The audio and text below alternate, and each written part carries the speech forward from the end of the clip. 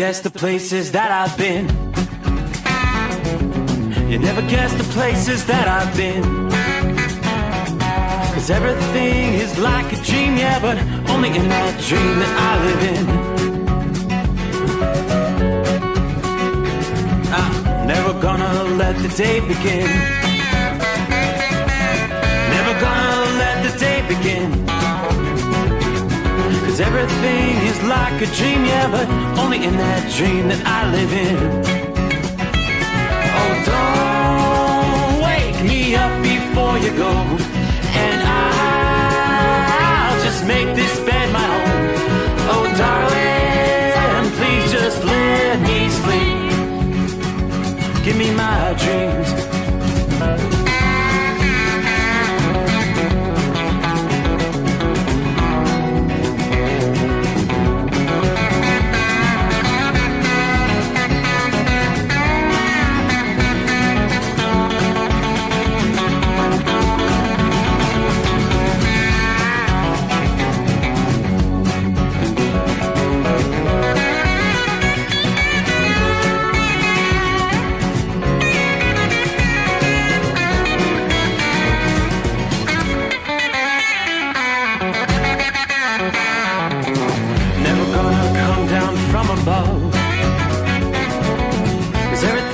Better from above. Nothing's ever as it seems, yeah, except in that world that I dream of. Never gonna lose the ones I love. Never gonna lose the ones I love. 'Cause everything is like a dream, yeah, but only in that world that I dream of. Oh, don't up before you go, 'cause I can't face this day alone. Oh, darling, please just let me sleep. Give me my dreams. Give me my dreams. Give me my dreams.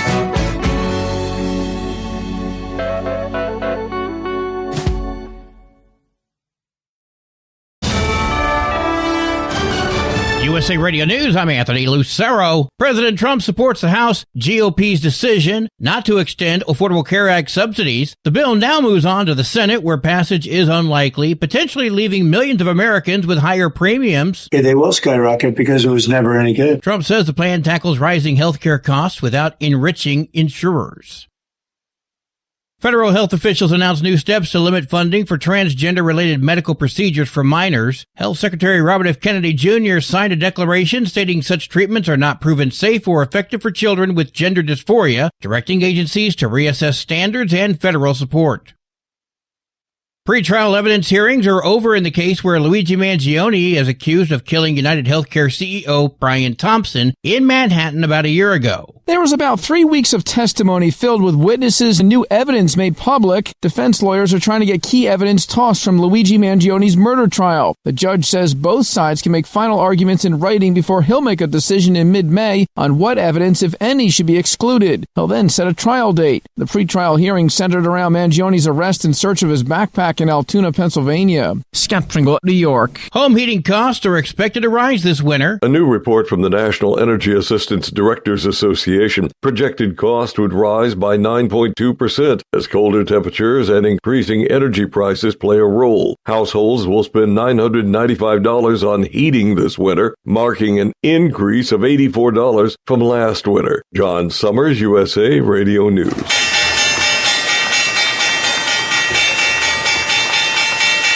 Wall Street closed with stocks in the green. At the closing bell, the Dow Jones Industrial Average rose 66 points. The S&P 500 is up 53, and the Nasdaq rose 313 points. I'm Sarah Lee Kessler. From America's News Network, USA Radio News. Business owners, are you paying high phone bills for old school systems and lousy service? StrongTel cuts your phone bills in half and turns every phone you own into a feature-rich business system. Sean Roddy, CEO of Hennings Brothers Drilling, had this to say. We've been a StrongTel customer for over 10 years. It's great, and even includes an intercom with video to our equipment yard. I can watch live from anywhere with my smartphone. I'd recommend StrongTel to anyone. Never miss a customer call again with your StrongTel business system. StrongTel is a proud iTex partner and always welcomes your iTex dollars. You'll get award-winning StrongTel service, a business-class phone system, and cut your phone bill in half. Visit strongtel.com.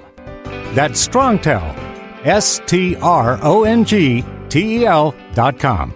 It's StrongTel. And has been on the right track for the last 4 years to save more lives and create a culture of life. Since taking effect in 2021, the Texas Heartbeat Act, which bans abortions once a fetal heartbeat is detected, has led to an 18% drop in abortions, especially among minors. That's according to a new JAMA study. This study just confirms that Texas is on the right track. John Segal of Texas Right to Life says the law has saved thousands of lives.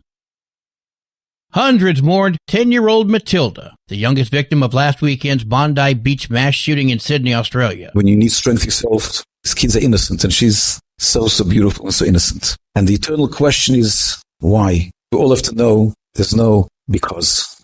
You cannot answer. It's a natural for grandparents, for parents, to farewell the child. Matilda was among 15 killed and more than 40 injured in what authorities called an anti-Semitic terror attack. One gunman was killed at the scene. The second is in custody facing charges. The last pennies to be minted have sold for over $16 million. Production of the copper-plated 1-cent coin was stopped this year as each coin was costing 4 times more than it was worth in U.S. currency. Last week, the last of the U.S. pennies were sold at auction in about 233 coin sets, with each one including a commemorative 24-karat gold penny. The pennies fetched over $16.7 million. I'm Tammy Trujillo. And I'm Anthony Lucero, USA Radio News. iLocal.net is offering a free website analysis to improve the online presence of your business. Business owners across the U.S. turn to iLocal.net to improve their search engine rankings. Search engines are constantly changing their algorithms. You need the professionals who know how to use those changes to benefit your business. Don't hope for new customers. Get found and be chosen. Visit iLocal.net/go for your free website analysis. iLocal.net/go. Did you miss an episode of the Steve Sommers Overnight Drive? Or just want to relive a little bit of the magic? Don't worry. You can download the Steve Sommers Overnight Drive wherever you get your podcasts. Don't miss a single second of the show that was recently named one of the best late-night shows in America. Make sure you like and subscribe to the Steve Sommers Overnight Drive so you don't miss a single episode. The Steve Sommers Overnight Drive. Available wherever you get your podcasts or online at overnightdriveradio.com. Your factory fuel filter is letting you down. AirDog heavy-duty diesel fuel systems don't just filter your fuel. The AirDog fully optimizes your truck's fuel system for peak efficiency. The factory-provided filter simply removes particulates and water from fuel. The AirDog system removes all contaminants, including entrained air, water, and particulates, and feeds the engine pump with optimal pressure. Check out airdogdiesel.com to learn how you can capture every bit of performance and efficiency from your fuel system. Another dark night on the interstate, another 100 miles in the pouring rain. These are worth all the time I've spent away. Another dark night on the interstate. I'm driving through the years, I'm trying to make it right. My baby's at home, hope she's doing alright. Miss my dogs and I miss my girls. I'm 1,000 miles away from my old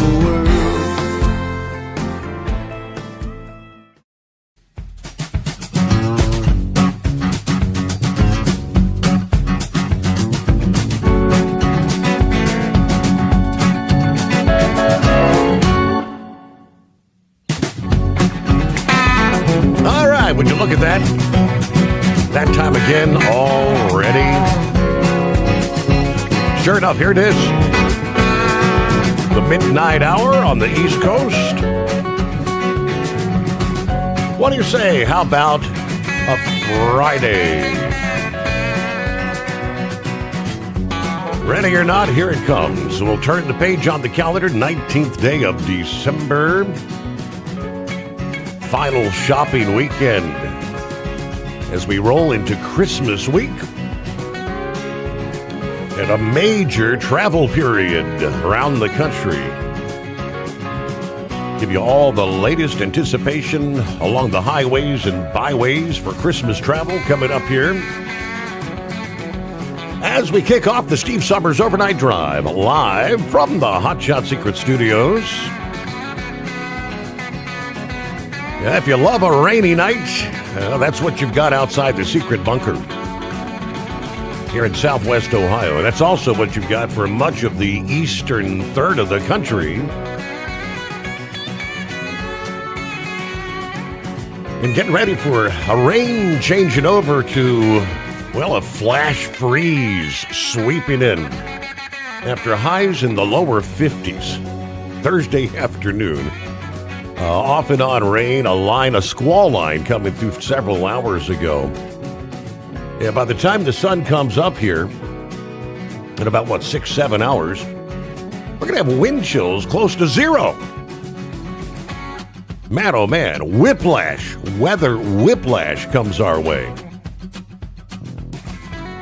All right, let's take a look at our travelers' weather as we get things underway. The same storm system responsible for the recent flooding in the Northwest, the high winds we saw in the northern Rockies, now swinging through the Midwest, and going to be pushing into the Northeast as we head through the overnight hours and into a Friday. Bringing with it a surge of gusty winds, initially warmer air that favors rain, followed by a big-time quick drop in temperatures that could lead to a bit of snow and icy travel behind the storm.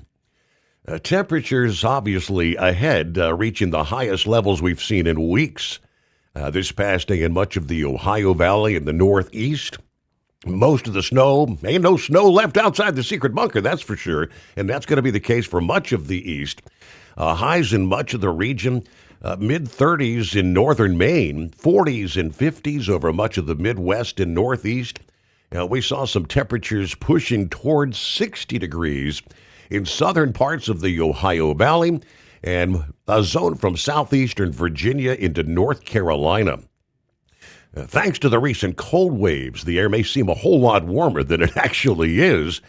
Due to this storm's strength, though, combined with the warm air surge, heavy to locally, possibly even severe thunderstorms could develop in portions of the Mississippi Valley.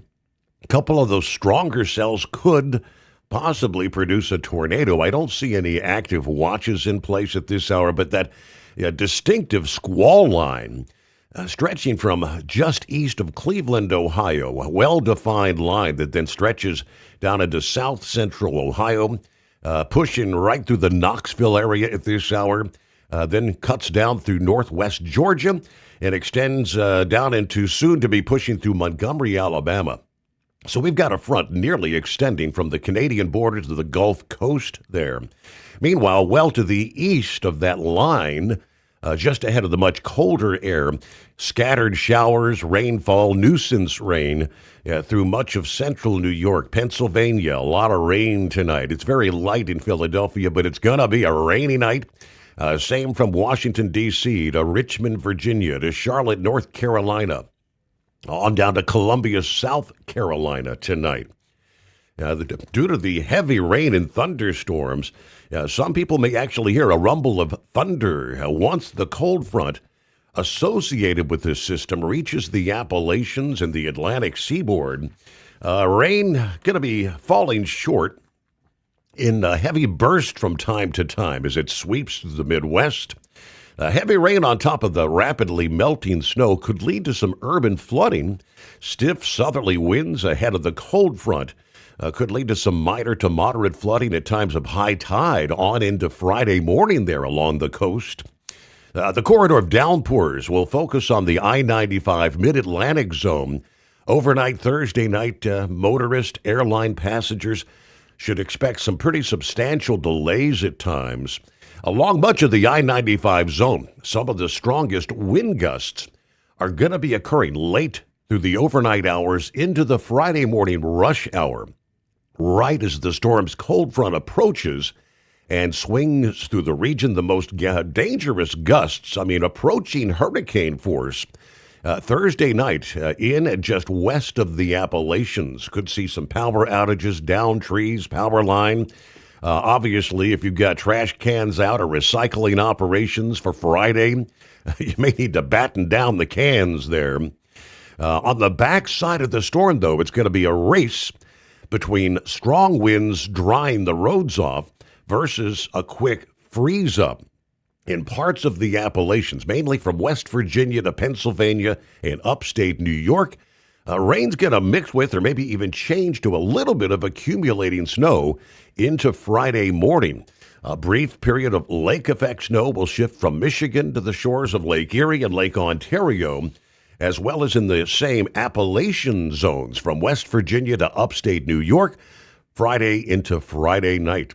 And in that region, roads will become slippery, especially watch the bridges and overpasses, those that are going to freeze first if there's any remaining rainfall there, any moisture.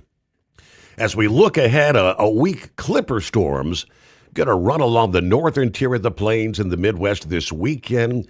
A period of snow that may be enhanced by lake effects. The storm and snow brings a new round of slippery travel from North Dakota to northern Minnesota to Michigan and upstate New York. Again, confined to the northernmost tier of the country. Temperatures in much of the Northeast going to be lowered to, close to where you should be this time of year by Saturday. Winds not forecast to be nearly as strong as some of the recent episodes. Forecasters continue to look for ways for maybe a bit of snow to fall around Christmas Eve and Christmas Day in the Midwest and Northeast. We will see another clipper storm forecast to slice from west to east across the northern tier from the 22nd to the 24th. Once again, snow may be limited to just the northernmost reaches of the country. Should that storm just before Christmas dip a bit further south, we could see a little bit of snow, a white Christmas extending into portions of maybe Pennsylvania, New Jersey, southeastern New York, and southern New England. Right now, the odds are kind of favoring a period of rain rather than snowfall for that region, though. All right, coming up, we'll take a look out west. The flooding that has been ongoing for the past 2 weeks. We've got another dose of the Pineapple Express that's going to affect the Pacific Northwest, closing out the week here. This round, though, the main focus of the rain and flooding is going to be Oregon rather than Washington. Some drenching rain will also fall on Washington. It may agitate the high water levels there. Not expected to be as extreme as some of the recent flooding they have seen. How much they're anticipating. Higher elevations anticipating yards of snowfall over the coming days with the colder temperatures there. 16 past the hour. Looks like we just closed out what must have been a barn burner of a game in the NFL. Thursday night football, two of the best teams in the NFL. The Los Angeles Rams faced off against the Seattle Seahawks. Coming in, I believe they both had 11-3 records. They were locked up, tied at 30-30 at the end of regulation. Los Angeles got the coin toss, got the ball first in overtime, went down the field, scoring a touchdown, making it 37-30. Seattle then gets one opportunity, either score a touchdown or game over. Well, they did. Marched down the field. They scored the touchdown, opted for the 2-point conversion, putting it all on the line. Successfully, 2-point conversion, 38-37 final score in overtime. Seahawks over the Los Angeles Rams. How about that? Did you miss an episode of the Steve Summers Overnight Drive? Or just want to relive a little bit of the magic? Don't worry. You can download the Steve Summers Overnight Drive wherever you get your podcasts. Don't miss a single second of the show that was recently named one of the best late night shows in America. Make sure you like and subscribe to the Steve Summers Overnight Drive so you don't miss a single episode. The Steve Summers Overnight Drive, available wherever you get your podcasts or online at overnightdriveradio.com. Your factory fuel filter is letting you down. AirDog heavy-duty diesel fuel systems don't just filter your fuel. The AirDog fully optimizes your truck's fuel system for peak efficiency. The factory-provided filter simply removes particulates and water from fuel. The AirDog system removes all contaminants, including entrained air, water, and particulates, and feeds the engine pump with optimal pressure. Check out airdogdiesel.com to learn how you can capture every bit of performance and efficiency from your fuel system. At Hot Shot Secret, we share the science behind common diesel problems. For example, fuel additives. Most fuel additives either impact performance or provide protection. Hot Shot Secret Everyday Diesel Treatment provides both performance enhancement and fuel system protection. Everyday Diesel Treatment delivers a 6-in-1 premium fuel treatment for every fill-up, every time. Everyday Diesel Treatment is available at truck stops, Tractor Supply, O'Reilly's Auto Parts, and online at hotshotsecret.com. We know being over the road isn't easy, but getting parts for your truck can be. Rainey's offers over 100,000 parts and accessories, from chrome to cab comforts, watermelon lights to necessary replacement parts. It's all available on our website. Got questions? Our team of experts has your back from start to finish with unmatched customer service you won't get anywhere else. Head to Rainey's.com to get $25 off any order over $250 with code DRIVE25 at checkout.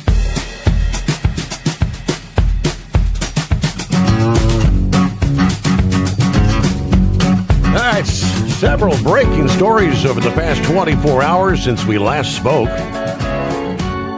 I guess you could say the folks in Providence, Rhode Island, able to sleep a bit easier tonight. The saga of the Brown University shooter has ended. And somewhere about midday, they had finally identified, well, definitely a person of interest, the suspect, as they referenced. And when all was said and done, the shooter is dead. Self-inflicted gunshot wound. Took his own life. I'll give you the details there. I guess it was somewhere about midday. Breaking word of shock in the NASCAR community. A plane goes down. And NASCAR driver Greg Biffle and family among those killed in that crash. 7, I believe, in total aboard that flight. We'll give you the details here. First, hello to Philly Dan, TGIF. Hope everybody has a great weekend. Go Birds this Saturday, a.k.a. his Philadelphia Eagles. All right. Good evening to Roy there, Northwest Illinois. Shorty rolling I-77 northbound, Whiteville, Virginia with 52 degrees. Columbus bound at this hour. Only 2 days left to run this year. Then it's off till the new year, right? Hey, Beaver Dam, Wisconsin. Happy Friday, says Bill. Good morning, everyone. 15 degrees feels like 0. You're in the cold air, right? Just started snowing and blowing here in Beaver Dam, Wisconsin on the Pizza Shuttle Express. One more day of work and I finally get a Saturday night off for once. All right, have a great weekend, folks. Be safe out there. What a roller coaster ride it's been, right? You saw the warm-up briefly, yet now into the teens and wind chills of 0. Good afternoon. Hello, Larry. Hammer down. Be safe. Hanging in at 49 degrees. Platkill, New York. Round number 4 to Schenectady, then back to Wilmington, Delaware. We'll reload for Saturday. All right. Pappy. Hello, Pappy. I think my post didn't go through, so here it is again. Saddle up, nocturnal listeners. The midnight hour, and it's Friday. For the final time this week, throwing the breakers, raising the FR3 antenna, the Stiction Eliminator power mic is on. This is all taking place somewhere deep beneath the Earth crust in the Hot Shot Secret hidden bunker. Speaking of Hot Shot Secret, got my package of gun oil and Gasoline Extreme delivered this past day. Now that is service. 43 degrees, hanging in there. Still some rain falling on the far side of southwest Ohio. Just heard the possible suspect in the college shooting found it. Yes, that is the case. The Brown University. All right, all this to be discussed if I get the time to check in later this morning. Shenanigans, Steve, shenanigans. Okay, so it's a little busy out there tonight. Yeah, the natives are restless, as they say, just in time for the holidays. Meanwhile, snuggle up to whomever, whatever, break out that rain gear, stay dry. And, of course, Pappy, I hope you didn't leave the Long Johns home tonight because it was warm when you headed out. You're going to need them by the time you wrap up your Friday morning there. We're supposed to be, I think, down into the teens. Some forecasters saying wind chills near zero. All right, Gilligan in the house. Morning, Steve, fellow listeners. A rainy night on I-81, but we're hanging at 50 degrees atop Christiansburg Mountain, Virginia. Everybody have a great weekend. Keep it shiny side up, of course. All right, Buckeye Boy, Ackworth, Georgia, 61 degrees. Getting ready to get some heavy rain. Doesn't look like it's going to last long. Wind is kicking up, too. It's been a busy week. Lots of early to bed, early to rise kind of days. Ended up making a run to Houston, a pickup in Fort Sam, Houston, with 5 deliveries in the San Antonio area and a delivery in Arlington. Got back to Atlanta about noon today, did my delivery from San Antonio, picked up one for one of my other drivers going to Virginia. I'll meet him Sunday to transfer. Then we head up to the stepson's property as they're going to some drywall, maybe do some bulldozer work if it's not too wet. Yes, and I also received my order of Hot Shot Secret Winter Defense with everyday diesel treatment and some small bottles of EDT. All right, have a great night, a better weekend.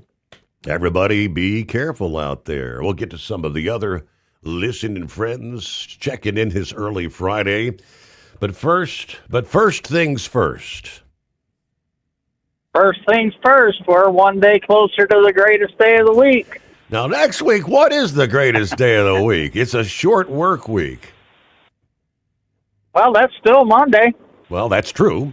Monday's always the greatest day of the week. We spend all that time thinking about it. Yeah, regardless That of the fact, Pizza Express driver is going to be thinking about it, too, when he's off Saturday. He'll be thinking about the greatest day of the week coming up, too. Likely will be. What do you think about the president this past day saying, of course, Christmas has always been a federal holiday, but he announced Christmas Eve and Friday, the 26th, are going to be federal holidays this year. How about that? Well, that would be pretty good. It's not going to put any more money in my pocket, though. You know what I mean? I just can't help but wonder, at this late juncture, I don't know how many companies, obviously, if you work, federal workers, that means no mail service Wednesday, Thursday, or Friday. I guess the banks technically would be closed Wednesday, Thursday, Friday. Yeah, it would be an unexpected day off for them, I would imagine. I think we're having problems with your computer setup. I got to hear Josh Malloy's song being on the phone on hold. Yeah. We've never been able to hear it on hold. That's correct. We changed that last Friday. If you're on Facebook or YouTube now, you can actually see the video. The video is, so that's why. Oh, really? Yeah. Oh, okay. I haven't. Well, I did see some of the Facebook coverage the other day, but I didn't pay a whole lot of attention to it. I was just kind of skimming through it. Mm-hmm. But sad day with Greg Biffle. That plane crash. Yeah. Great humanitarian stuff he was doing, flood relief and all of that after Helena. Absolutely. But he was on his way to spend the afternoon with, I think his name is Garrett Mitchell, also known as Cletus McFarland. He's been coaching him his driving in the ARCA series, and I think he was going to go to the Xfinity series. He's the owner of that Freedom Factory Speedway. Okay. Down in Bradenton, where he's got a circle track and a drag strip. That's where they had those Winter Nationals a couple weeks ago. They were coming to spend the day with him and his family. Wow. But I guess they were... Sad day, though. They were going to go into Sarasota and had to turn around and, of course, crash trying to land. Yeah. So other than that, there was also, I saw something about an Alabama football player. Have you heard anything about that? I can't say that I have. No, I'd have to do some checking. Like an Alabama legend or football player or something for Alabama? Maybe Rambler would know something on that. Okay. Or has heard. I just saw, some of the pictures, and there was an Alabama helmet that was in with it too, and it said something about some Alabama player. I don't know, I'll see what I ex-player. can dig up, Ron, but we got to get to the news break there. USA Radio News, I'm Anthony Lucero. President Trump supports the House GOP's decision not to extend Affordable Care Act subsidies. The bill now moves on to the Senate, where passage is unlikely, potentially leaving millions of Americans with higher premiums. Yeah, they will skyrocket because it was never any good. Trump says the plan tackles rising healthcare costs without enriching insurers. Federal health officials announced new steps to limit funding for transgender-related medical procedures for minors. Health Secretary Robert F. Kennedy Jr. signed a declaration stating such treatments are not proven safe or effective for children with gender dysphoria, directing agencies to reassess standards and federal support. Wall Street closed with stocks in the green. At the closing bell, the Dow Jones Industrial Average rose 66 points. The S&P 500 is up 53, and the Nasdaq rose 313 points. I'm Sarah Lee Kessler. From America's News Network, USA Radio News. Business owners, are you paying high phone bills for old school systems and lousy service? StrongTel cuts your phone bills in half and turns every phone you own into a feature-rich business system. Sean Roddy, CEO of Hennings Brothers Drilling, had this to say. We've been a StrongTel customer for over 10 years. It's great. It even includes an intercom with video to our equipment yard. I can watch live from anywhere with my smartphone. I'd recommend StrongTel to anyone. Never miss a customer call again with your StrongTel business system. StrongTel is a proud iTex partner and always welcomes your iTex dollars. You'll get award-winning StrongTel service, a business-class phone system, and cut your phone bill in half. Visit strongtel.com. That's StrongTel, StrongTel.com. It's StrongTel. Did you miss an episode of the Steve Summers Overnight Drive? Or just want to relive a little bit of the magic? Don't worry. You can download the Steve Summers Overnight Drive wherever you get your podcasts. Don't miss a single second of the show that was recently named one of the best late-night shows in America. Make sure you like and subscribe to the Steve Summers Overnight Drive so you don't miss a single episode. The Steve Summers Overnight Drive. Available wherever you get your podcasts or online at overnightdriveradio.com. Your factory fuel filter is letting you down. AirDog heavy-duty diesel fuel systems don't just filter your fuel. The AirDog fully optimizes your truck's fuel system for peak efficiency. The factory-provided filter simply removes particulates and water from fuel. The AirDog system removes all contaminants, including entrained air, water, and particulates, and feeds the engine pump with optimal pressure. Check out airdogdiesel.com to learn how you can capture every bit of performance and efficiency from your fuel system. At Hot Shot Secret, we share the science behind common diesel problems. For example, fuel additives. Most fuel additives either impact performance or provide protection. Hot Shot Secret Everyday Diesel Treatment provides both performance enhancement and fuel system protection. Everyday Diesel Treatment delivers a 6-in-1 premium fuel treatment for every fill-up, every time. Everyday Diesel Treatment is available at truck stops, Tractor Supply, O'Reilly's Auto Parts, and online at hotshotsecret.com. We know being over the road isn't easy, but getting parts for your truck can be. Rainey's offers over 100,000 parts and accessories, from chrome to cab comforts, watermelon lights to necessary replacement parts. It's all available on our website. Got questions? Our team of experts has your back from start to finish with unmatched customer service you won't get anywhere else. Head to Rainey's.com to get $25 off any order over $250 with code DRIVE25 at checkout.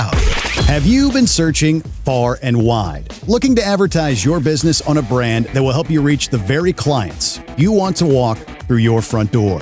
Well, you know they've done studies that 100% of the time, it works every time. We're talking about the Steve Sommers Overnight Drive. Let us go to work for your business. The Steve Sommers Overnight Drive currently broadcasts in radio markets all over the United States and was recently named one of the top 50 best late night shows and podcasts in America. Advertising on the Steve Sommers Overnight Drive will maximize your ability to reach clients both on the air and through podcasting. Consider it the best of both worlds. Don't miss this chance to put your business on the Steve Sommers Overnight Drive and expand your reach immediately.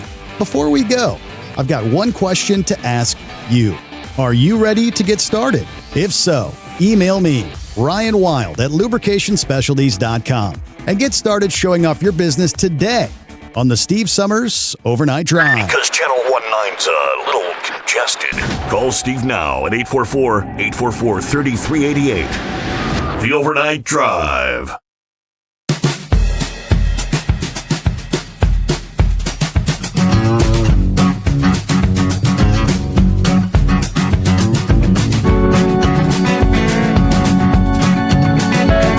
All right, yes indeed, I like to reference Friday is the greatest day of the week.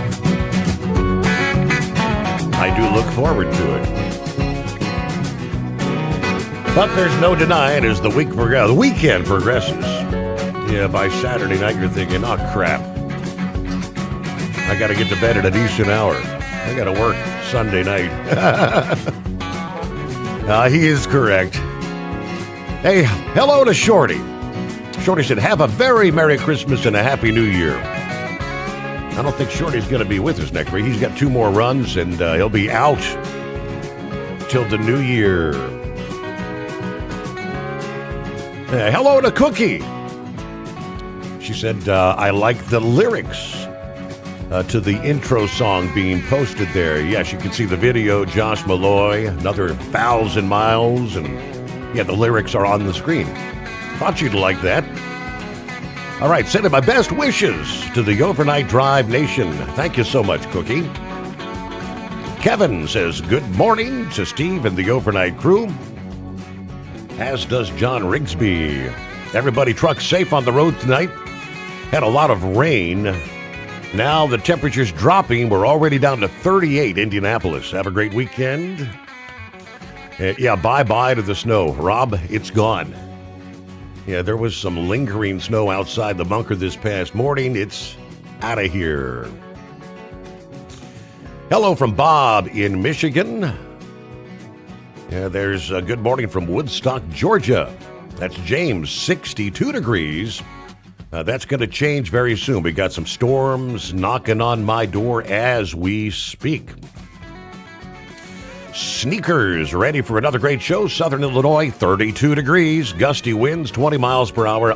But wait, the long-range forecast shows we might actually be cooking outside for Christmas Day.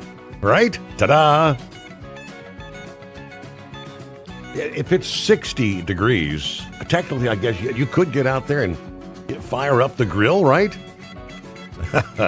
John Ferguson at the home 20 tonight. Got 2-stop Northern Kentucky tomorrow, then Williamsburg back home. Finally, a Friday off at a decent time. Everybody stay safe, stay warm out there.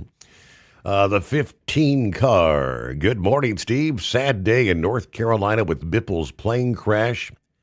About 30 minutes from here.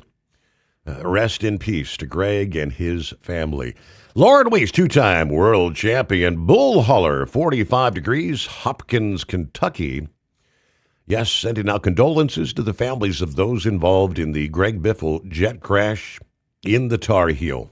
We've got the powerful chrome-plated cow truck pointed south to the Palmetto at a very high and ever-increasing rate of speed. My load of old worn-out Holstein for America's Dairyland may become your next Slim Jim. Right as the sun cracks the eastern horizon to bring light to another epic day. Shout out to Horse Feathers from deep in the heart of Dixie tonight. Rainy day, Newport, Kentucky, building an ark. Do you need a CDL to steer an ark? Good question. All right, let's see. Yeah, with all the that's what they're saying, Pappy. Pappy's out there working. We've had the rain, still some light rain falling. If those roads don't dry up before that cold, that freeze comes sweeping, and the forecast is for a rapid freeze. Any lingering moisture, bridges and overpass, people are suddenly going to be starting sliding off the road there. All right, it's 844-844-3388. Well, I don't know, is it one more time for this year? We've got the prognosticator of prognosticators and the grump talking some college football. Playoff action gets underway, I guess, technically today, right? We've got Oklahoma, Alabama tonight. Is that correct? That's correct. Yes. Welcome And aboard. Now, right quick, Steve, let's have a little chat. You should have told Captain Ron, who right now is not in his right mind because of all the crap that went on in Michigan, to sit there and tell you, to ask Rambler about what news was coming out of Alabama football. Now, you have two of the world's most renowned sports commentators on there with you. Maybe he didn't realize you guys were going to be on this morning, you think? No, that's no excuse. He's weeping in his beer. His Michigan Wolverines stink, and he knows they stink, and he can't stand it because we tell him his Michigan Wolverines stink. Oh, boy. That's what his problem is. So, Captain Ron, and to answer your question, the player I think you're hearing about is Dre Kirkpatrick Jr., defensive back. He was indefinitely suspended because of a bunch of his shenanigans. Oh. And his dad used to be an All-American player for Alabama, and that was Dre Kirkpatrick Sr. That's the only news other than there's a couple of tight ends that's going to be playing tomorrow that made it back for that. They were not in the previous game. Uh-huh. So that's kind of changing up the narrative. Can Oklahoma knock them off? That kind of put kind of stirred the pot. So that remains to be seen. But anyway, if he's got questions, you need to tell him, hey, you wait till I talk to my renowned expert. What do you say, Grump? Hey, I'm with you there, buddy. There you go. Yeah. Am I correct in what I just said about that Dre Kirkpatrick Jr.? Yes, and you did a good job of stirring that, too. Don't let him disrespect you, Grump. If anything you learn, I may not know it all, but I know my football, brother. So, yeah. If you win this season, if you win this, then I'll have to take a back seat to you next year. But well, I'm I'll going to tell you, keep buddy, this thing with you. I don't think we're going to be too much separated on these playoff games here. I don't know. I might surprise you, brother. Uh-oh. Steve, you've been doing good against the heat wave. I've been listening. I've been eavesdropping. You're slowly getting your man card back. Heat wave, I don't think he's gonna get his back. He's always crying about this or that, and so he remains to be seen. Might have to downgrade it. Yeah, big time. But Steve, you need to pick with us today. Let's see if we can improve your record. Oh boy. I think we got one more pick. It'll be the weekend because the Rose Bowl. The winner of Alabama and Oklahoma will go to the Rose Bowl. So we'll have to call in one more time before the new year. Are you with me? And I'll only be in like Monday and Tuesday of next week. Yeah, because Christmas Eve, Wednesday morning. Yeah, we'll need to do it Tuesday. Okay. Grump, are you on that, Grump? Yeah, that's good. So you gonna be off like you're a federal worker or something like that? What's the deal there? Hey, Hot Shot Secret, the corporate. The Wednesday, Thursday, Friday. That was our scheduled days off company wide. Hot Shot Secret will be closed those days. I figured they'd beat you up, man. Make you work there. Oop, I think I'm in a bad area here. I got you. We got you. Okay, there we are. Yeah, I'm on a kind of a bad road up here. But yeah, before we get going here, I don't know what the hell Trump's thinking. I mean, my goodness, big meat plants and stuff like that, they got FDA workers that's got to do the inspections, stuff on beef. So I'm just kind of wondering how that's going to affect, some of the meat plants and stuff, if these guys get off, they'll probably just, go ahead and pay them triple time or whatever in the hell it is they get anyway. But kind of wonder, that's going to be kind of odd. I know it'll kind of tick off a few mailmen around my place. We got some whoppers around there. They don't like walking anyway. They get a couple extra days of mail. They're going to be raising hell about it. They might have to go by Walmart or something, get them a little red wagon and start pulling that stuff around. But I don't know. But I think I'm just going to be off Christmas Day probably. I got some trailers I got to take care of. But anyway, I guess our first pick's going to be Alabama and Oklahoma. And I'm going to let Big Ed start that one off. He's the Oklahoma. Steve's going with Boomer Sooner. Yes, sir, Steve. Who are you going for, Boomer Sooner? That's what I said, Boomer Sooner. Let me write this down. And let me tell you something, Steve. That, my friend, is probably going to be a bad pick. Uh-oh. Because I'm going for Alabama. Are you? I don't think OU've got what it takes to knock them off. You got to go back to 1846 before you can find where Alabama lost the same team. Well, that's a long way back. Yeah, but I even took that into consideration. But what really made me swing my vote towards Alabama was these two receivers they got coming back that were not in that game. And then there at Tuscaloosa. And then if you'll remember right, I think Oklahoma beat them only by 17 points, and that was because of defensive turnovers. I don't think we're going to see that tomorrow night. I really don't.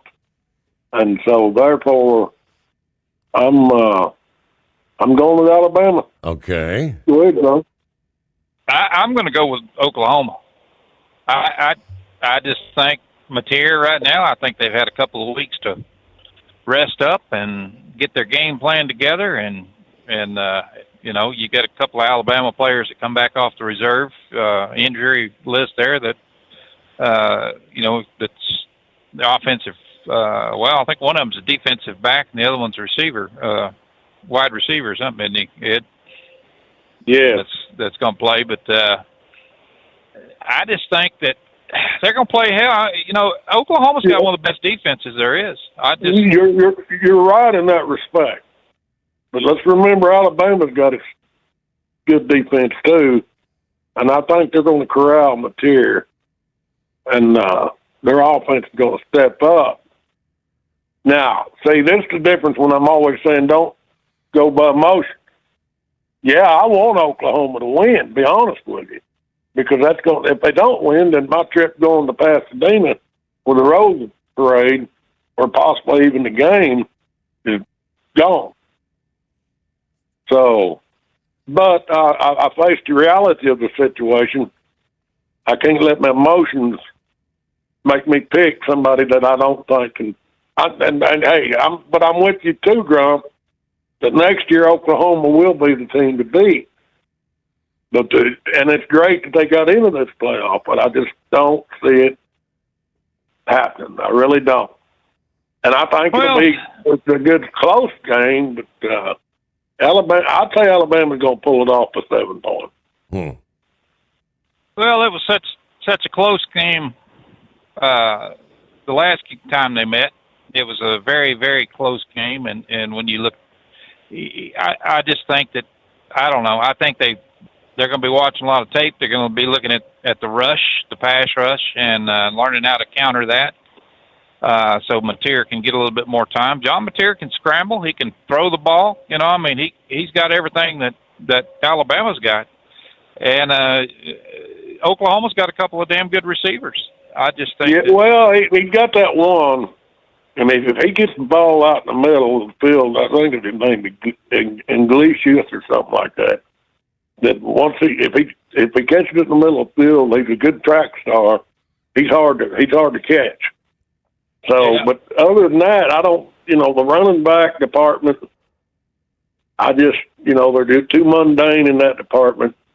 They don't have a power fullback that can bust through that line with them big chicken eaters that Alabama's going to put on that line. That just I don't see it happening. If I think that's going to be a low-scoring game, I don't think it's going to bust a combined 40. But I don't know. I just look at it. Well, they did say today that Mateer no longer has that brace on his hand too. Yeah. So that's a positive for OU's part. Yeah. If he doesn't have an injured hand, so I may be crying in my beer come Sunday night, Monday morning, but right now I'm confident in my pick. Okay. All righty. Well, then, next one there will be Miami and Texas A&M. I got to go with Texas A&M on this. Miami's got a damn good team, but when it comes to the defense, I just think Texas A&M's going to shut them down. What's the say you, Steve? I've got my name. My name's under A&M. Steve, you are a grump ass kisser. What you are? Hey, I got. I'm going with Miami. I'll go ahead and tell you, I got Ole Miss and Oregon. So before you say I'm going with Grump on anything, I already picked them. Well, I'm going with Miami. And the reason I'm going with because they just remind me too much of Texas. And Miami's got a proven quarterback, and they got a couple, 3 good receivers and a good, decent running back. Their defense may be questionable, but they just remind me so much of Texas.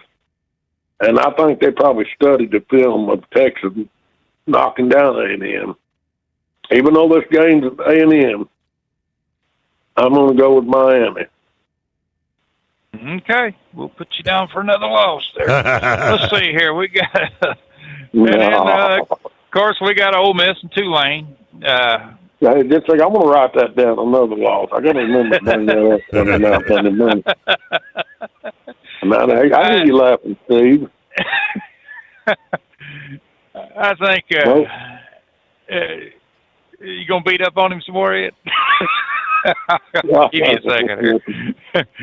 We got of course, we got Ole Miss and Tulane, and I don't think there's going to be any kind of a game there. Not much of one. I mean, if it's based off the first one there, it's the first time they met there earlier in the season, it's 45-10. Of course, Ole Miss just put a stomping on them, and I think that's what's going to happen here. I think if it's a high scoring game, it's going to be lopsided. So I got to go with Ole Miss. Well, I agree with that, Grump. They say great minds think alike. Let's see if Steve's got a great mind. Oh, I already said I got Ole Miss and Oregon. Yeah, he don't I want to already get picked out. He spouted that out there pretty quick. I picked out before you could start saying I'm going with Grump. Okay. Don't get excited. And then the last one there, we got the Ducks, Oregon Ducks. They're going to be playing James Madison. Poor James Madison. They've put a lot of numbers up on the board, but damn, they ain't played anybody.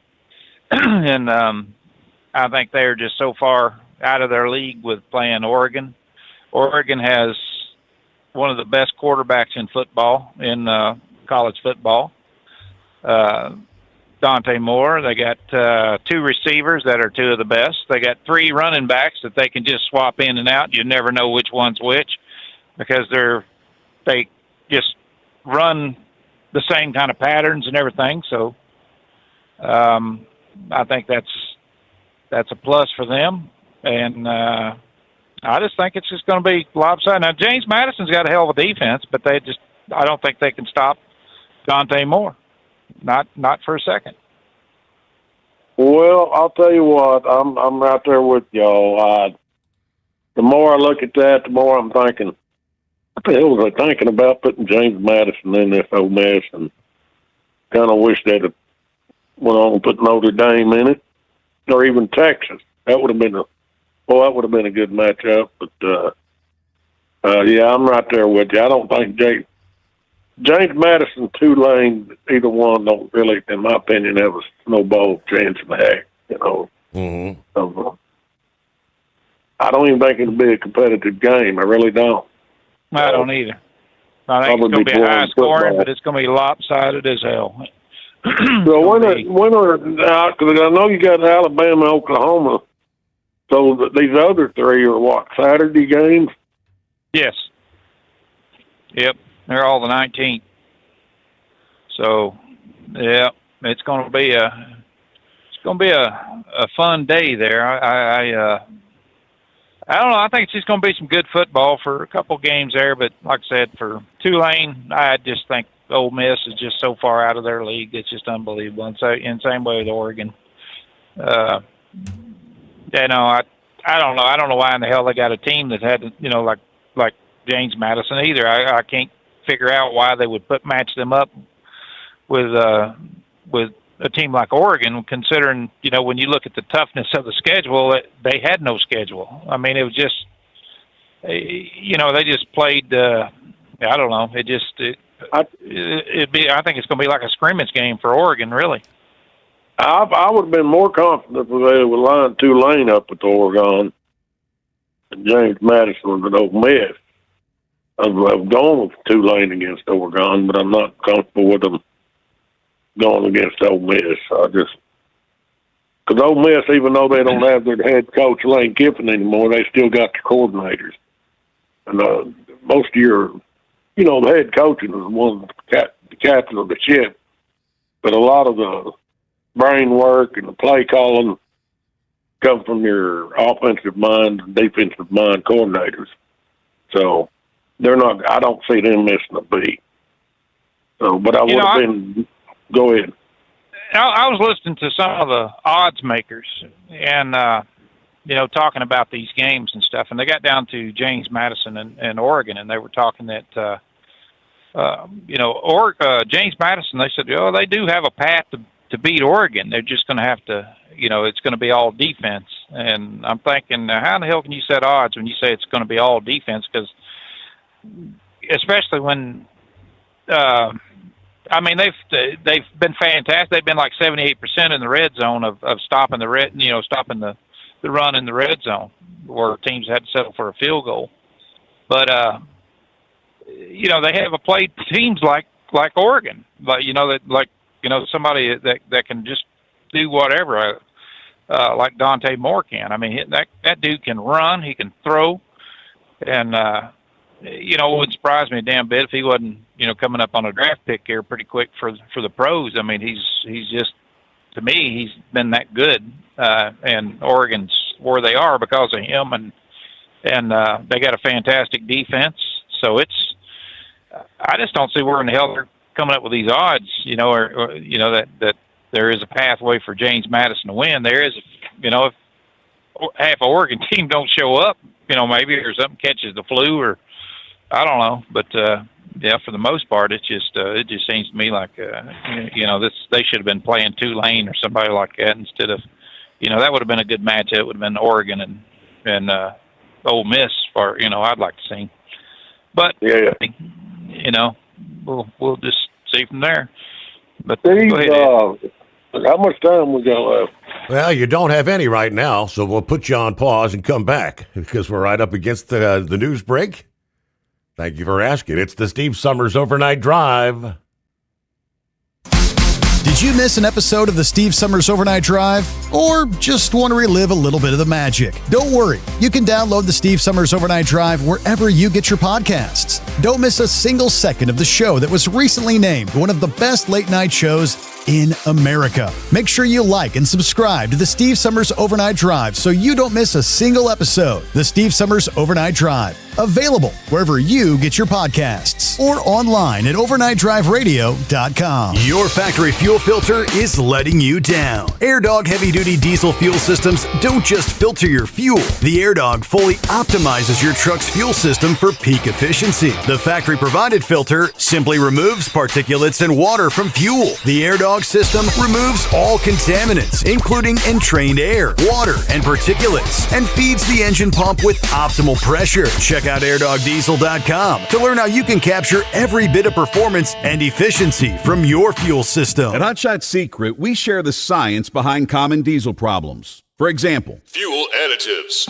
most fuel additives either impact performance or provide protection. Hot Shot Secret Everyday Diesel Treatment provides both performance enhancement and fuel system protection. Everyday Diesel Treatment delivers a 6-in-1 premium fuel treatment for every fill-up, every time. Everyday diesel treatment is available at truck stops, Tractor Supply, O'Reilly's Auto Parts, and online at hotshotsecret.com.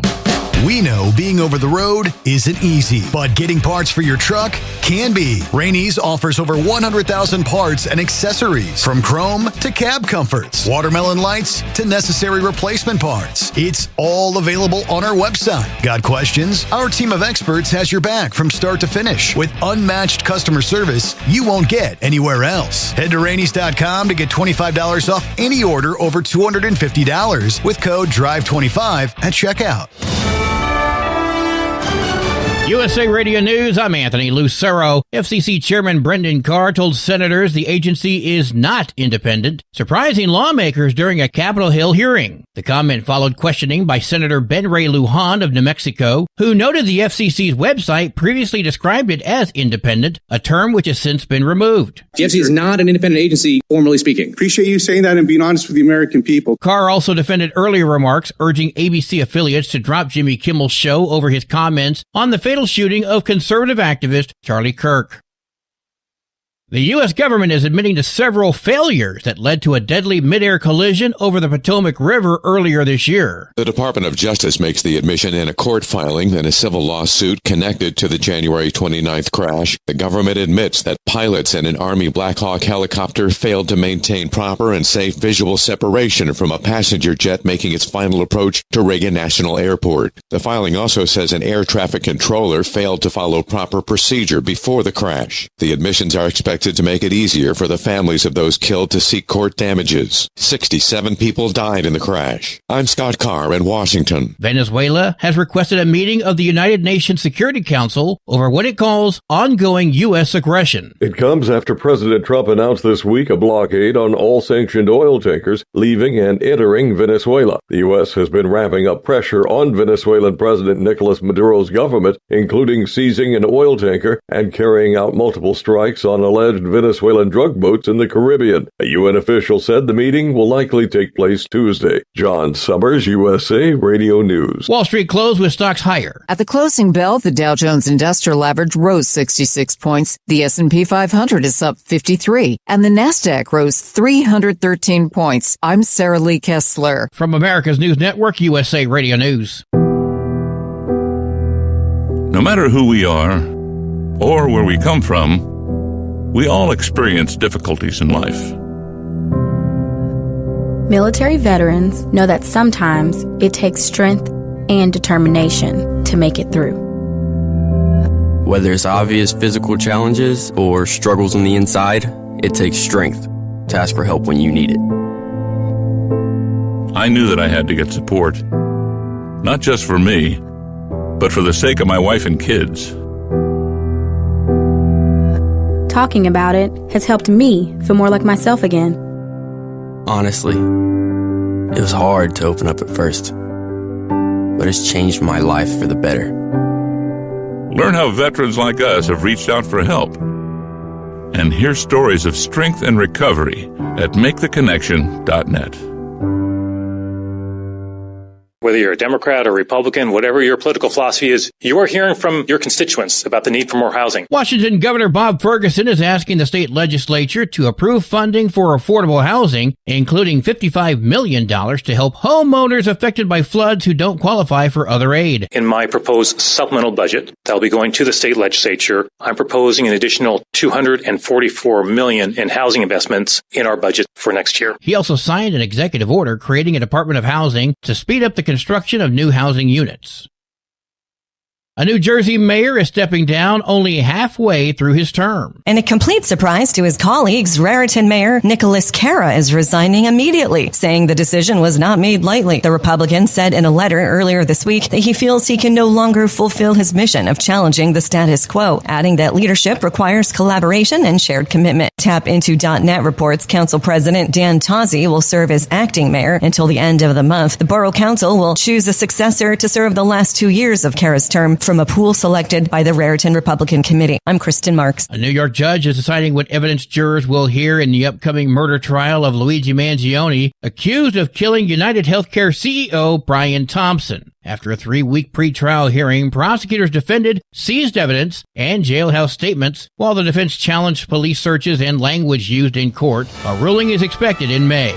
For USA Radio News, I'm Anthony Lucero. Would you know where to turn if you or a loved one became paralyzed? For thousands of families, the National Paralysis Resource Center has been that lifeline. But now federal funding's at risk. Sherman Gillums Jr., a partially paralyzed Marine veteran with the Christopher and Dana Reeve Foundation, explains why. This is about more than just a budget line. It's about veterans, caregivers, and families, real people who need these resources to live more productive and independent lives. Learn more at ChristopherReeve.org.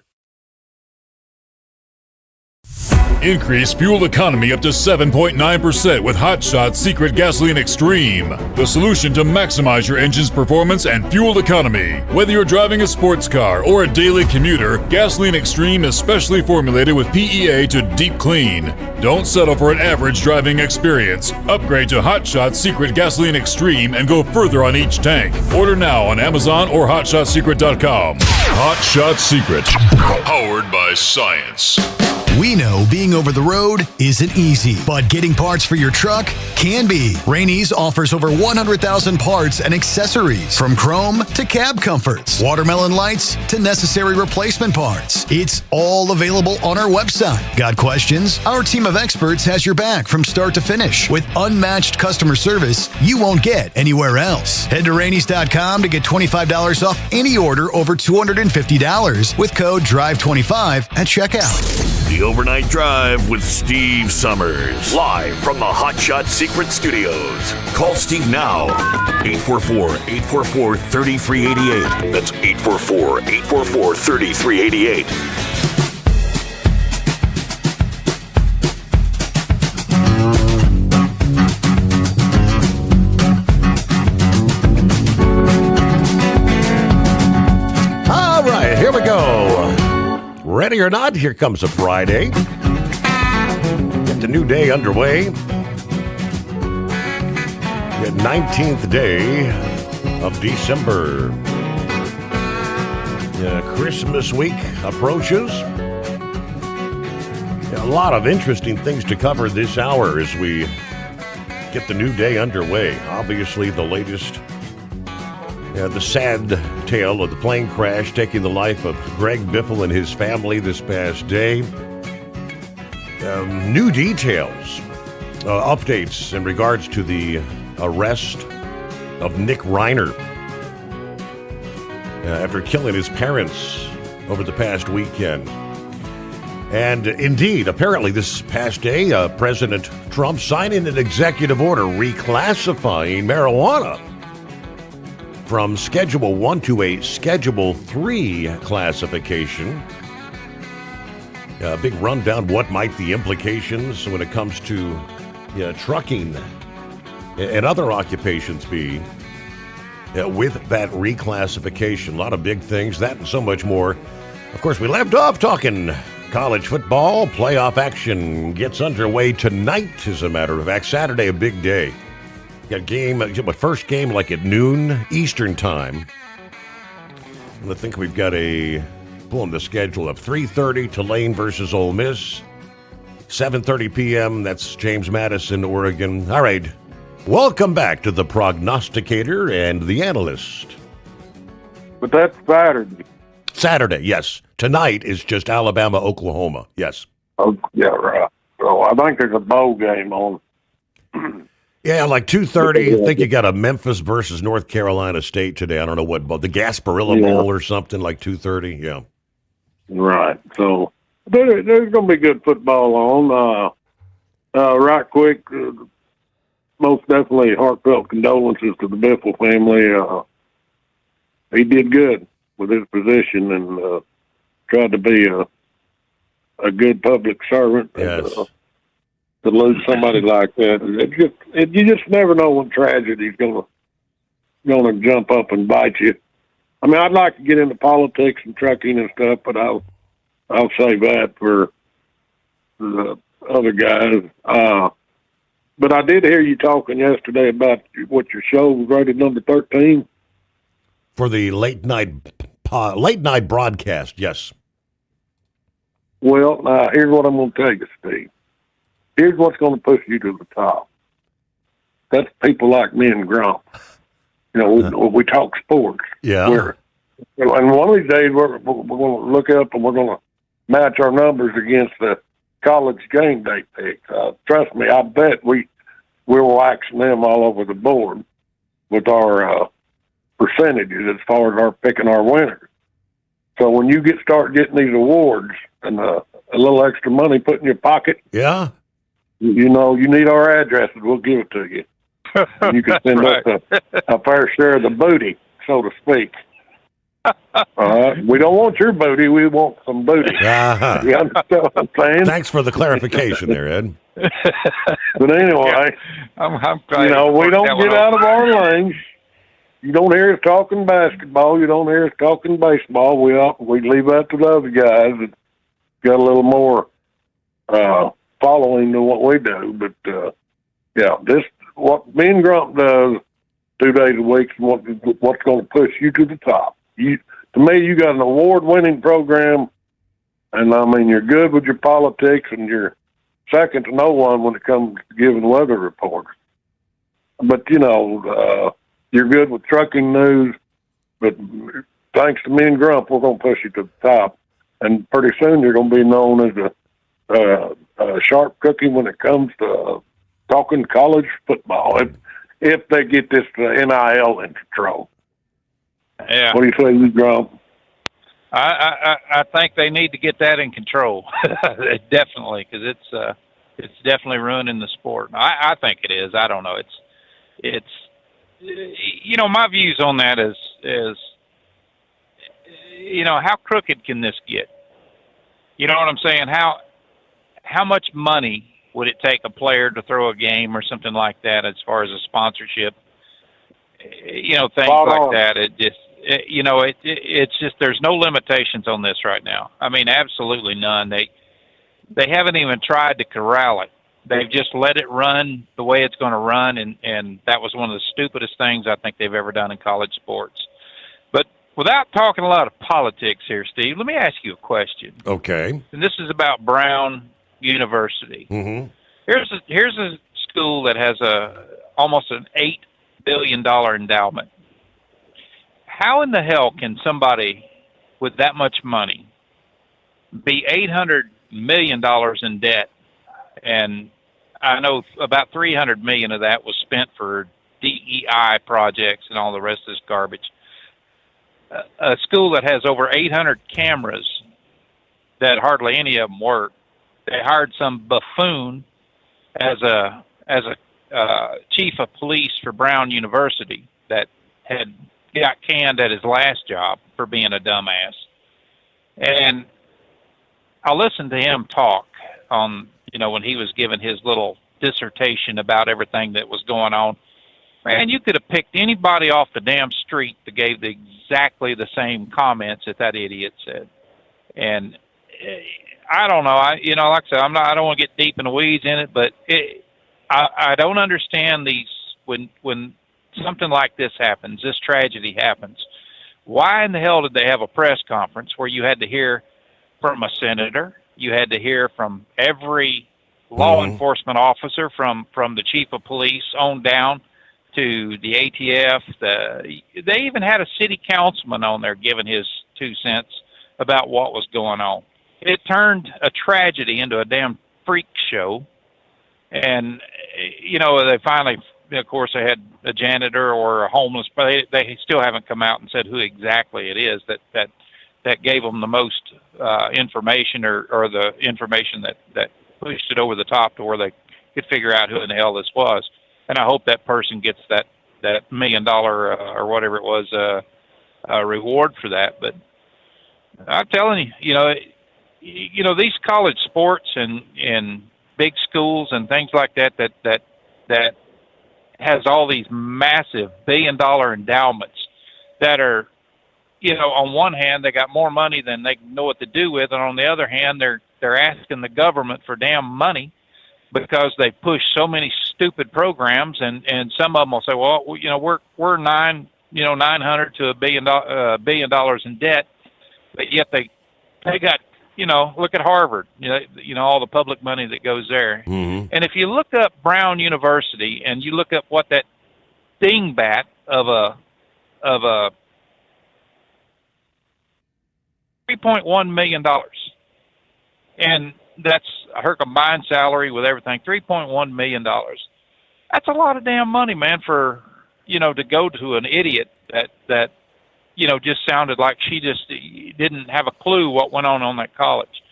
And if you get back into the college sports arena here and you look at the NIL, I think that's what they're praying for. Is you got students that no longer give a damn about school or loyalty to a school. They want loyalty to a paycheck, to that sponsorship money and the image and the likeness and the name and all this other good stuff that goes along with it. I think we're just losing everything about, because of how NIL has just allowed this to happen. I mean, it's to me, it's just absolutely asinine that you would turn somebody like, Arch Manning, who got $6.5 million in NIL money. Here's a young kid just got out of high school, and all of a sudden he's sporting, this $6.5 million, and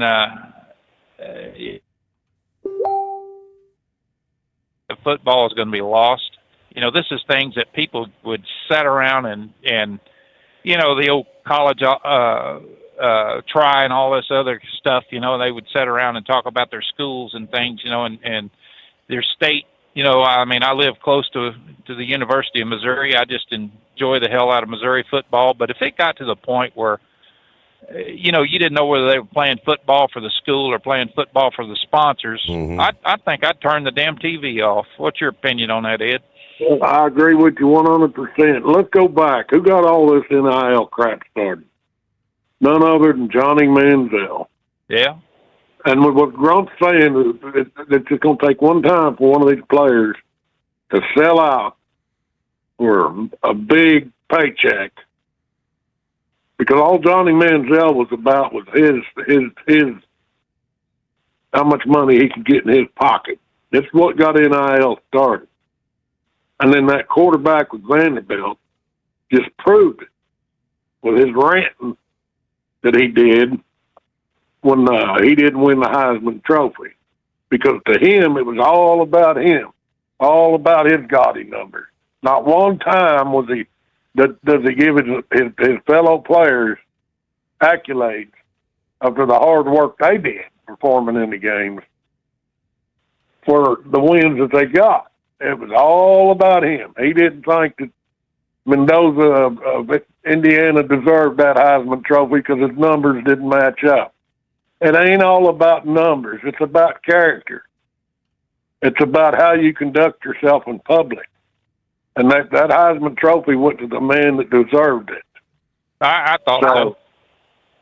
And with what Grump's saying, then it's sad that it's going to take a Congress to enact legislation or force the NCAA to get this thing in control. But I'm like Grump. If they, by next year, after next year, if they don't have this in control, I'm just going to give up on college football because I'm not. I like to watch the pros when they're in the playoffs or playing the Super Bowl, but I'm not interested in watching a bunch of damn overpaid robots out there performing on the field. I'm all about the competitive spirit, the spirit of the sport, the spirit of competition, going out there and proving that you're the best player on the field. And, yeah, should they get something for their name, image, and likeness? Sure, I can appreciate that, but not to the point we're dealing with millions of dollars just for a select few players. God, it's just blackening the eye of the college sport. And there was more than just football. The main focus should be on an education. And when you see these kids jumping from school to school to school, I can assure you they're not focused on their damned education. It's like Grump says. They're chasing a paycheck. Yep. That's running college football. Well, I'd like to see, if they go from school to school, that they have to reimburse that school for every damn, everything, plane rides, everything, the whole shebang. I mean, it's just, maybe that would slow them down. I don't know, but same way with the coaches. And you mentioned it here a couple of weeks ago, Steve. It's starting to try to rear its ugly head into high school sports. Yep. That to me is not going to work. Well, guys, if you're done with me, come Sunday night, Monday morning, one of us is going to be saying, I may not know it all, but I know my football. Somebody's going to be crying, Steve, because you was smooching up with old Grump. I hear you. Okay. All right. I'm not going to let you forget it. And so, with that being said, he's just trying to redeem himself from the Utah game. Is exactly what he's trying to do. Remember? No. On a I may not know it all, but I know my football. We'll talk to you later. All right, Grump. You, buddy. Can we take his? Can we take his man card Monday morning? Yeah, I think so. I think we'll be able to. We'll be able to rub his nose in that one pretty good, buddy. All right, I'll look forward to it.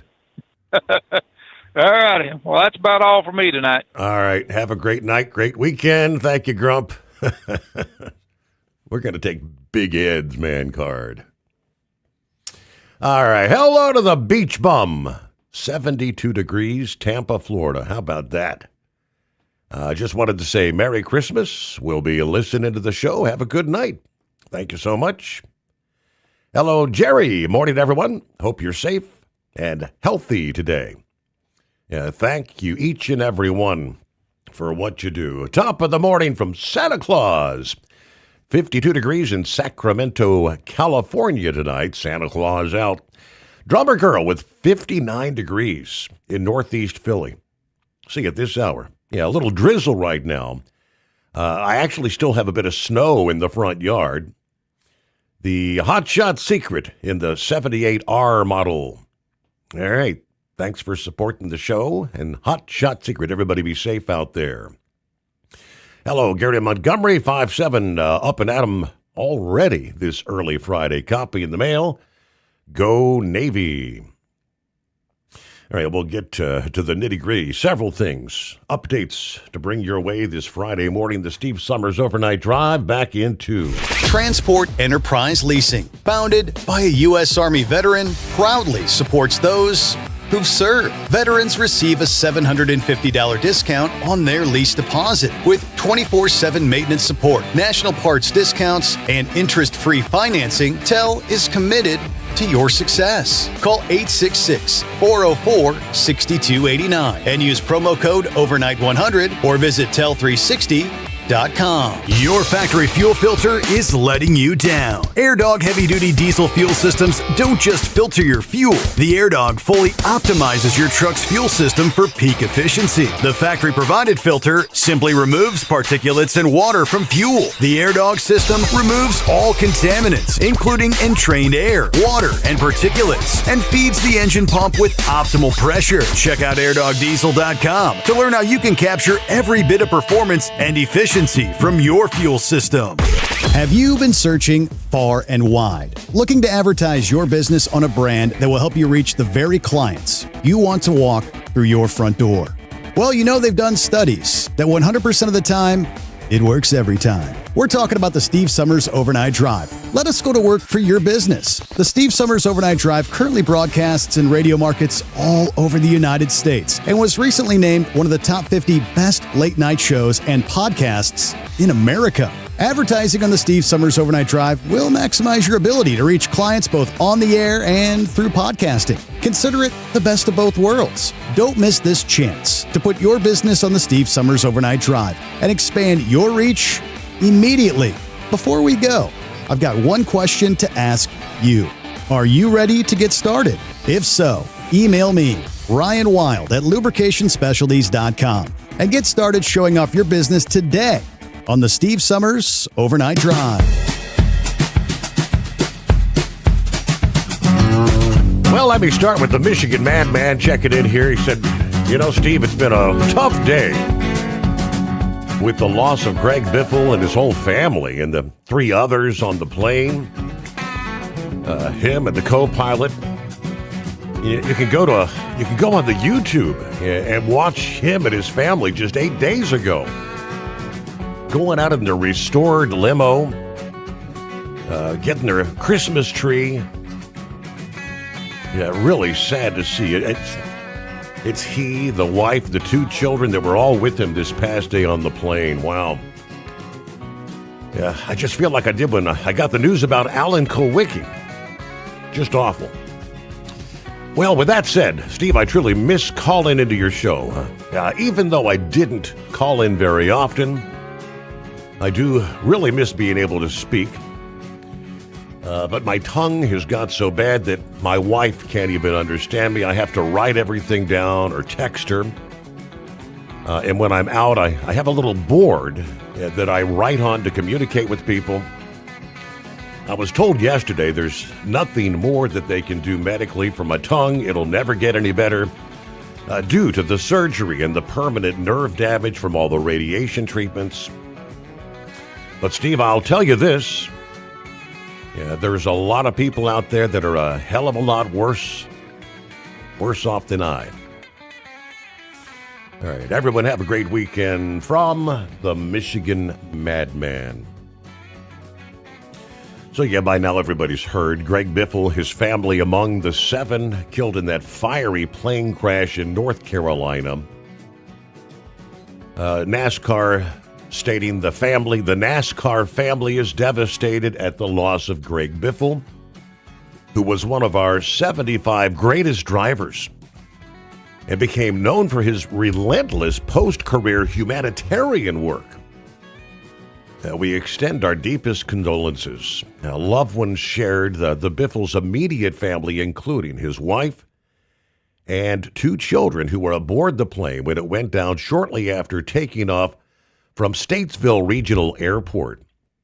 According to the North Carolina State Patrol, the Cessna C-550 erupting into a large fireball when it hit the ground. Now, the plane had departed Statesville Regional Airport about 45 miles north of Charlotte, but soon crashed while trying to return. Flight tracking records show the Cessna 550 took off at 10:06 a.m. before crashing at about 10:15. They weren't even in the air 10 minutes. Biffle again on the plane with his wife, Christina, and their children, 5-year-old Ryder and 14-year-old Emma. Others on the plane identified as Dennis Dutton, his son Jack, and Craig Wadsworth. Garrett Mitchell, a friend and colleague of Biffle, called what happened devastating in a Facebook post this past day. North Carolina Representative Addison McDonald sharing his condolences, as well as North Carolina's U.S. Congressman Richard Hudson and the North Carolina Auto Racing Hall of Fame. McDowell said, "Please join Rachel and me in praying for the family, friends, and all those grieving the loss of Greg, his wife, and children. Known not only for his success on the track, but for the generosity and the impact that his family had in their community. Winning 54 races across NASCAR's 3 circuits during his career, 19 in the Cup Series. He won the Truck Series Championship in 2000 and the Xfinity Series title in 2002. But Biffle used his private helicopter to deliver aid to the flooded areas in western North Carolina and East Tennessee, part of Operation Helidrop after the flooding, the torrential rains there. His efforts spearheaded NASCAR's own response as well in providing aid to those impacted, and that was back during Hurricane Helene. We'll return following a news break, the Steve Sommers Overnight Drive. USA Radio News, I'm Anthony Lucero. President Trump supports the House GOP's decision not to extend Affordable Care Act subsidies. The bill now moves on to the Senate, where passage is unlikely, potentially leaving millions of Americans with higher premiums. They will skyrocket because it was never any good. Trump says the plan tackles rising health care costs without enriching insurers. Federal health officials announced new steps to limit funding for transgender-related medical procedures for minors. Health Secretary Robert F. Kennedy Jr. signed a declaration stating such treatments are not proven safe or effective for children with gender dysphoria, directing agencies to reassess standards and federal support. Wall Street closed with stocks in the green. At the closing bell, the Dow Jones Industrial Average rose 66 points. The S&P 500 is up 53, and the Nasdaq rose 313 points. I'm Sarah Lee Kessler. From America's News Network, USA Radio News. Business owners, are you paying high phone bills for old school systems and lousy service? StrongTel cuts your phone bills in half and turns every phone you own into a feature-rich business system. Sean Roddy, CEO of Hennings Brothers Drilling, had this to say: "We've been a StrongTel customer for over 10 years. It's great. It even includes an intercom with video to our equipment yard. I can watch live from anywhere with my smartphone. I'd recommend StrongTel to anyone. Never miss a customer call again with your StrongTel business system. StrongTel is a proud iTex partner and always welcomes your iTex dollars. You'll get award-winning StrongTel service, a business-class phone system, and cut your phone bill in half. Visit StrongTel.com. That's StrongTel, StrongTel.com. It's StrongTel. Did you miss an episode of the Steve Sommers Overnight Drive? Or just want to relive a little bit of the magic? Don't worry. You can download the Steve Sommers Overnight Drive wherever you get your podcasts. Don't miss a single second of the show that was recently named one of the best late-night shows in America. Make sure you like and subscribe to the Steve Sommers Overnight Drive so you don't miss a single episode. The Steve Sommers Overnight Drive. Available wherever you get your podcasts or online at overnightdriveradio.com. Truckers, meet the SpeedMax Pro Max, the tire built for serious hauls and serious peace of mind. With rugged construction and performance you can count on, Pro Max is made for the long road ahead. And here's the best part. It comes with an 8-year warranty. That's right, 8 years of confidence, mile after mile. Ask SpeedMax. Drive far.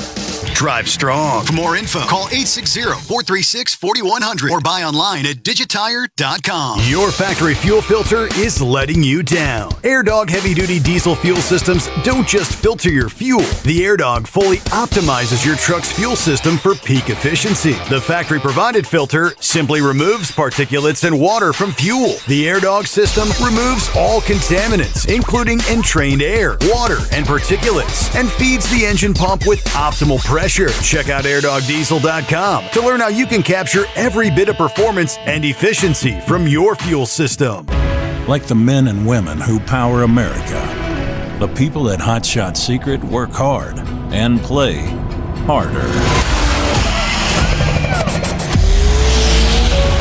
We're the fastest growing diesel and oil additive brand in the country. We solve problems. We protect engines. We save you money. And more importantly, time. Hot Shot Secret, powered by science. Have you been searching far and wide, looking to advertise your business on a brand that will help you reach the very clients you want to walk through your front door? Well, you know they've done studies that 100% of the time, it works every time. We're talking about the Steve Sommers Overnight Drive. Let us go to work for your business. The Steve Sommers Overnight Drive currently broadcasts in radio markets all over the United States and was recently named one of the top 50 best late-night shows and podcasts in America.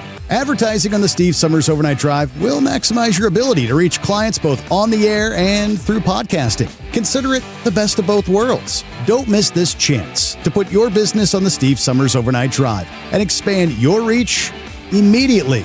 Before we go, I've got one question to ask you. Are you ready to get started? If so, email me, Ryan Wild at lubricationspecialties.com, and get started showing off your business today on the Steve Sommers Overnight Drive. Because Channel 19's a little congested. Call Steve now at 844-844-3388. The Overnight Drive.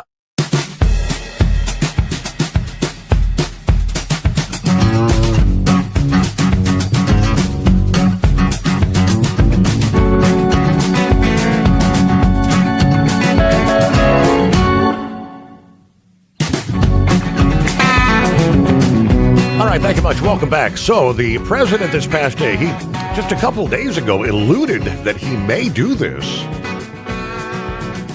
but signing the executive order Thursday directing federal agencies to reclassify marijuana, loosening the long-standing restrictions on the drug and marking the most consequential shift in cannabis policy in more than half a century. Once finalized by the Drug Enforcement Administration, this move will move cannabis out of the Schedule 1 classification, which is the most restrictive category under the Controlled Substances Act, along with the likes of heroin and LSD, moving it to a Schedule 3, which encompasses substances with accepted medical use and a lower potential for abuse. Ketamine, Tylenol with codeine, that would be. This action has been requested by American patients suffering from extreme pain, incurable diseases, aggressive cancers, seizure disorders, neurological problems, and more, including numerous veterans with service-related injuries and older Americans who live with chronic medical problems that severely degrade their quality of life, according to the president this past day. Also, the Centers for Medicare and Medicaid Services, led by Dr. Mehmet Oz, is expected to launch a pilot program early next year, enabling certain Medicare-covered seniors to receive free doctor-recommended CBD products, which must comply with all local and state laws on quality and safety. The products must also come from a legally compliant source and undergo third-party testing for CBD levels and contaminants. Shares of cannabis conglomerates were down following the announcement, likely from worries of new competition from international companies True Leaves stock finished the day down about 23%. Green Thumb Industries fell more than 16%. Tilray Brands, I guess these are all cannabis companies, fell about 4%. Millions of registered patients across the U.S., many of them veterans, rely on cannabis, they say, for relief from chronic, debilitating symptoms. We commend the administration for taking this historic step. This is only the beginning, according to the founder and CEO of Green Thumb, speaking to CNBC. This is viewed by many analysts as a financial lifeline for the cannabis industry.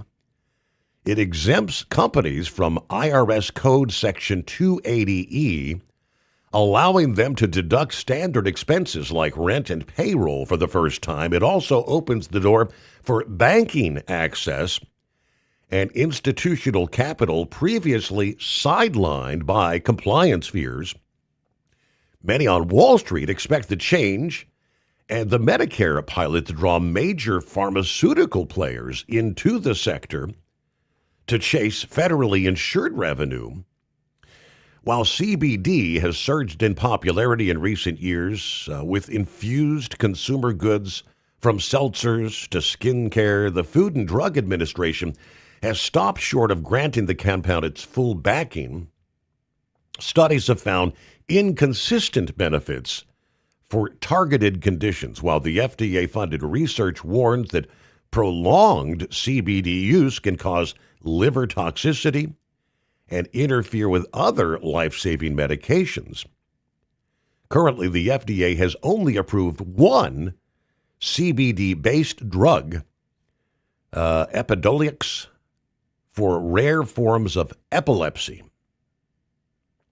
Now, the president says, I want to emphasize that the order does not legalize marijuana in any way, shape, or form, and in no way sanctions its use as a recreational drug. But they do say that this classification paves the way for more research into the effects and possible beneficial uses of medical marijuana. So, quite interesting. Now, when it comes to the trucking sector, FreightWaves did a full breakdown this past day. Now, with whether you're a carrier, a driver, someone who shares the road with 80,000-pound trucks, we need to understand what is at stake here. The Department of Health and Human Services says they set the mandatory drug testing guidelines that the DOT has to follow. Under 49 CFR Part 40, those guidelines only authorize testing for Schedule 1 and 2 controlled substances. Now, having been Schedule 1 alongside heroin, LSD, marijuana, that's why on the 5-panel DOT drug test, Schedule 3 drugs, which include ketamine, anabolic steroids, Tylenol with codeine, are not part of the testing panel. They never have been. Now that marijuana has moved to Schedule 3, the mandatory guidelines for federal workplace drug testing programs would no longer apparently authorize its inclusion, they're saying. The DOT is going to have no legal basis to require testing. HHS-certified laboratories would have no authority to process those samples. Medical review officers would be left holding positive results that they cannot legally verify. Now, this was written up prior to the announcement. They said if it's moved to Schedule 3, which it now has, HHS would no longer require testing for it, and the DOT would have to stop testing immediately. An immediate change would cause major confusion, and thousands of existing test requests and forms that still list marijuana as part of the panel. The entire enforcement apparatus, built over 3 decades, collapses overnight, which I guess that's where we're at. Why does this testing program exist? The federal government didn't start testing commercial drivers because some bureaucrat in Washington had a bright idea. The testing program exists because people died. Yeah, they go back to 1987, an Amtrak train barreling north from Washington toward Boston at 125 mile an hour slammed into 3 Conrail locomotives that had fouled the main track near Chase, Maryland. 16 people died. 174 were injured. The NTSB determined the probable cause. The engineer was impaired by marijuana and failed to stop at the warning signal. Now, there's many other examples you can go through over the years. What the numbers tell us, the FMCSA clearinghouse data is rather damning. Through April of this year, there have been 184,839 positive marijuana tests recorded since the database launched in 2020, just 5 years ago. That represents 59% of all substances identified in positive drug tests. In 2024 alone, 34,936 CDL holders tested positive for Delta-9 THC. Right now, 291,000 plus commercial vehicle drivers have at least one drug or alcohol violation on record. Of those, 184,000 plus are in prohibited status, meaning they cannot legally operate a commercial vehicle until completing the return to duty process. When Clearinghouse 2 went into effect November of last year, those drivers lost their CDL privileges entirely. State licensing agencies now have real-time access to violation data. All of that infrastructure suddenly becomes meaningless if the DOT can't test for the substance that represents the majority of violations.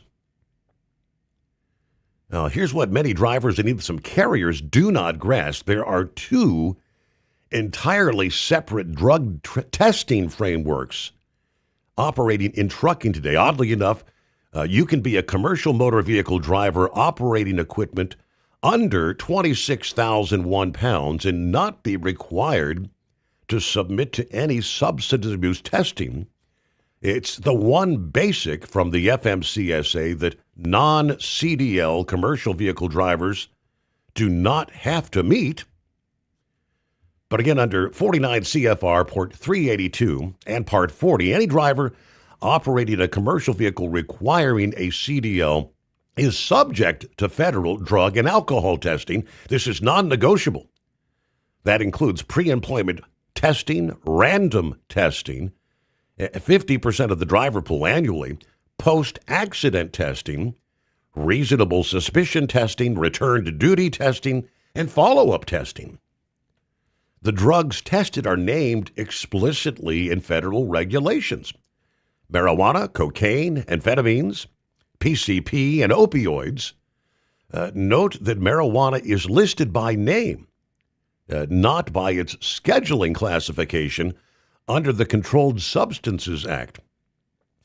Former Transportation Secretary Pete Buttigieg attempted to reassure Congress last year that rescheduling would not alter the DOT's marijuana testing requirements because marijuana is identified by name, yet not by reference to one of those classes like 1, 2, 3. That legal interpretation is optimistic at best. The testing authority flows through the HHS guidelines, not DOT regulations. Without clarification or certification from HHS, those laboratory results will not survive a legal challenge. And the first driver who loses their CDL after rescheduling will have every incentive to sue. Now, the carve-out we need, and industry stakeholders are not asking for marijuana to remain criminalized. They're asking for something far more narrow, a safety carve-out that explicitly preserves the DOT's authority to test safety-sensitive transportation workers for cannabis, regardless of the scheduling status. The ATA sent letters to Secretary Duffy expressing deep concern about the potential impact here. Jack Van Steenberg, the retired FMCSA chief safety officer, raised the same alarm publicly. The railroad industry, the pipeline industry, aviation stakeholders have all submitted comments demanding the same protection here. Now, should the administration move marijuana to Schedule 3, which it has, a supplemental executive order should be issued concurrently that must explicitly grant HHS the authority to test and certify labs for all controlled substances, including Schedule 3 drugs. Such a carve-out would preserve deterrence and protect transportation safety without interruption. If that carve-out does not appear in the executive order, every carrier in America needs to be calling their representatives. By the time this works its way through the courts, the deterrent effect will already be gone, and so will the drivers who decided it was finally safe to light up while behind the wheel. All right, what rescheduling will not change? Moving to Schedule 3 does not legalize cannabis at the federal level, which, again, the president made that clear. It remains a controlled substance subject to DEA regulation. State-level recreational and medical marijuana laws remain unchanged. The substance will still be prohibited for safety-sensitive workers under current DOT rules, assuming those rules survive the regulatory earthquake. What it does is remove certain tax burdens from cannabis businesses, potentially expand access, as we said, to banking services, and formally acknowledge that marijuana has accepted medical uses. For the broader cannabis industry, that is a significant economic shift. For the trucking industry, it's potentially catastrophic if the implementation details are not handled correctly. So what should carriers be doing right now? Here's where I put my compliance consultant hat on and speak directly to motor carriers. Regardless of what happens at the federal level, you have both the authority and obligation to maintain drug testing programs in accordance with your company policy.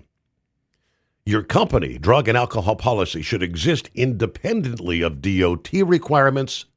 It should clearly define prohibited substances, establish testing protocols, document disciplinary consequences for violations, and apply consistently to all safety-sensitive employees. Although not on the DOT audit inspection list, a well-written safety policy demonstrates that a company is focused on public safety, going above and beyond the minimum standards. In the nuclear verdict environment we're operating in, that documentation is going to be a must for survival. Now, the DOT testing is limited to a 5-panel screen. Under non-DOT programs, employers could test for other drugs and continue testing for marijuana under company authority, even if it drops off the federal panel. Nuclear verdicts remain a top concern for trucking companies, large and small. The rise in these type verdicts is damaging for small business truckers who can't afford the increased insurance cost and the risk of litigation. No carrier wants to be the defendant in a wrongful death lawsuit where the plaintiff's attorney asks, "You knew marijuana was legal. You knew your driver used marijuana, and you put him behind the wheel anyway." Industry experts advise simply meeting minimum regulation is not enough. Carriers are encouraged to go above and beyond compliance, adopting best practices that demonstrate a genuine commitment to safety. Now, what drivers need to understand, he says, for the drivers listening to this, nothing has changed, well, yet, but it did this past day. Even if the federal testing authority disappears, most carriers worth working for will continue marijuana testing under company policy because insurers, first of all, are going to demand it, Shippers are going to require it. The liability exposure of putting a potentially impaired driver behind the wheel is catastrophic. The smart drivers understand the federal legality and employment eligibility are two different things. Your employer can prohibit marijuana even if the federal government stops testing for it. Most obviously will. What happens next? All right, so we know the sign-in's already taking place. DOT hearings that were scheduled under the Biden administration were scuttled just before the President Trump's inauguration. Legal challenges are virtually guaranteed in both pro-cannabis advocates who want faster action and anti-rescheduling groups who want to stop it entirely. All right, it's 844-844-3388. That all came down the pike pretty quick, didn't it? Boom, just like that. Couple of listening friends checking in. Well, there's Scrapyard. Hey there. Hello, Dan. Morning, Steve. For the temperature to drop to start salting warehouses. Dan, not Don. Good to hear from you there, Dan. Let's see. 5-7, in regards to marijuana, he said, if my chronic pain son uses weed, it's pain relief. If I use weed, it's drug abuse. Advil, one pill works for me with the misery. All right, you can get by with one beer and drive with a regular license. I like zero beer with the CDL, I believe. All I know is a .08 for the automobile driver, for a CDL holder, and I think that's whether you're in the truck or the four-wheeler. On the weekend, it's a .04. And a .04 can be hit real quick for most people. You probably get by with one, two drinks, I believe, in most cases, probably will take you up to a .04. It's all dependent on your body mass, your body weight, and all that stuff, but... All right, we'll get to a news break just ahead here. It's 844-844-3388. Lastly this hour, it was breaking news. I got out, I think the alarm was set for 9:30 p.m. I step into the living room. The live report, the press conference taking place. As Grump mentioned, why did we have to, did you see the group that was one by one taking to the microphone? I think they're all just kind of patting themselves on the back because that investigation from the get-go at the Brown University shooting was the proverbial shish kebab show. It was a clown show. It was a mess. But this past day, everything changed. The suspect was identified. They actually had a photo that wasn't grainy, a clear picture. Anyone who knew the guy could identify him. A 48-year-old Portuguese national who was a student at the school, who police said during the briefing was found dead in a storage unit in New Hampshire.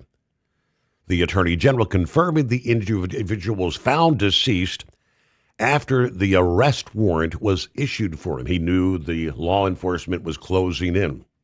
After the 5-day manhunt, the perpetrator, identified as Portuguese national Claudio Manuel Neves Valente, was tracked to an extra space storage, as it's known, in Salem, New Hampshire, where the shootings, about 80 miles north of where the shootings occurred.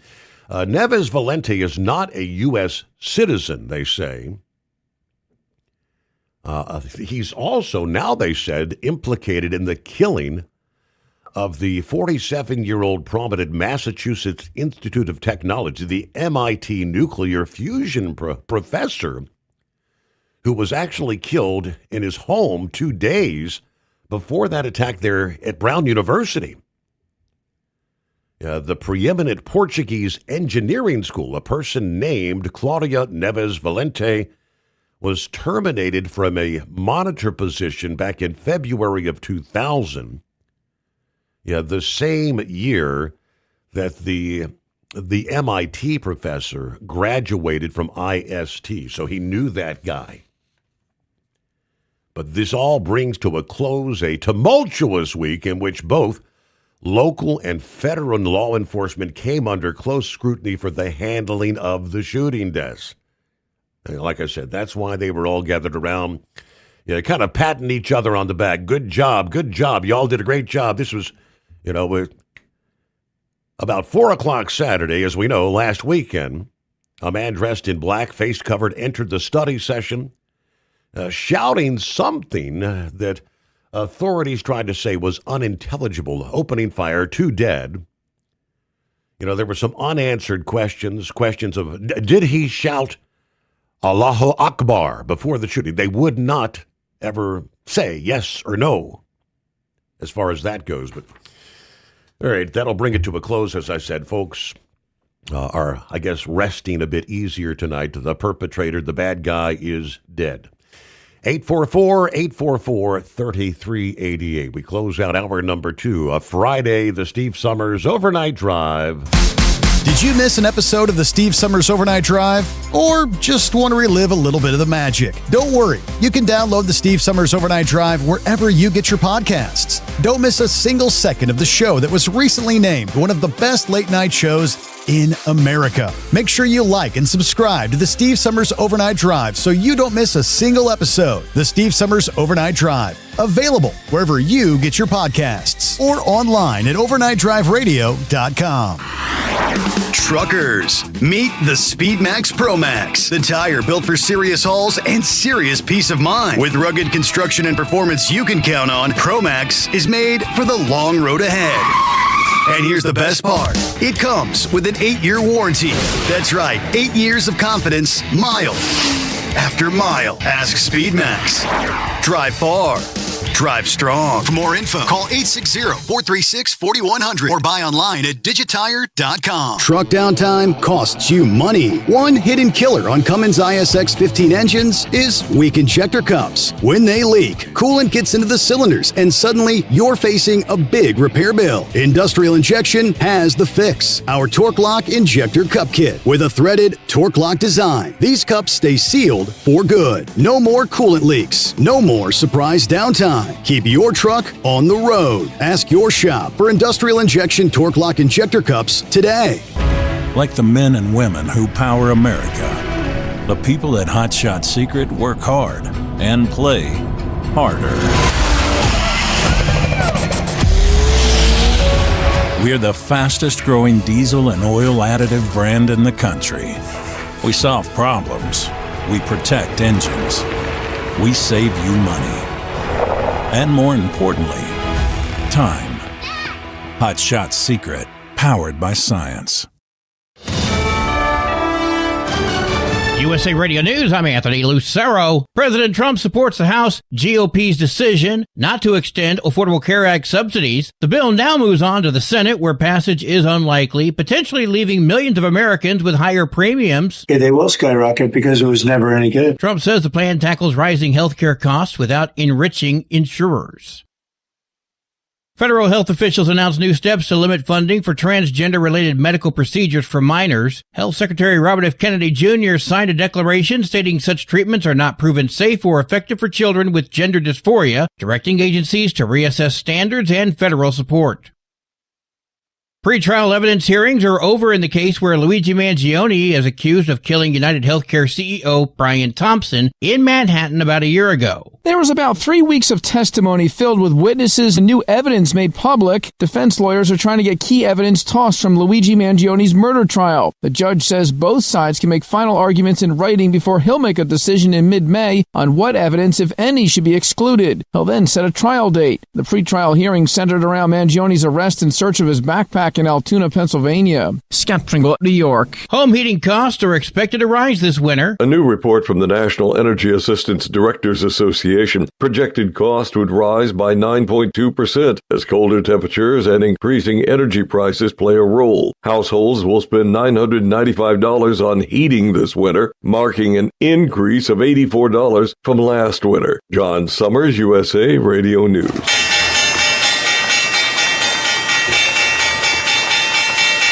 Wall Street closed with stocks in the green. At the closing bell, the Dow Jones Industrial Average rose 66 points. The S&P 500 is up 53, and the Nasdaq rose 313 points. I'm Sarah Lee Kessler. From America's News Network, USA Radio News.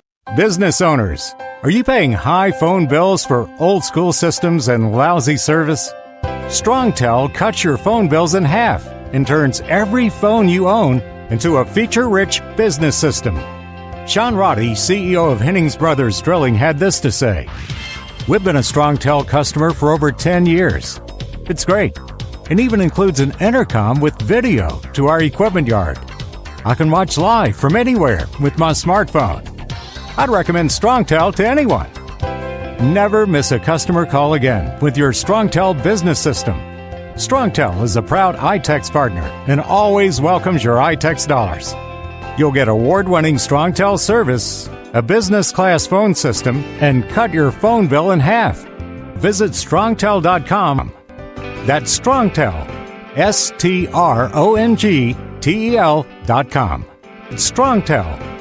And has been on the right track for the last 4 years to save more lives and create a culture of life. Since taking effect in 2021, the Texas Heartbeat Act, which bans abortions once a fetal heartbeat is detected, has led to an 18% drop in abortions, especially among minors. That's according to a new JAMA study. This study just confirms that Texas is on the right track. John Segal of Texas Right to Life says the law has saved thousands of lives. Hundreds mourned 10-year-old Matilda, the youngest victim of last weekend's Bondi Beach mass shooting in Sydney, Australia. When you need strength yourself, these kids are innocent, and she's so beautiful and so innocent. And the eternal question is, why? We all have to know there's no because. We cannot answer.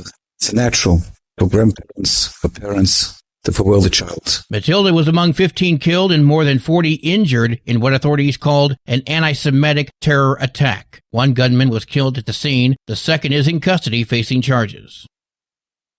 The last pennies to be minted have sold for over $16 million. Production of the copper-plated 1-cent coin was stopped this year as each coin was costing 4 times more than it was worth in U.S. currency. Last week, the last of the U.S. pennies were sold at auction in about 233 coin sets, with each one including a commemorative 24-karat gold penny. The pennies fetched over $16.7 million. I'm Tammy Trujillo. And I'm Anthony Lucero, USA Radio News. iLocal.net is offering a free website analysis to improve the online presence of your business. Business owners across the U.S. turn to iLocal.net to improve their search engine rankings. Search engines are constantly changing their algorithms. You need the professionals who know how to use those changes to benefit your business. Don't hope for new customers. Get found and be chosen. Visit iLocal.net/go for your free website analysis. iLocal.net/go. Have you been searching far and wide, looking to advertise your business on a brand that will help you reach the very clients you want to walk through your front door?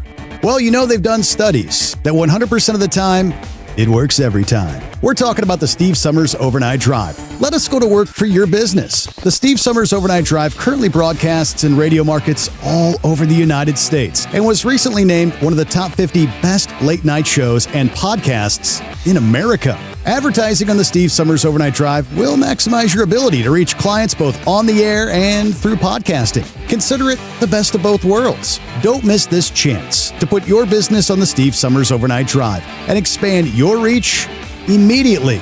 Before we go, I've got one question to ask you. Are you ready to get started? If so, email me, Ryan Wild at lubricationspecialties.com, and get started showing off your business today on the Steve Sommers Overnight Drive. We know you'd like to be cuddled up real tight with a sweet little thing all night. But instead, you've got Steve Sommers. It's the Overnight Drive.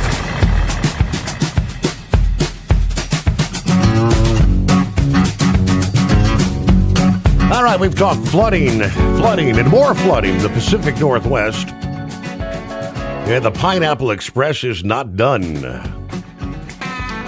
It's moving a bit further south, primarily going to be impacting Oregon versus Washington.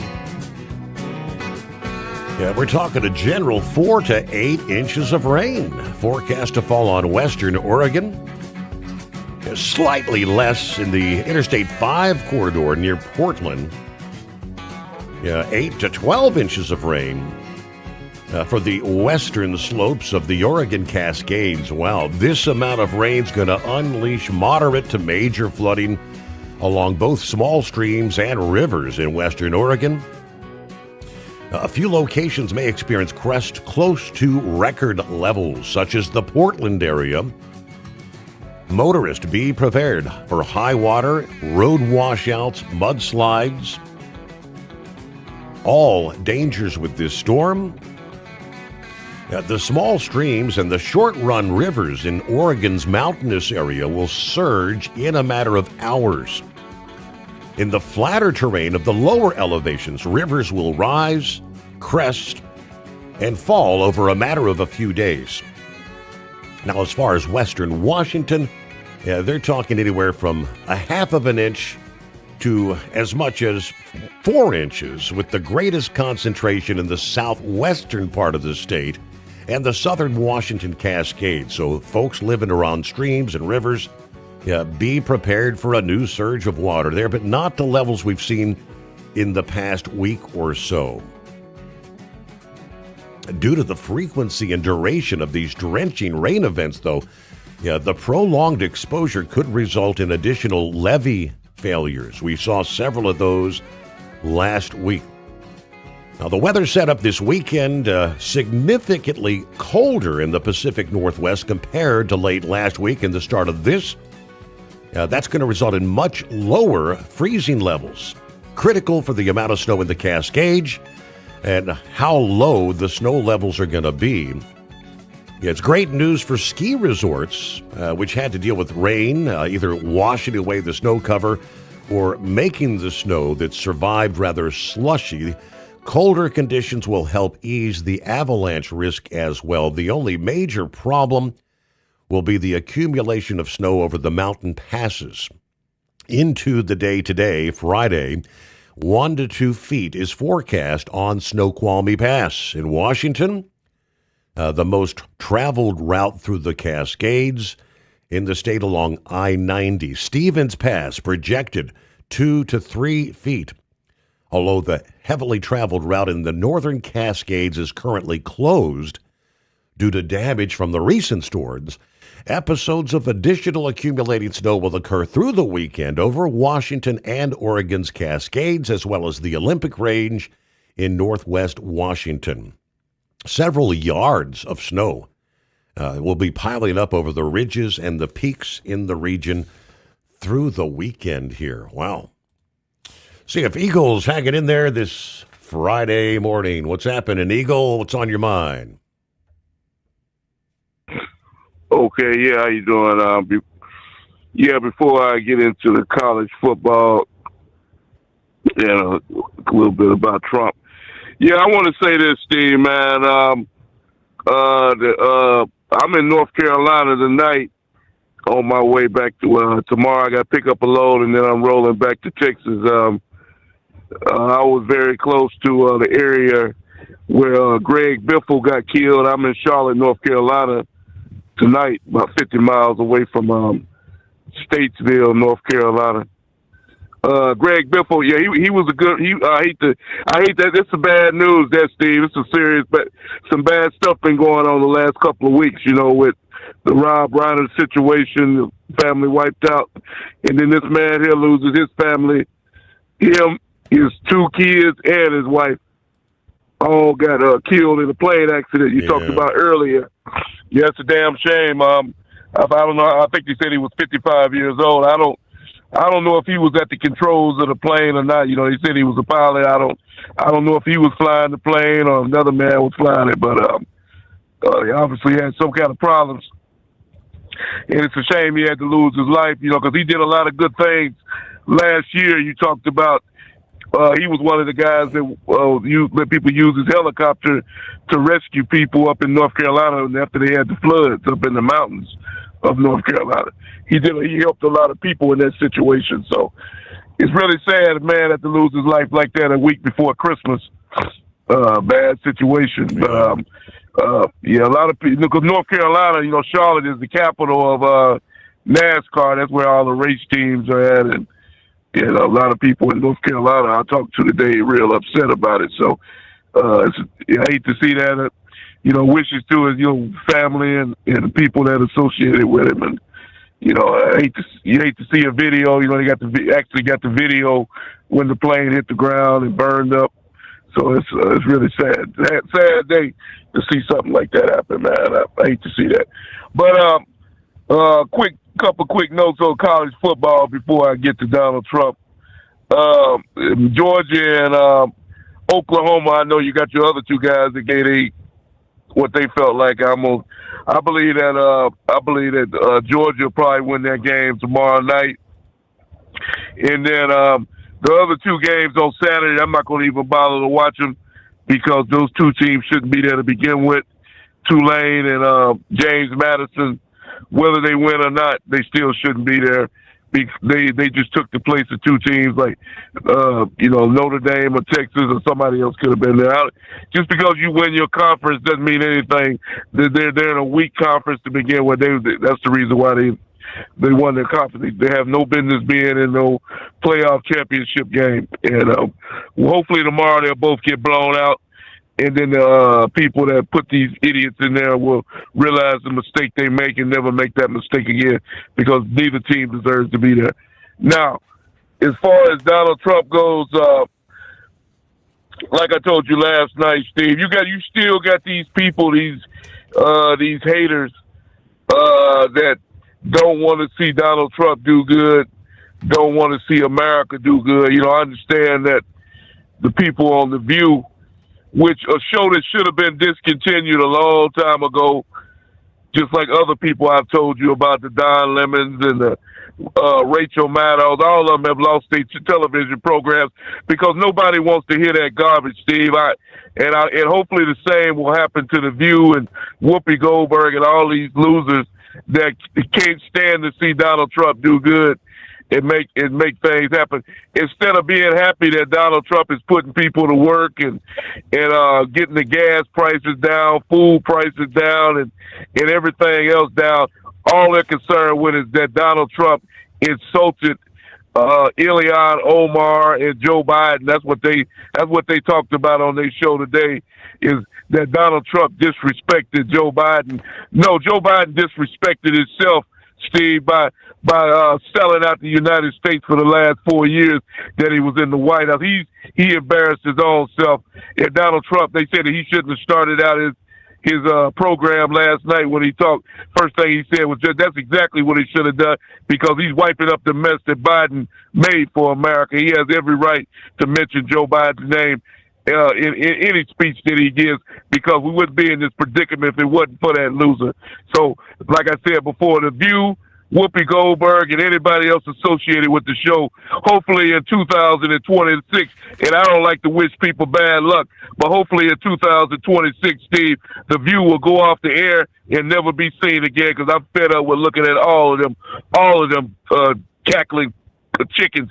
And it makes me sick just to even know that those people on television bad-mouthing Donald Trump. And I thank you for taking my call tonight. All right. Good to hear from you. Hey, I don't like those cackling chickens. Wow. Okay. Let me see. It's like, day after day, night after night, we do the same thing. The definition of insanity, right? Doing the same thing over and over again, expecting the outcome to be different, right? Is that pretty close?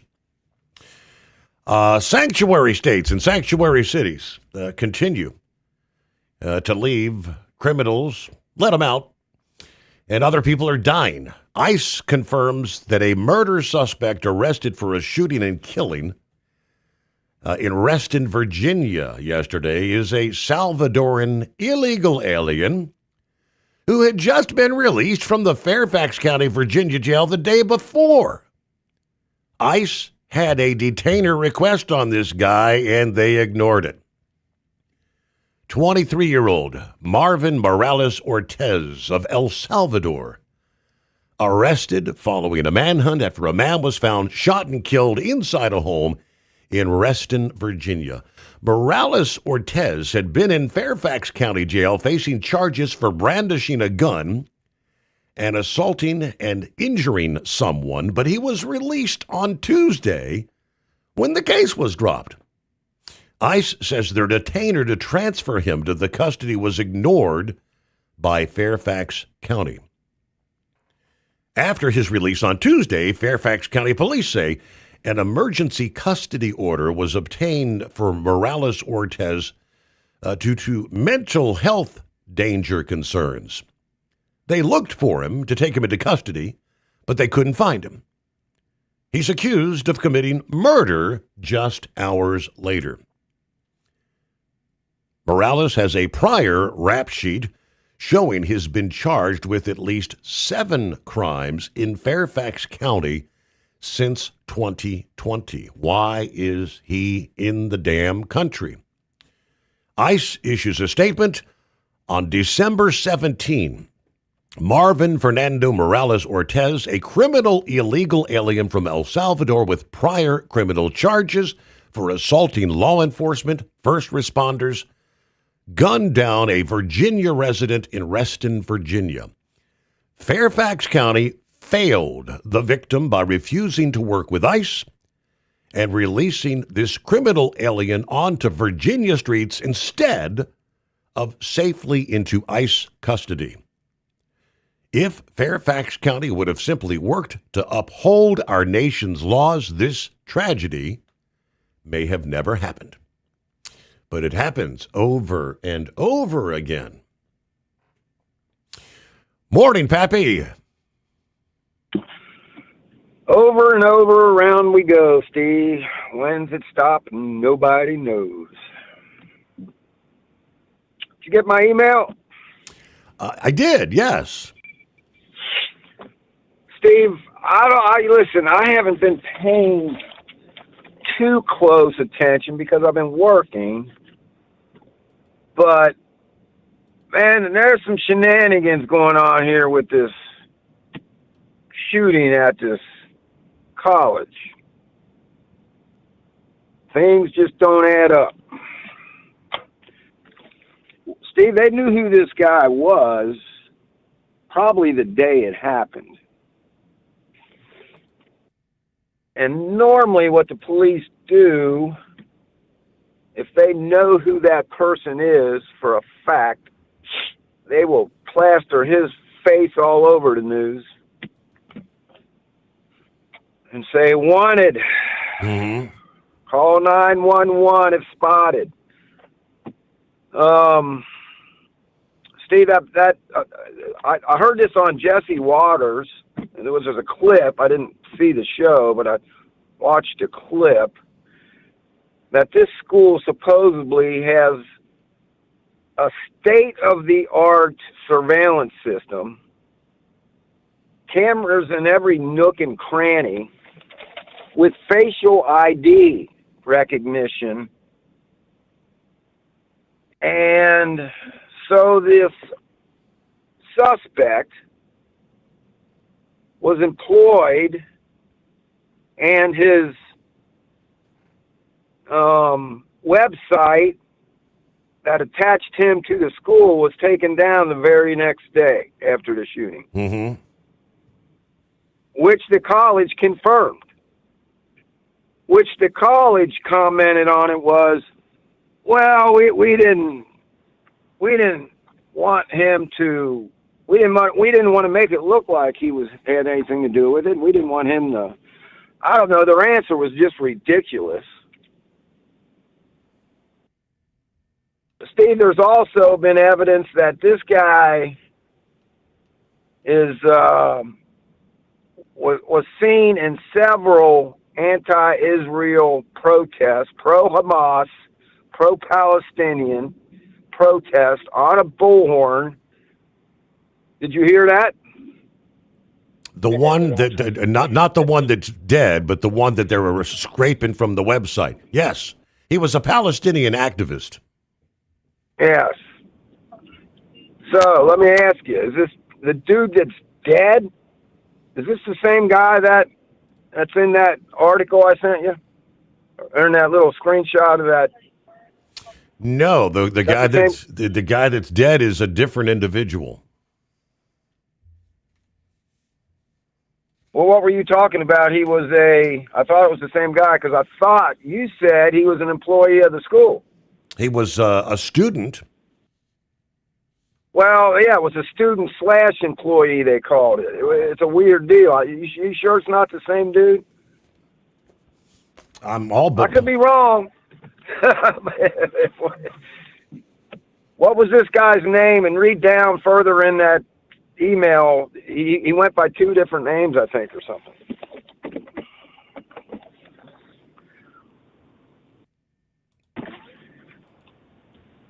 I'm going to have to go back and search it again because I don't... Well, maybe I'm wrong. All right, the guy that's dead, let me see here. A 48-year-old Portuguese national, Claudia Manuel Neves Valente.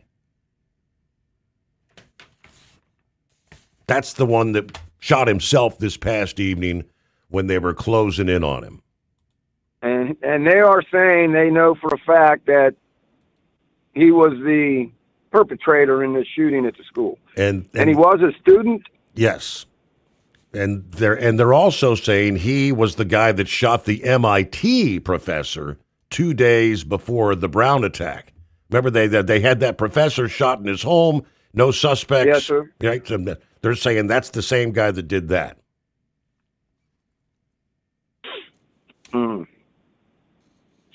Because there wasn't that screenshot I sent you there was an older gentleman.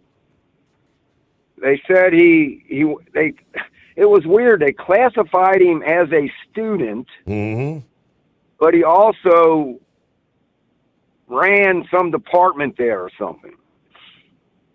So when I heard that, I thought maybe it was one and the same. So I could be wrong about the dead man, right, being a anti-Israel showing up at these or pro-Hamas and Palestinian protests. So I could be wrong about the that. The screenshot you sent me was, I've been seeing some of that about this guy's, it's all been kind of being scrubbed from the website of the university. Mustafa Karabaush. I think that was the individual that was, like the Palestinian activist or whatever. Yeah. I wonder if him and this dude had any connections. They both were students at this school. Why would they scratch his website? And Steve, then here's the thing. I didn't see any interviews. I didn't hear anything about any interviews from survivors. No video released inside this school, and they supposedly have the state-of-the-art. So I'm wondering what's the reasoning for trying to keep this hush-hush? I would like to know the background on this dead dude. Is he Islamic ties? I don't know. I would like to know, because in my mind, the media is trying to squash a lot of these Islamic attacks around the world. So I would like to know that answer. So maybe we'll find out here in the next few days. Who was the female in Congress that came out and made the statement that we all know, I fear the white man, the white Christian man. We know that those are the ones committing the crime in this country. Forget her name. I remember it being said, but I can't remember who it was. Yeah. Yeah. It's always the opposite, Steve, of what they say. What's the opposite of a white male Christian? Dark-skinned Islamic. Steve, we're not talking Muslims here. I don't want people to misconstrue what I'm saying here. We're not talking about all Muslims, right? we're talking about Islamic extremists. So I don't want people out here thinking I'm bashing Muslims, right? Because not all Muslims are extremists. Just like all Democrats aren't whacked out leftists, right? Mm-hmm. So, all right, bud. Let's keep an ear out on this. Let's find out what this guy's history is. If we ever get told the real truth, can't believe what we hear. Half of it. Probably 99% of it from the mainstream media. Can't believe a word they're saying. We don't know if it's true or not. You just got to use common sense, truth, logic, and common sense, Steve. That's what this country and this world is lacking. All right, bud. I appreciate you taking the call. Everybody have a safe weekend. We are rolling into Christmas. And as Trump says, we're not going to say happy holidays. We are going to say Merry Christmas. Merry Christmas. All right. Have a good night, Steve. No doubt. All right. There you go. Yeah, we'll get see about a minute from news break. Yeah, we'll see what Knucklebuster has going on this early Friday. Buckwheat checks in and room for you at 844-844-3388. And yes, we have, a bit more background on the individual that was identified as the shooter, found dead from a self-inflicted gunshot wound. Yeah, police say Oscar Perez Jr. identified this, that the chief is Oscar Perez Jr. The shooter is Claudio Manuel Neves Valente, 48 years old, Portuguese national, who was, they say, a physics student at Brown University. Now, this says many years prior, many years ago. All right, so we'll pick up there following our latest news update. The Steve Sommers Overnight Drive, live from the Hot Shot Secret Studios. USA Radio News, I'm Anthony Lucero. The Trump administration is proposing new rules banning hospitals that take Medicare or Medicaid from providing gender-affirming treatments to minors. Sex-rejecting procedures rob children of their futures. HHS Secretary Robert F. Kennedy Jr. called puberty blockers, cross-sex hormones, and surgeries chemical and surgical mutilation. A new Israeli report reveals Iran has built a shadow aviation network to bypass sanctions, using front companies, airlines like Mahan Air and Kisham Air, transport weapons and military gear to regional proxies while blending civilian flights with covert operations, which lets Tehran fund allies and sustain its aviation industry despite U.S., EU, and UN restrictions. At the closing bell, the Dow Jones Industrial Average rose 66 points, the S&P 500 is up 53, and the NASDAQ rose 313 points. I'm Sarah Lee Kessler. From America's News Network, USA Radio News. So right now may be the perfect time for you to rethink how you pay for health care. And here's why. This time of year is decision time for a lot of people. But it's also when you can join MediShare and save even more than usual. For many families, joining MediShare means saving about $500 a month, which is a game changer for a lot of people. More than 1 million people are now part of healthcare sharing because it just makes so much sense, especially right now. And MediShare is the gold standard. Members like it a lot. We know this from member surveys.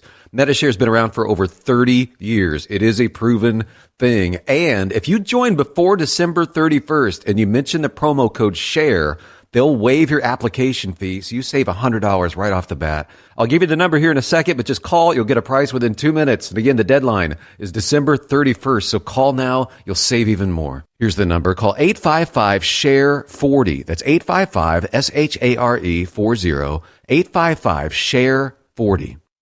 Have you been searching far and wide, looking to advertise your business on a brand that will help you reach the very clients you want to walk through your front door? Well, they've done studies that 100% of the time, it works every time. We're talking about the Steve Sommers Overnight Drive. Let us go to work for your business. The Steve Sommers Overnight Drive currently broadcasts in radio markets all over the United States and was recently named one of the top 50 best late night shows and podcasts in America. Advertising on the Steve Summers Overnight Drive will maximize your ability to reach clients both on the air and through podcasting. Consider it the best of both worlds. Don't miss this chance to put your business on the Steve Summers Overnight Drive and expand your reach immediately. Before we go, I've got one question to ask you.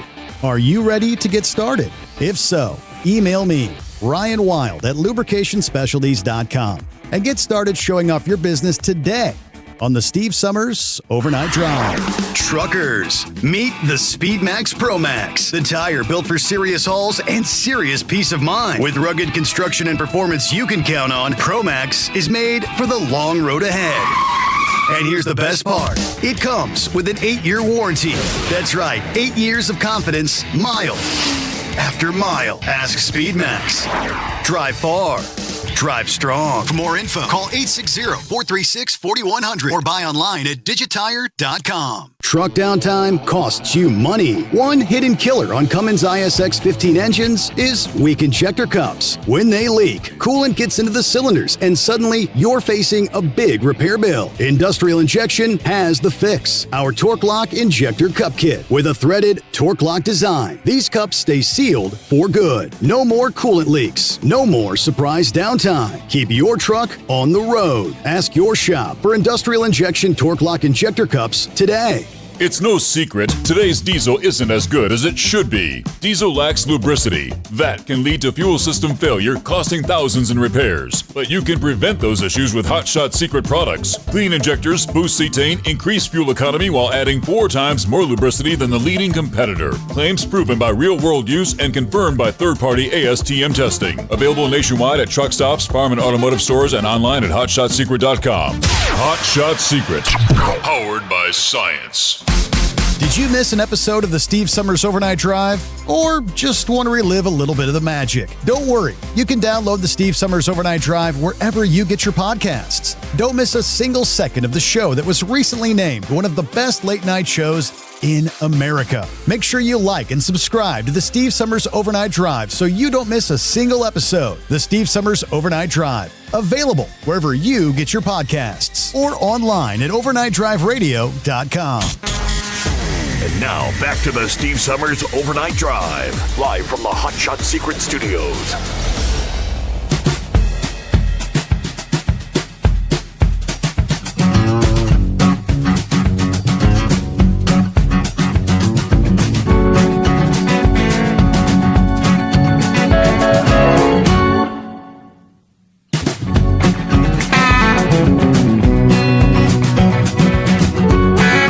Let's pick up there, see if we can figure this out. According to the press conference this past evening, this Valente guy, he arrived at the Salem storage facility 1 hour after, what was it? The shooting at the MIT Monday night. According to police, at a pair of news conferences late this past evening. One was in Providence, the other was in Boston. They said his last known address was in Miami. Investigators believe he acted alone. He was not a U.S. citizen, but a legal permanent resident holding a green card obtained in September of 2017 after he overstayed an early 2000s student visa. They say FBI agents, Providence Police, and state police surrounded the storage facility shortly before 7 o'clock this past evening in Salem. Prosecutors obtained a warrant to search the facility. At about 7:47 p.m., multiple law enforcement officials carrying weapons, wearing full tactical gear, entered the facility. Investigators say they had not ruled out at the time the possibility the suspect might be hiding inside the unit, or had killed himself there. In the late news conference, Valente was confirmed to have also been the suspect in the fatal shooting Monday of the MIT professor in Brookline, Massachusetts. The professor was a nuclear scientist from Portugal, pronounced dead Tuesday morning. He was a member of MIT's Departments of Nuclear Science and Engineering and Physics, served as director of the school's Plasma Science and Fusion Center. Now, that was the scientist that was shot there Monday. Special agent in charge of the FBI's Boston field office said it's believed the suspect and Loureiro, the professor that was shot Monday, attended the same university in Lisbon. It is true Mr. Valente was a physics student. Also, we know the victim at MIT was in that discipline as well. I can tell you there are multiple phases to an investigation. So now, in a sense that we know the subject is deceased, now the investigation continues to find out all those answers to your question. The search in Salem centered on a vehicle of the same make and model investigators believe was seen in the area where Loureiro was killed, the MIT guy.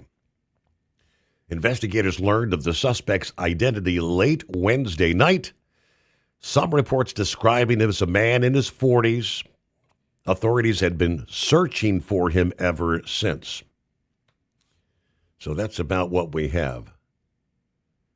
Yeah, police said Thursday the man captured on camera in proximity to the suspect was interviewed by law enforcement. Apparently, on camera, there were two guys, one the suspect, and that appeared to maybe recognize each other. Police say they do not believe that man was involved in the attack. He told investigators he confronted the suspected gunman outside Brown before the shooting, according to multiple sources with knowledge of the investigation. But we do know that of the 9 people injured, 1 is still in critical condition. 5 previously listed in critical but stable condition remain hospitalized, making progress. 3 others who were hospitalized have now returned home to be with their families. And, of course, you had the 2 that were killed. But okay, a lot has unfolded over the past 24 hours, huh?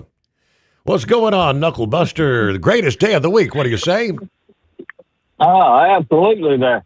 Well, you know, when I told them that when I got in Wednesday evening there from getting back from Las Vegas, that was it. They called me today or yesterday and said, man, we need you to go to Waco, Texas. That's what I'm back in this damn truck, Steve. Are you really? You believe that? Yeah, seriously. I'm on my way to Waco. Got to reload in Arlington, Texas. Pick up a load of that damn Modelo. Take it back to Memphis, and then, hey, come to 28. They can call me all they want because my physical will be expired, and I'll have a driver's license. I'll be able to do a .08 instead of a .04, right? Mm-hmm. But no, I don't drink and drive at all. I'm going to drink. I drink at the house. But all years, we don't smoke marijuana in Mexico. That's what's going to happen. All these truck drivers out here going to be choking that old wacky. Well, I think the Rebel calls it the devil's lettuce. I might wacky the back of there, right? That's the dumbest thing I ever heard. They need to ban it all there. So, Steve, I stopped in tonight. One of my old girlfriends back there at the truck stop there. But let me tell you, she was looking good, too. That long, sandy blonde hair was looking good. Beautiful set of blue eyes. A gorgeous smile. And Steve, them blue jeans would make Conway Twitty proud there. Tight-fitting blue jeans there. And that red sweater she had on, buddy, let me tell you something. Them sweater puppies was sticking up there straight up. So I was like, Debbie girl. I sent her a text after I left and told her all that. But anyway, I don't know. We're going to just keep trucking on and get over here to Waco, get this thing undone. I'll quit playing like I'm a lesbian tonight because I got a load of snap-on twos on. So, that's the wrong kind of snap-on twos, isn't it? All right. You pay dearly for that. Yep. Anyway, so I don't even know what time of year it is. Well, it's almost quarter after. You'll have to get the quarter after break here in just a minute there. So anyway, I'll call back that old lonely sire. I'll be awake every year. So, I can't believe I'm back at this damn truck. When I get back to the yard, I'll be crying again there because I'm having to leave the truck. All right, have a good morning, Mr. Steve. I bet you they'll try to get you in there again. I bet they do. Oh, well, it's 844-844-3388. Hello, Buckwheat. Happy Friday. Good morning, Steve. Yeah, about that there, you're talking about that out west there in Washington. My wife's sister there lives out there in behind the levee of the Sackatack River, and they sent us some pictures, and they were evacuated, but the water the levee held, and we were out there one time, and that levee is like 25 feet high above the bank of the river, and the river was down, and the water was up to the top of that levee, so that water came up like 30 feet. So that's a lot of water. But anyhow, I mean, thinking about that news article that you had just shared about there in Virginia about they left the guy loose and the ICE had a detainer for him and they still left him loose. You know, I feel we need to change our laws that, you know, if a judge or something like that lets somebody loose and the federal government is looking for them and they commit a crime, they should be held as accessory to the crime. You know, I wonder if that would make judges think twice about who they release and stuff like that.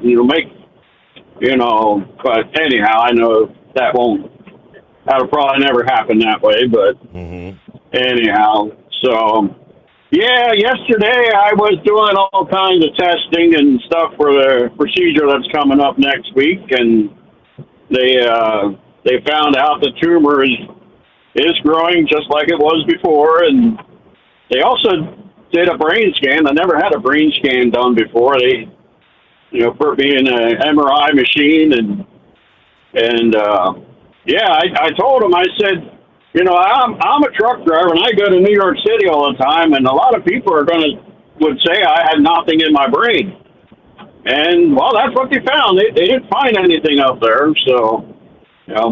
My brain is clear. The cancer is not in my brain. So anyhow, but one of the nurses, one of the people that stick the IV in you, and as I was walking in there, she was wondering which side I wanted to put the IV in, and I said, well, it don't really matter. And she said that she was oogling me up, wondering which vein to take out of my arm as I was walking in there, and I'm like, man, I got to think twice about these nurses here. They're oogling me up, and I'm gonna wonder what their thoughts are. But anyhow, it goes on to the thing that I need some advice from the fellow truck drivers there. I was conversing with Heatwave, and he was. When I'm in the hospital there, he would like me to call him and let him talk to some of the nurses, especially the pretty ones. And I'm just sort of concerned. I mean, if I let Heatwave talk to these nurses, are these nurses going to treat me the same, or are they going to treat me worse? Or, I'm not sure if I should allow Heatwave to talk to my nurse.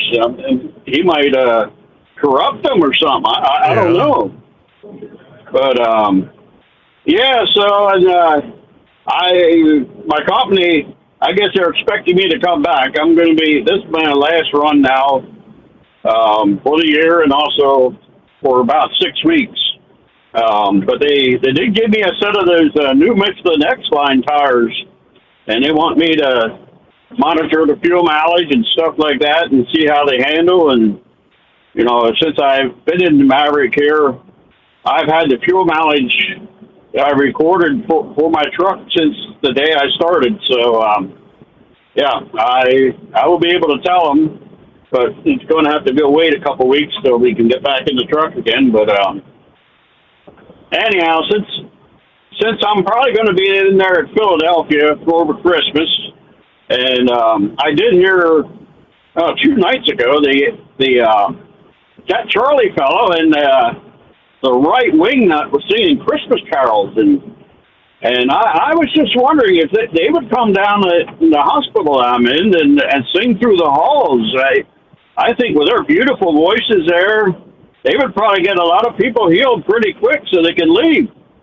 You know, but anyhow, I don't know if that will happen or not. But so yeah, I don't have too much else to add. But I guess that's all. We'll speak at you later. Well, good to hear from you, Buckwheat. Thanks for the update. Prayers for continued healing, all right? All right, so I see here here's another, yet another fatality. An individual behind the wheel of a truck that had no business being here. The need for English language proficiency continues to be reinforced following another fatal crash. This one involving a tour bus in Tennessee. Department of Homeland Security and Department of Transportation announcing Tuesday that a Tennessee crash involving a bus and tractor trailer left one person dead and raised even more questions about licensing and enforcement. Investigators say the driver responsible for the crash was a Chinese national who failed an English proficiency test after the crash. Identified as 54-year-old Yasong Huang, unlawfully entered the United States from Mexico in 2023. Huang admitted to U.S. Border Patrol agents in 2023 that he entered the country illegally and is a citizen of China. Federal officials say he was later released into the country and issued work authorization and a Social Security card, which allowed him to obtain a Class B commercial driver's license from the state of New York. On December 9, Huang was driving an empty tour bus westbound on Interstate 40, where he rear-ended a tractor-trailer, triggering a chain reaction crash. One died, 2 others injured. Investigators reported that Huang was watching a video on his phone at the time of the collision. Sean Duffy says it's not just that Joe Biden let millions of migrants flood into our country illegally. His administration doled out the documentation that these unqualified foreigners, drivers, needed to obtain trucking licenses and operate 40-ton missiles on the highway. Fact that this individual failed a basic English test also calls into question how he even got the license in the first place. Working with Secretary Noem, we will continue to fight to keep you and your family safe on America's roadways. You know, it's been a tough week for the state of New York. December 12th, Duffy held a news conference, put the state on notice for the issuance of non-domiciled CDLs. The audit that revealed more than half of New York's non-domiciled CDLs were issued unlawfully. Specifically, the DOT said 107 of the 200 records they sampled were issued in violation of federal law.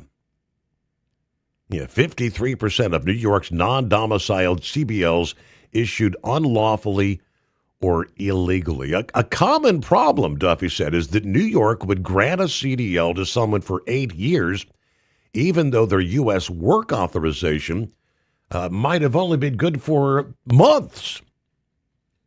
I'm going to give New York 30 days, because that's what the law requires to come into compliance. If they come into compliance, we're going to work with them. If they refuse, well, because Governor Hochul, for some reason, believes we should have unqualified truckers on American roads, we're going to pull tens of millions of dollars as phase one from the state of New York. Of course, they tried to fire back saying, we're not at fault. It's the federal level. New York is just the latest state being called out by the DOT for not issuing CDLs properly. Earlier this month, Minnesota was on the list. Other states that have been instructed to clean up their acts include, obviously, California, Pennsylvania, New Mexico, Colorado, South Dakota, Texas, and Washington. Duffy said on December 12th, California has cooperated with the DOT to pull 17,000 unlawful CDLs. All right, let's get to Senor Heatwave, I do believe, this Friday morning. Oh, good morning, Senor. Man, I'll tell you what, we're traveling across Interstate 80 here in Nevada, and I'm thinking, where's the snow? Where's the wind? Where's the rain? Ain't nothing up here. We went over the Interstate 80 in California, and nothing. It was just dry road and a little bit of snow on the side, but I guess that river ain't that low to where it's going to affect these states right away. So I guess we're doing good. The atmospheric river, I guess your reference right now, I mean, you can see the stream coming in off the Pacific Northwest, northern California, kind of cutting right through western Oregon into southeastern Washington, up into northern Idaho and parts of Montana. Yep, and it's staying up there as long as that jet stream stays up there. I wouldn't mind it coming down. So, buckwheat.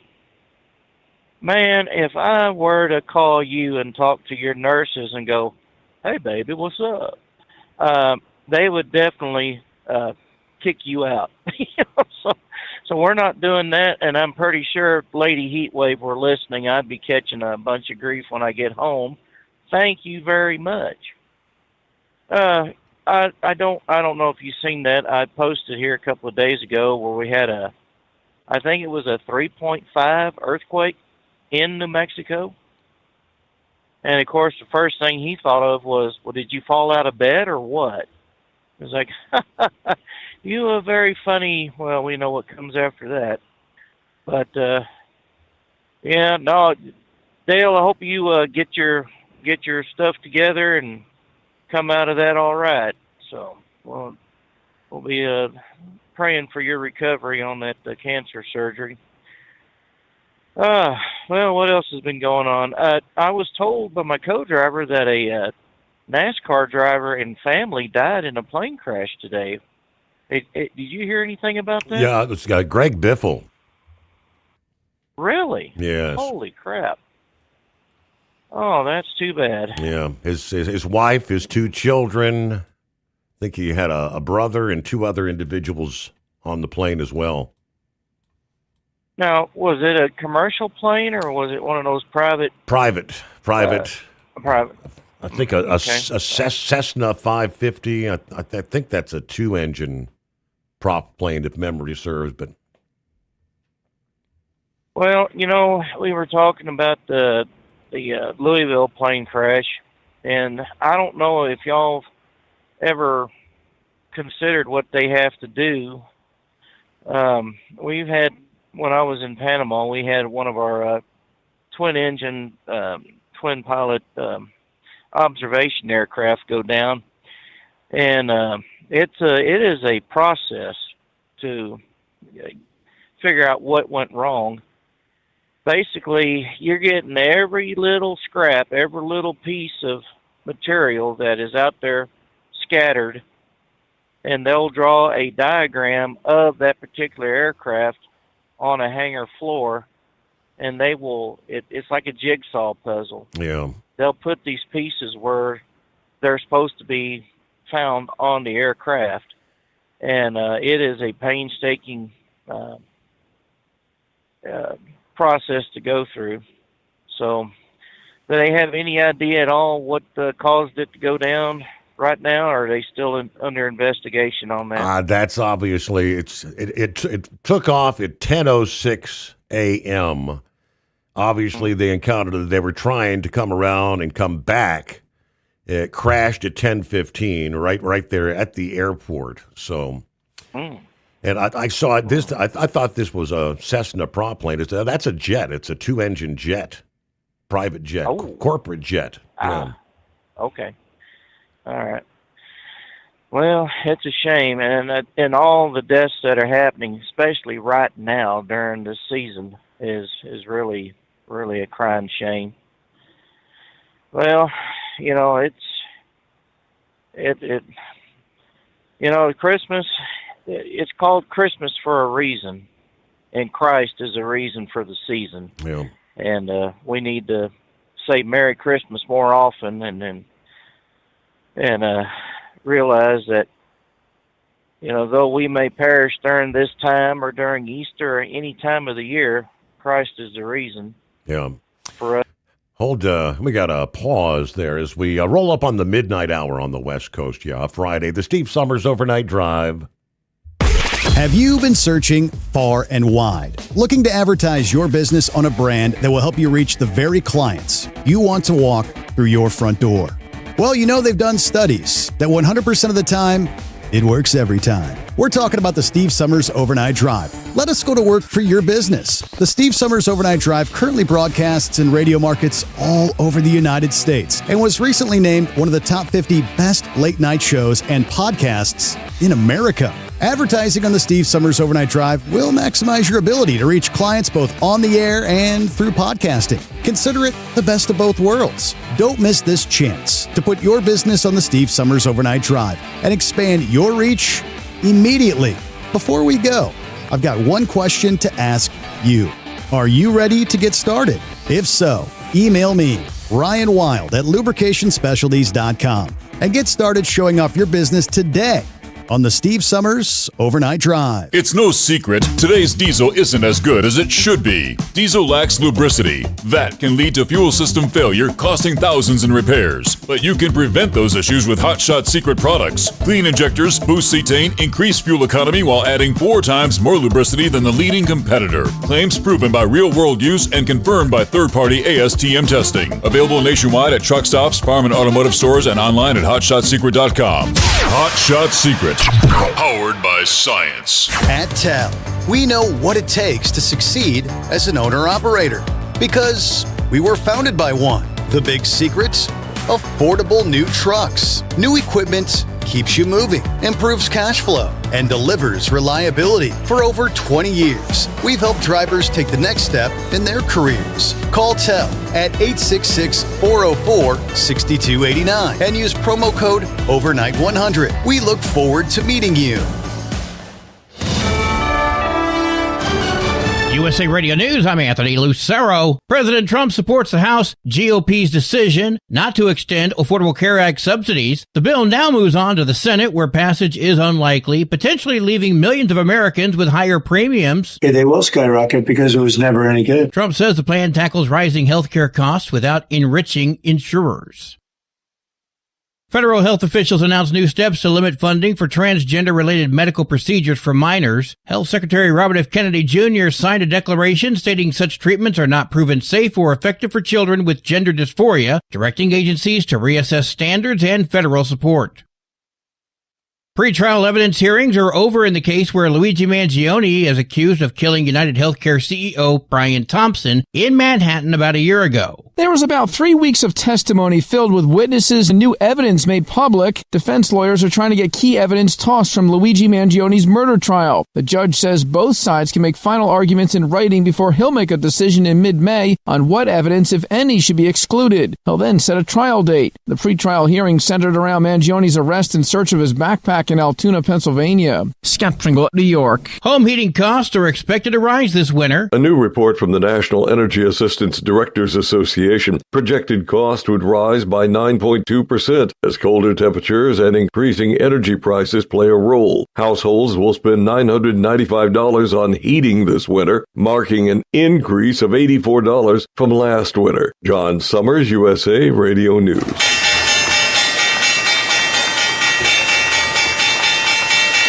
Wall Street closed with stocks in the green. At the closing bell, the Dow Jones Industrial Average rose 66 points. The S&P 500 is up 53, and the Nasdaq rose 313 points. I'm Sarah Lee Kessler. From America's News Network, USA Radio News. Business owners, are you paying high phone bills for old school systems and lousy service? StrongTel cuts your phone bills in half and turns every phone you own into a feature-rich business system. Sean Roddy, CEO of Hennings Brothers Drilling, had this to say: "We've been a StrongTel customer for over 10 years. It's great, and even includes an intercom with video to our equipment yard. I can watch live from anywhere with my smartphone. I'd recommend StrongTel to anyone. Never miss a customer call again with your StrongTel business system. StrongTel is a proud iTex partner and always welcomes your iTex dollars. You'll get award-winning StrongTel service, a business-class phone system, and cut your phone bill in half. Visit strongtel.com. That's StrongTel, StrongTel.com. It's StrongTel.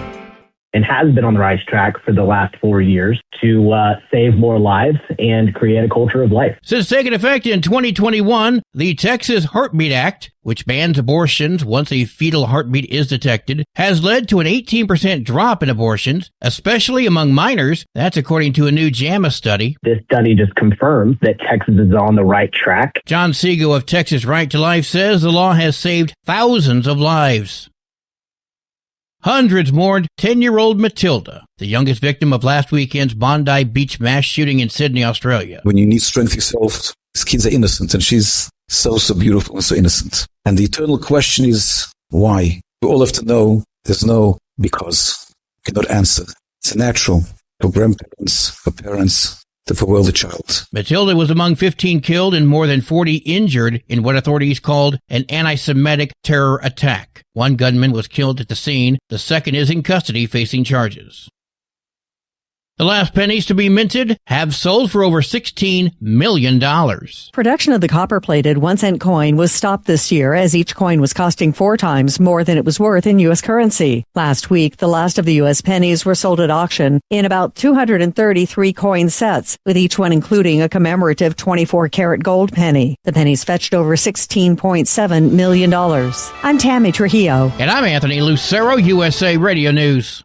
iLocal.net is offering a free website analysis to improve the online presence of your business. Business owners across the U.S. turn to iLocal.net to improve their search engine rankings. Search engines are constantly changing their algorithms. You need the professionals who know how to use those changes to benefit your business. Don't hope for new customers. Get found and be chosen. Visit iLocal.net/go for your free website analysis. iLocal.net/go. Truck downtime costs you money. One hidden killer on Cummins ISX 15 engines is weak injector cups. When they leak, coolant gets into the cylinders and suddenly you're facing a big repair bill. Industrial Injection has the fix. Our Torque Lock Injector Cup Kit with a threaded Torque Lock design. These cups stay sealed for good. No more coolant leaks. No more surprise downtime. Keep your truck on the road. Ask your shop for Industrial Injection Torque Lock Injector Cups today. At Hot Shot Secret, we share the science behind common diesel problems and their solutions. For example, Hot Shot Secret Diesel Extreme. Today's ultra-low sulfur fuels leave injector deposits causing frequent DPF regens and low throttle response. Diesel Extreme is a once every 6-month treatment that will clean your entire fuel system, including the tank, lines, pump, and the injectors. Hot Shot Secret Diesel Extreme is available nationwide at truck stops, fine farm and auto stores, and online at hotshotsecret.com. Because Channel 19's a little congested. Call Steve now at 844-844-3388. The Overnight Drive.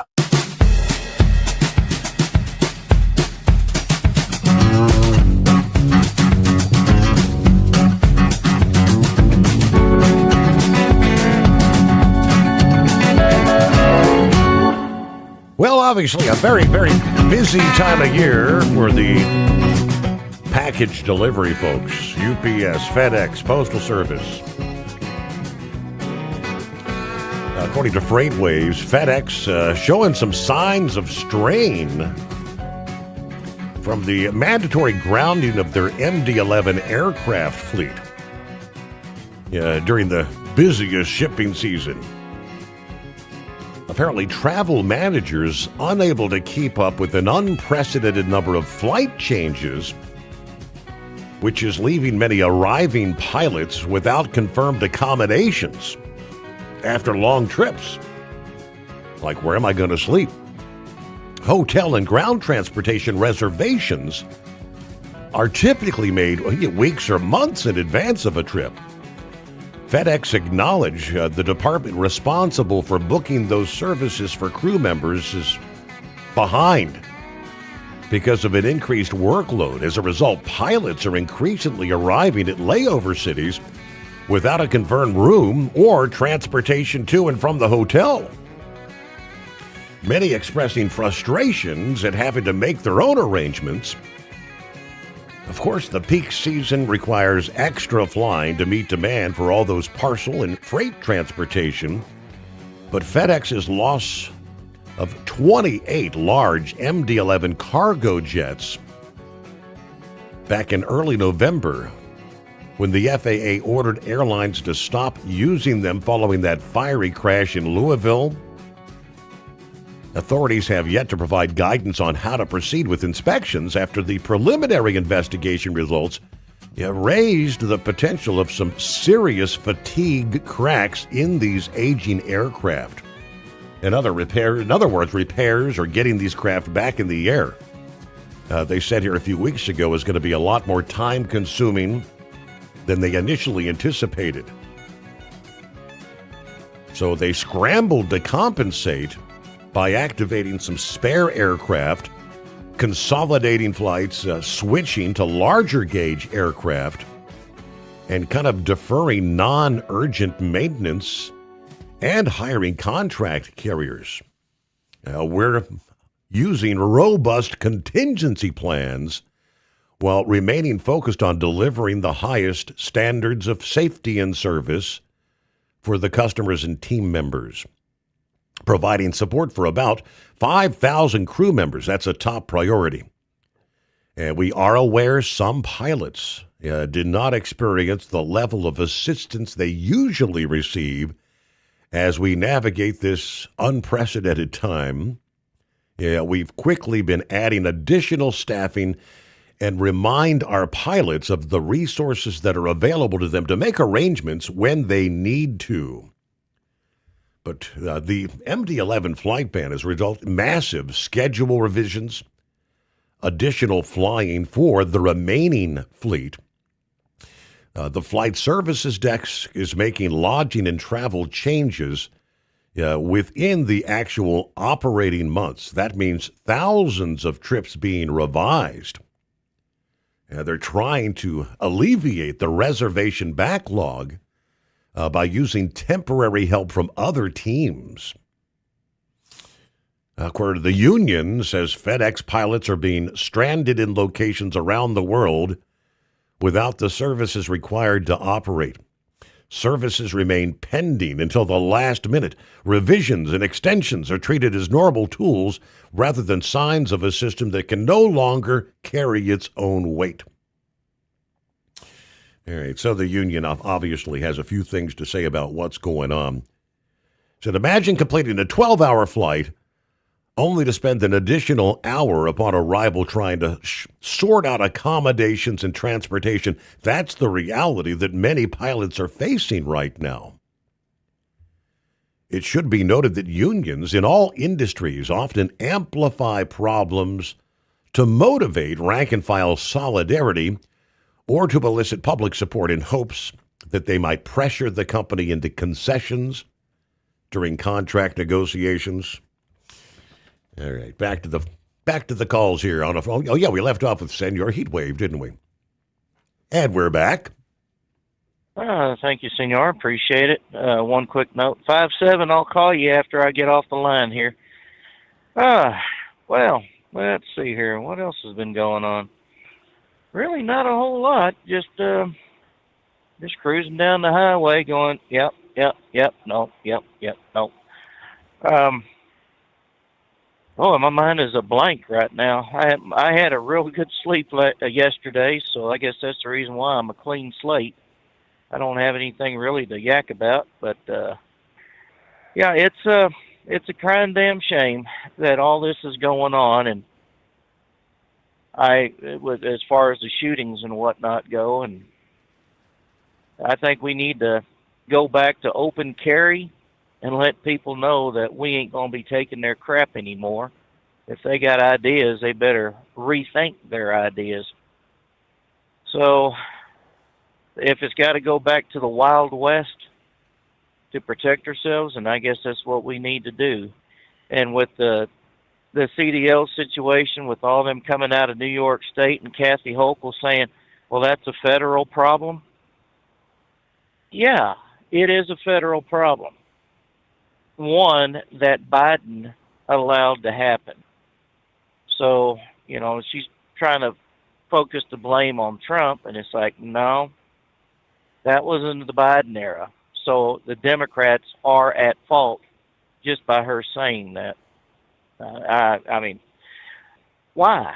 Why do we have to have Chinese people drive buses that can't even speak an English language? This is what's the result of. Well, we need to treat everybody with compassion, and we need to give everybody a chance. And there's only one main language out here that people need to know: English. It's not Spanish, although they do have the signs down on the southwest corner of the country. That's up to about 20 miles inland. Some of them are a little bit further because of the Mexican drivers that come up with the tour buses and whatnot. But, I mean, if you're going to give the test in 187 different languages or have to have a translator to say, this is what this question is, what do you think, and then translate the answer, who in the right mind didn't see this as a problem coming? Yeah. So I guess that 54-year-old Chinese resident, since he killed somebody or people, is he going to be treated as a criminal that he is? And is China going to start raising Cain, saying, "Oh no, that's our citizen, we want him back"? And the company that hired him, how much do you think they're going to pay out for the deaths? You think it'll be a nuclear verdict for that company that hired him? I mean, if they're going to do a nuclear verdict on that poor student driver and his trainer from Werner all them years ago, when an illegal alien going in the opposite direction there in East Texas on snow and ice lost control of his vehicle, hitting the Werner driver because he went over through the median. Yeah, and then killing one of his own people in that pickup, and then severely injuring another.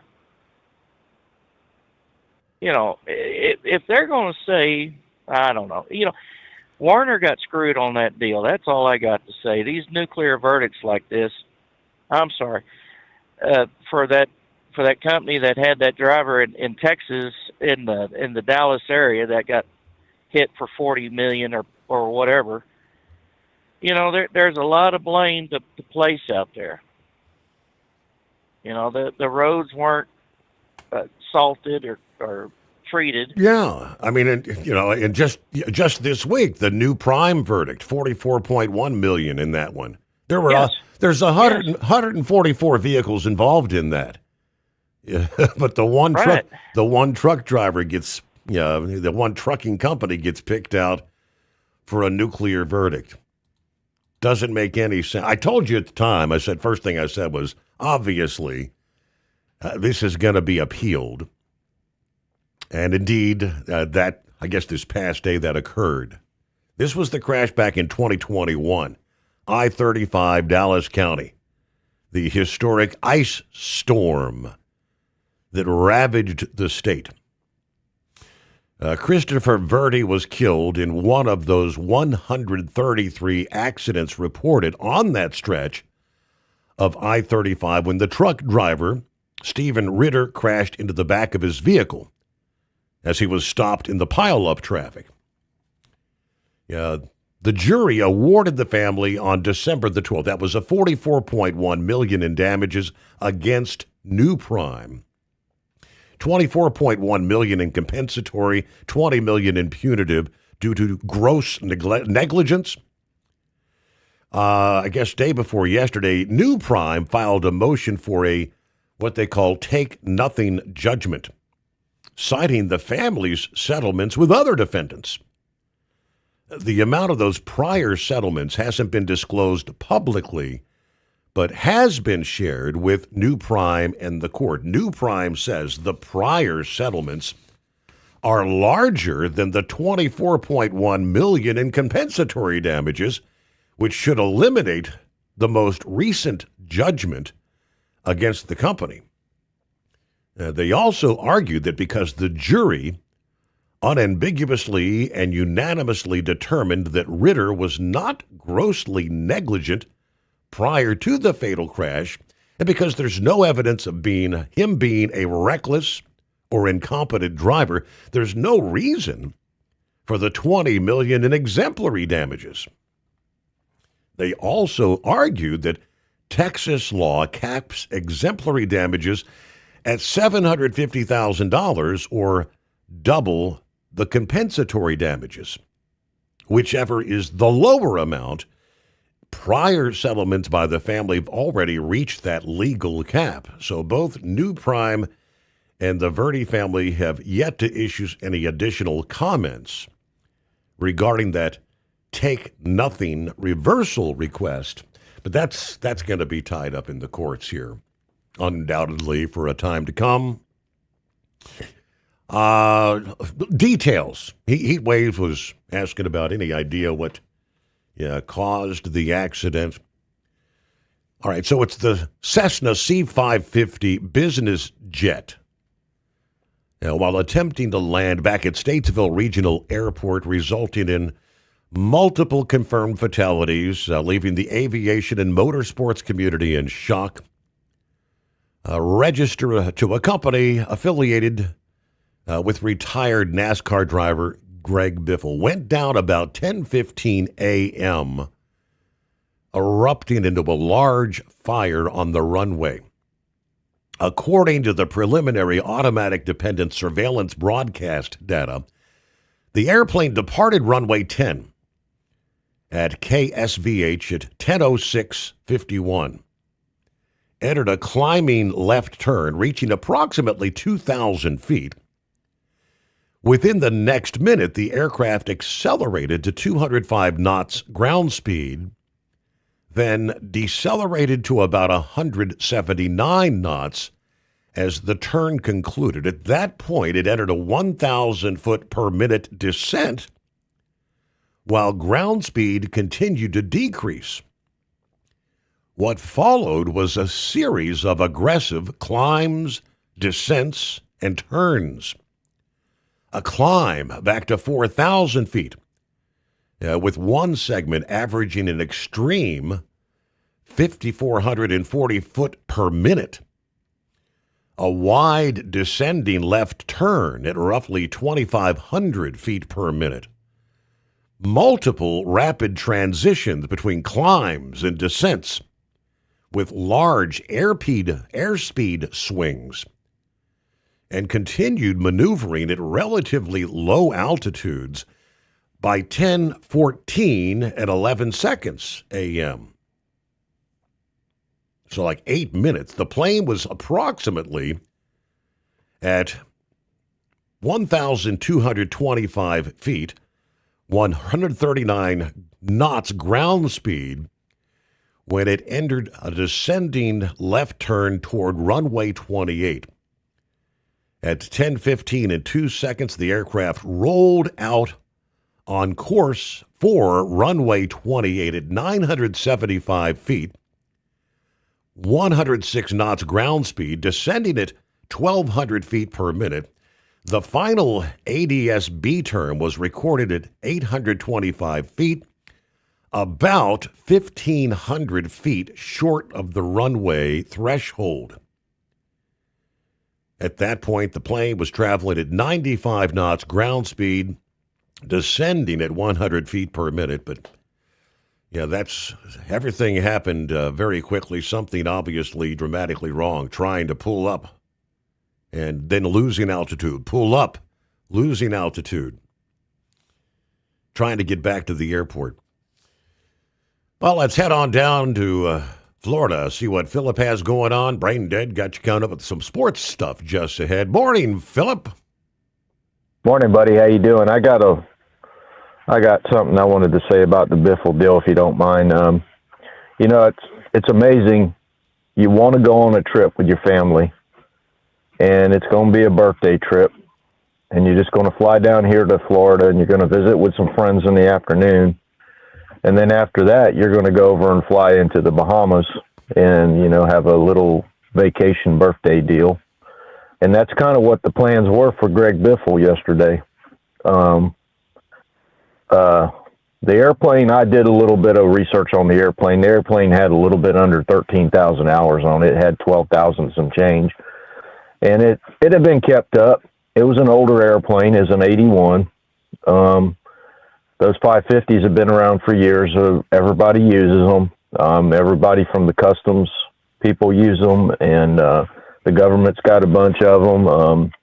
There's a lot of them out there. It was one of the first Cessna Citations series that, a lot of guys could afford. It wasn't it's an expensive jet, but it's not as expensive as, say, a G5 or Gulfstream or something on that lines, but it's just amazing. You got a trip. You just want to go on a vacation trip, and he had the money and everything to back everything up and do what he needed to do, and he was doing what he liked to do, which was flying.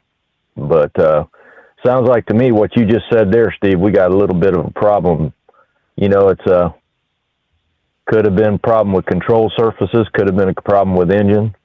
Could have been a lot of different problems. I mean, those planes don't generally have a black box. They have an ELD in them, which is a locator, which is what told them what was going on with the attitude and all that. But what's your feelings, buddy?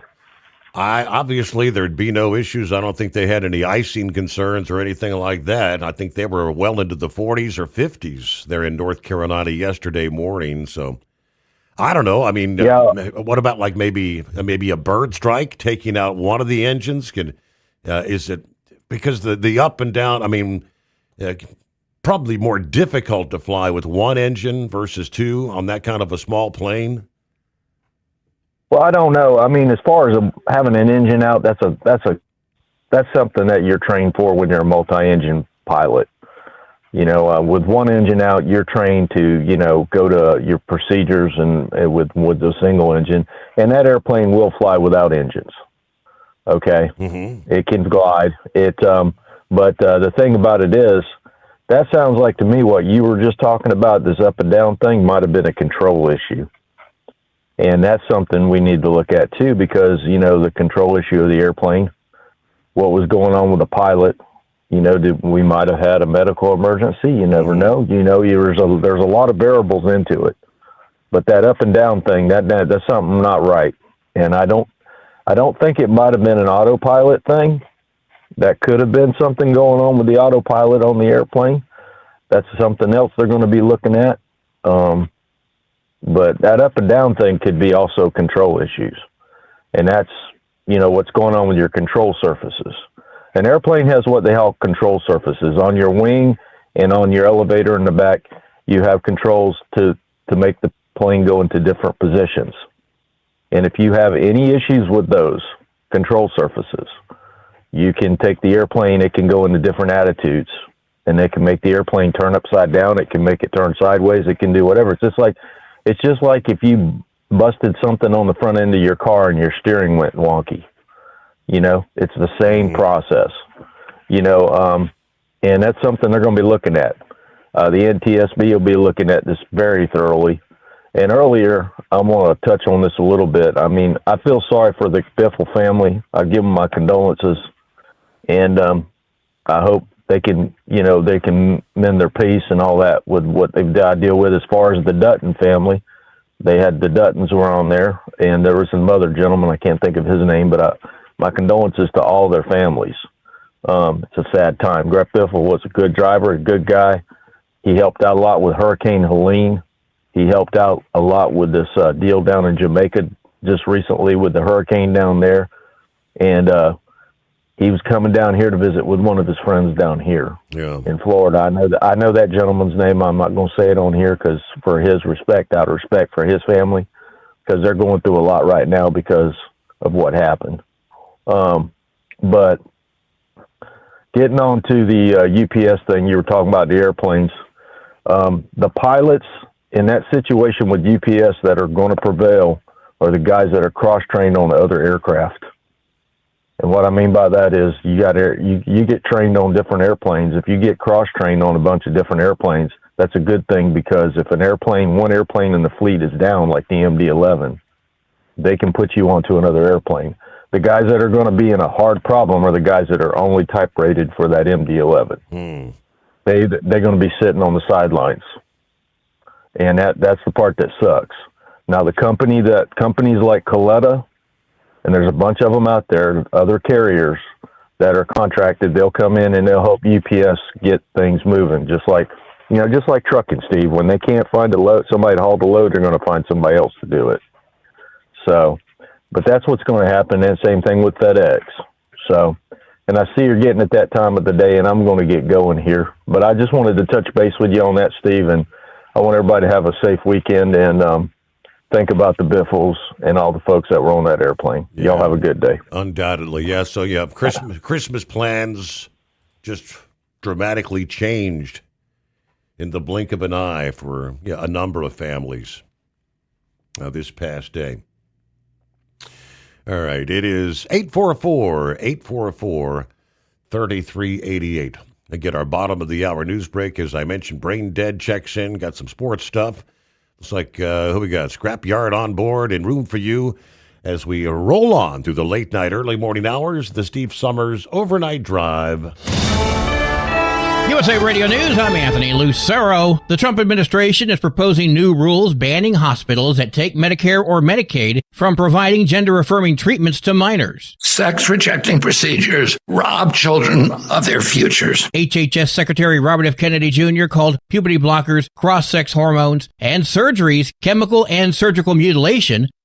A new Israeli report reveals Iran has built a shadow aviation network to bypass sanctions, using front companies, airlines like Mahan Air and Hisham Air, transport weapons and military gear to regional proxies while blending civilian flights with covert operations, which lets Tehran fund allies and sustain its aviation industry despite U.S., EU, and UN restrictions. At the closing bell, the Dow Jones Industrial Average rose 66 points, the S&P 500 is up 53, and the NASDAQ rose 313 points. I'm Sarah Lee Kessler. From America's News Network, USA Radio News. So right now may be the perfect time for you to rethink how you pay for health care. And here's why. This time of year is decision time for a lot of people. But it's also when you can join MediShare and save even more than usual. For many families, joining MediShare means saving about $500 a month, which is a game changer for a lot of people.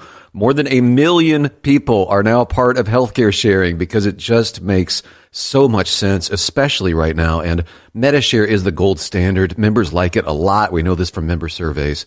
MediShare has been around for over 30 years. It is a proven thing. And if you join before December 31st and you mention the promo code SHARE, they'll waive your application fee, so you save $100 right off the bat. I'll give you the number here in a second, but just call. You'll get a price within 2 minutes. And again, the deadline is December 31st, so call now. You'll save even more. Here's the number. Call 855-SHARE-40. That's 855-SHARE-40. 855-SHARE-40.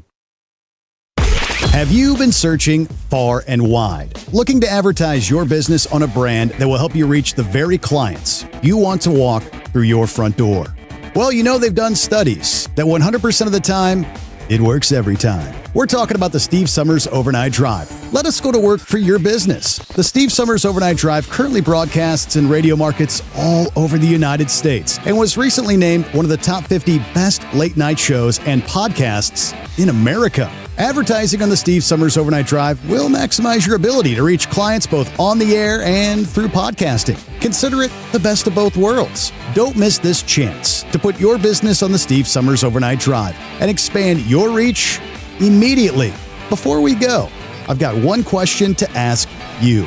Are you ready to get started? If so, email me, Ryan Wild at lubricationspecialties.com, and get started showing off your business today on the Steve Sommers Overnight Drive. Truckers, meet the SpeedMax Pro Max, the tire built for serious hauls and serious peace of mind. With rugged construction and performance you can count on, Pro Max is made for the long road ahead. And here's the best part. It comes with an 8-year warranty. That's right, 8 years of confidence, mile after mile. Ask SpeedMax. Drive far. Drive strong. For more info, call 860-436-4100 or buy online at digitire.com. Truck downtime costs you money. One hidden killer on Cummins ISX 15 engines is weak injector cups. When they leak, coolant gets into the cylinders and suddenly you're facing a big repair bill. Industrial Injection has the fix. Our Torque Lock Injector Cup Kit with a threaded Torque Lock design. These cups stay sealed for good. No more coolant leaks. No more surprise downtime. Keep your truck on the road. Ask your shop for Industrial Injection Torque Lock Injector Cups today. It's no secret, today's diesel isn't as good as it should be. Diesel lacks lubricity. That can lead to fuel system failure, costing thousands in repairs. But you can prevent those issues with Hot Shot Secret products. Clean injectors, boost cetane, increase fuel economy while adding 4 times more lubricity than the leading competitor. Claims proven by real-world use and confirmed by third-party ASTM testing. Available nationwide at truck stops, farm and automotive stores, and online at hotshotsecret.com. Hot Shot Secret. Powered by science. Did you miss an episode of the Steve Sommers Overnight Drive? Or just want to relive a little bit of the magic? Don't worry, you can download the Steve Sommers Overnight Drive wherever you get your podcasts. Don't miss a single second of the show that was recently named one of the best late night shows in America. Make sure you like and subscribe to the Steve Sommers Overnight Drive so you don't miss a single episode. The Steve Sommers Overnight Drive, available wherever you get your podcasts or online at overnightdriveradio.com.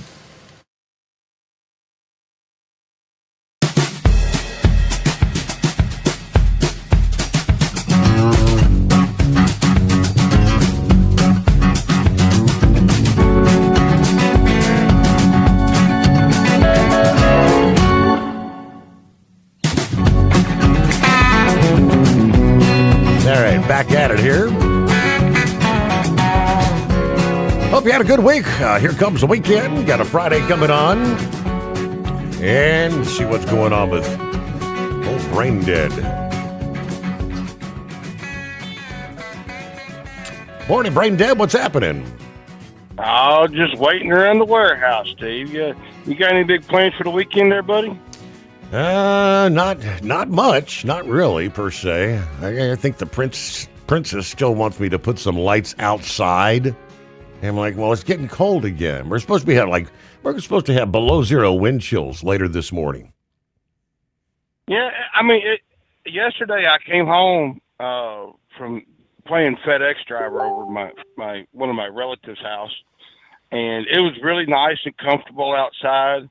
Then I wake up to come outside here, and it's like about 40 degrees. It's like, wait a minute, what happened to the temperature? See Pappy sitting in the woods somewhere, waiting on them to come by or something? I mean, it's just like, right. Bam, I mean, that's what, and it's crazy. I looked at the forecast here. It's supposed to be 70 on Christmas Day.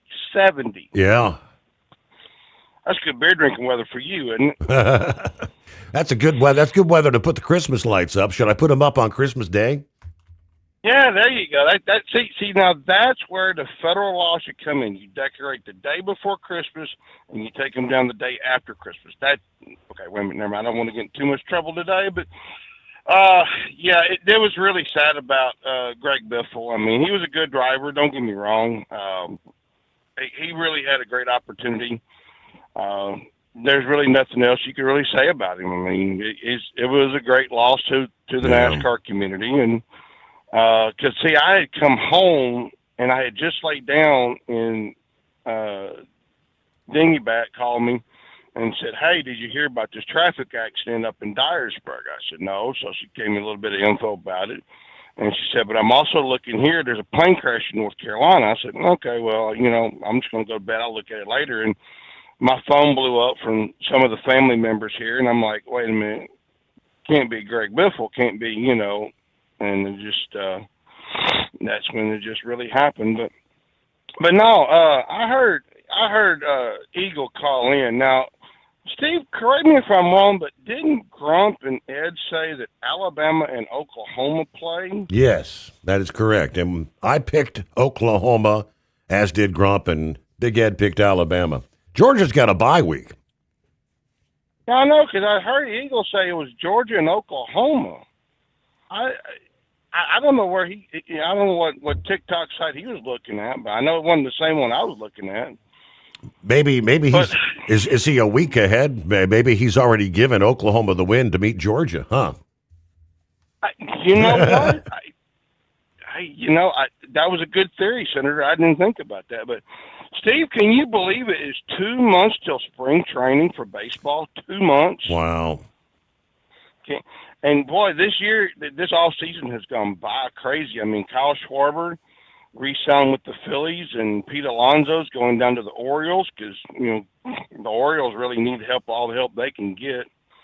But it's really crazy so far this all season is the Red Sox and the Rockies have not signed any free agents. That's even more scarier because I know the Cardinals they need a lot of help this year, and so does the Braves because, you know, I feel kind of bad for old Ramblers Braves, but there are some good people still out there, you know, to sign up for free agents because there's 5 names that you need to watch for during this free agent season of where they're going to go. Mm-hmm. You got Cody Bellinger, Kyle Tucker, Bo Bichette, Alex Bourbon, and I'm going to butcher this name, please forgive me, Muramaki.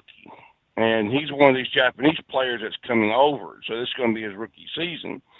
And all of the quote-unquote talking experts said that he's going to go with the Dodgers. Now, if he goes with the Dodgers, you could just go ahead and hang up next year's World Series. I mean, the Dodgers are playing that phenomenal of a ball. They're kind of like the Braves of the 90s, if that kind of jogs some memories down. So, but needless to say, I hope Bo Bichette does re-sign with the Blue Jays. That's one of the things that I'm hoping for. But Steve, other than that, I probably won't catch you. When are you coming back off your Christmas vacation, like the end of January? Well, actually, we'll be here Monday and Tuesday of next week. Then I'll be out Wednesday, Thursday, Friday. Then between Christmas and New Year, right now I'm slated to be in Monday, Tuesday, Wednesday of that week. Okay. See, Monday, Tuesday's my off days. Remember that. That's right. Sunday and Saturday and Sunday. So, but Steve, if I don't catch you before then, my friend, you have a Merry Christmas and a Happy New Year, and we'll talk to you next year. You do the same, and I'm just I got my fingers crossed that because I know there's tons that are finishing up this week and going to be out till, in many cases, till the new year. You know, when we have those lonely Mondays and Tuesdays on any given week, sometimes around the holidays, I know historically speaking, because I did those time frames for many years, the phones get pretty quiet. The nights can get very long. Let me see here. Promise we'd get to Scrapyard. Let's take care of that before we shift gears. What do you say, Scrapyard? I'll just sat here trying to make it happen, Captain. Earlier in the evening of my northern trip on up to Springdale, up there, the wind got so dead bad that drivers were pulling over. We were getting like 45 mile an hour gusts, and these drivers with light loads and all that was finding shelter. It was getting pretty interesting. Luckily, it's calmed down now. But on that Biffle crash, I think it was 2 years ago, an Airbus A380, I think it was. I think it was Lufthansa. But the characteristics of that crash, the way the plane was behaving, pretty much matches what Biffle's plane was doing, climbing, descending at rapid rates and all. It sounds like it was an AMS failure, the attitude monitoring system. It's like not servos, but it's like a little canard that's on either side up there around the cockpit nose cone area, and it monitors the pitch, and those little tiny canards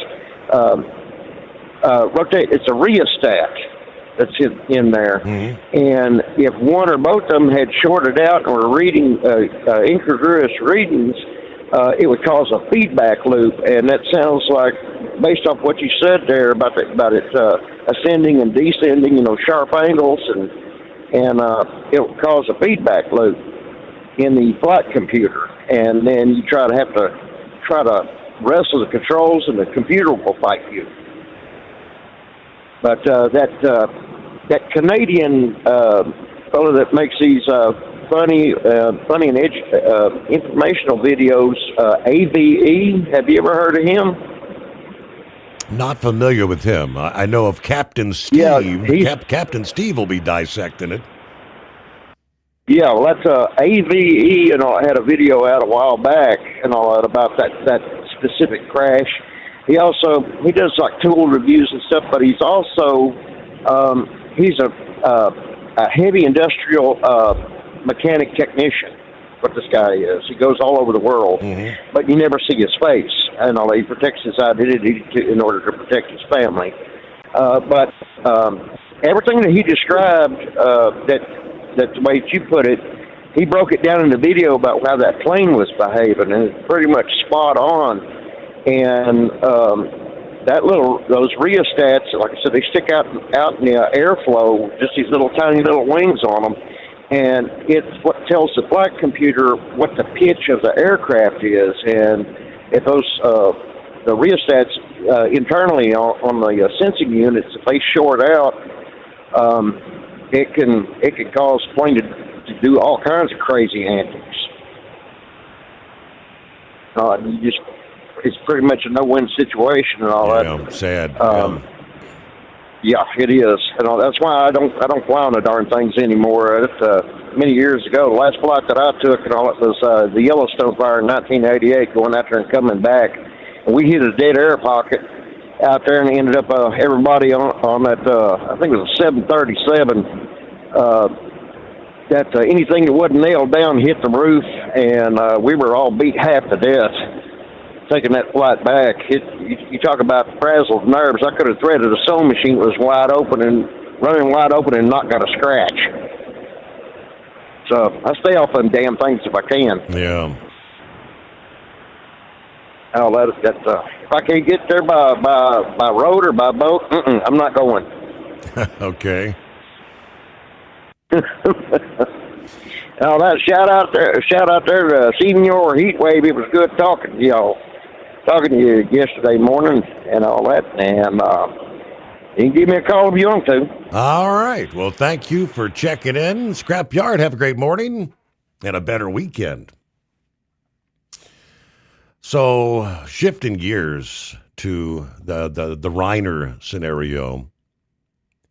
Let me start with when they say, well, the story begins at a party, Christmas party, drenched in glamour, flashing lights, laughter, the polite small talk, masked a growing sense of unease. Amid the luxurious setting, Nick Reiner kind of stood out, oddly disconnected. He was approaching guests with the same unsettling questions over and over again. What's your name? What's your last name? Are you famous? At first, many dismissed it as eccentric behavior, but as the night wore on, confusion slowly gave way to concern, they say. The atmosphere of the party began to shift. Conversations faltered, replaced by wary glances and hushed whispers. Nick grew increasingly agitated. reacting sharply to comments that seemed harmless. The tension reached its peak during a strange confrontation with a former Saturday Night Live comedian, a moment that left onlookers stunned. The encounter ended abruptly when Nick stormed off in anger, leaving behind an unsettled silence that no one could quite explain. Less than 24 hours later, the disturbing signs from the night took on a chilling meaning as Nick was arrested on charges of murdering his own parents, Rob and Michelle Reiner. From a glittering party to an unspeakable family tragedy, the story of Nick Reiner serves as a stark reminder that behind all the glow and the fame can lie profound darkness, one that can collapse without warning and consume everything in its path. And then let me take you to word from some of the officers first making contact with Nick. In a revelation that sends shivers through investigators and the public alike, the first police officer to approach and apprehend Nick Reiner during his arrest heard 3 bone-chilling words muttered under the suspect's breath. They deserved it. The 32-year-old son of Hollywood icon Rob Reiner and his wife displayed no visible signs of remorse as he was taken into custody December 14, just hours after the brutal stabbing deaths of his parents in their Brentwood home. The arresting officer, part of a joint task force that located Nick near Exposition Park in South Los Angeles, described the moment as one of the "it gave me goosebumps," he says. According to sources familiar with the encounter, Nick, still disheveled, possibly bearing traces of the crime, was cooperative during the arrest, offered no resistance. As the handcuffs were being clicked into place and he was read his rights, he allegedly leaned in slightly and whispered the damning phrase referring to his slain parents. He did not shout it. He did not cry. He did not break down. Just cold, flat, like he meant every word, no regret, no tears, nothing. They deserved it. This alleged lack of remorse has deepened the horror surrounding the case, painting a portrait of a profound emotional detachment or maybe entrenched resentment.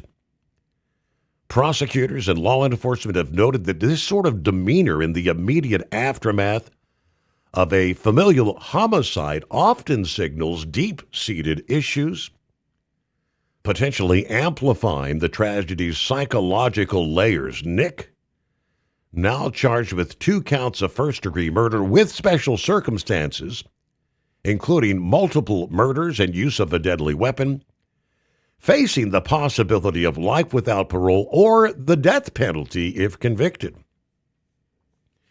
course, we know the rest of the story, shocking the nation when the details emerge. But Nick's arrest came swiftly that evening after the bodies were discovered about 9:15 p.m. after tips and tracking led officers to him in a public area far from the affluent Brentwood neighborhood. Blood evidence reportedly found in a motel room that he had checked into early Sunday morning, further tying him to the scene. From the moment of capture, his flat effect stood out. No panic, no denial, just the eerie calm punctuated by those whispered words that now haunt the responding team. Nick's troubled history provides a bit of painful context, open about his addiction struggles since adolescence, enduring numerous rehab attempts, homelessness, relapses.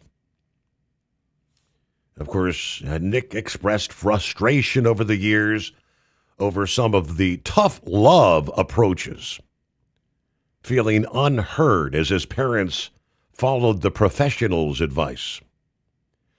To which Rob and Michelle actually later voiced some regrets, admitting that sometimes they ignored his pleas, that certain programs were not helping him, but simply saying, like he knew what was going down, they deserved it. Did you miss an episode of the Steve Summers Overnight Drive? Or just want to relive a little bit of the magic? Don't worry. You can download the Steve Summers Overnight Drive wherever you get your podcasts. Don't miss a single second of the show that was recently named one of the best late night shows in America. Make sure you like and subscribe to the Steve Summers Overnight Drive so you don't miss a single episode. The Steve Summers Overnight Drive. Available wherever you get your podcasts or online at overnightdriveradio.com. Your factory fuel filter is letting you down. AirDog heavy-duty diesel fuel systems don't just filter your fuel. The AirDog fully optimizes your truck's fuel system for peak efficiency. The factory-provided filter simply removes particulates and water from fuel. The AirDog system removes all contaminants, including entrained air, water, and particulates, and feeds the engine pump with optimal pressure. Check out airdogdiesel.com to learn how you can capture every bit of performance and efficiency from your fuel system. At Hotshot Secret, we share the science behind common diesel problems. For example, fuel additives. Most fuel additives either impact performance or provide protection. Hotshot Secret Everyday Diesel Treatment provides both performance enhancement and fuel system protection. Everyday Diesel Treatment delivers a 6-in-1 premium fuel treatment for every fill-up, every time. Everyday Diesel Treatment is available at truck stops, Tractor Supply, O'Reilly's Auto Parts, and online at hotshotsecret.com. We know being over the road isn't easy, but getting parts for your truck can be. Rainey's offers over 100,000 parts and accessories, from chrome to cab comforts, watermelon lights to necessary replacement parts. It's all available on our website. Got questions? Our team of experts has your back from start to finish with unmatched customer service you won't get anywhere else. Head to Rainey's.com to get $25 off any order over $250 with code DRIVE25 at checkout. Have you been searching far and wide, looking to advertise your business on a brand that will help you reach the very clients you want to walk through your front door? Well, you know they've done studies that 100% of the time, it works every time. We're talking about the Steve Summers Overnight Drive. Let us go to work for your business. The Steve Summers Overnight Drive currently broadcasts in radio markets all over the United States and was recently named one of the top 50 best late night shows and podcasts in America. Advertising on the Steve Summers Overnight Drive will maximize your ability to reach clients both on the air and through podcasting. Consider it the best of both worlds. Don't miss this chance to put your business on the Steve Summers Overnight Drive and expand your reach immediately. Before we go, I've got one question to ask you. Are you ready to get started? If so, email me, Ryan Wild at lubricationspecialties.com, and get started showing off your business today on the Steve Summers Overnight Drive.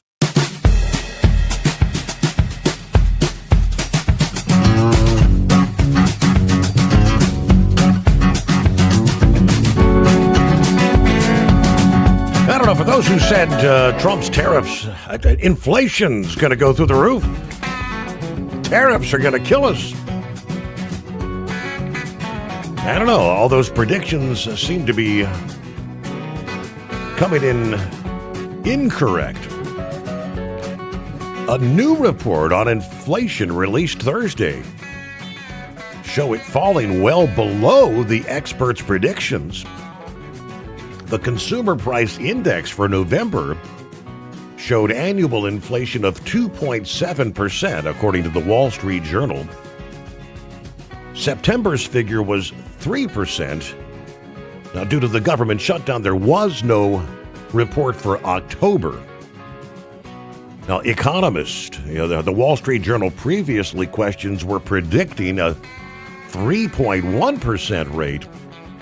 The core inflation rate of 2.6% was also lower than expected, the lowest since early 2021. Yeah, what is core inflation? That's the one that excludes food and fuel prices, which are more volatile. But adding to the positive news was a report from CNBC that initial claims for unemployment dropped to 224,000 for the week ending December 13, down from 237,000 the week before. That number also beat predictions that the number would be about 225,000. The positive news sent stock futures rising.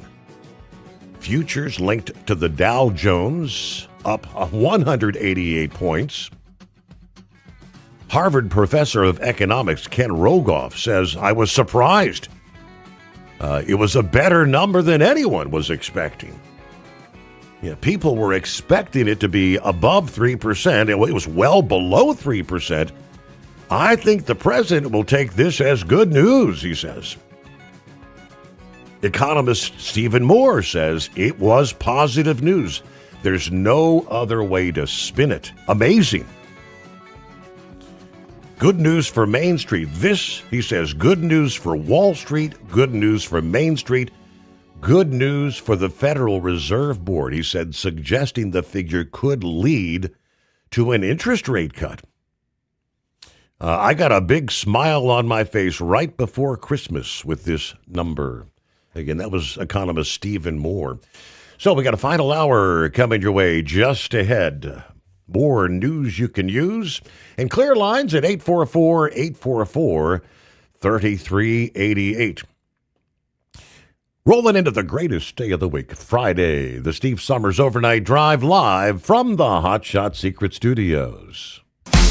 Did you miss an episode of the Steve Sommers Overnight Drive? Or just want to relive a little bit of the magic? Don't worry. You can download the Steve Sommers Overnight Drive wherever you get your podcasts. Don't miss a single second of the show that was recently named one of the best late-night shows in America. Make sure you like and subscribe to the Steve Sommers Overnight Drive so you don't miss a single episode. The Steve Sommers Overnight Drive. Available wherever you get your podcasts or online at overnightdriveradio.com.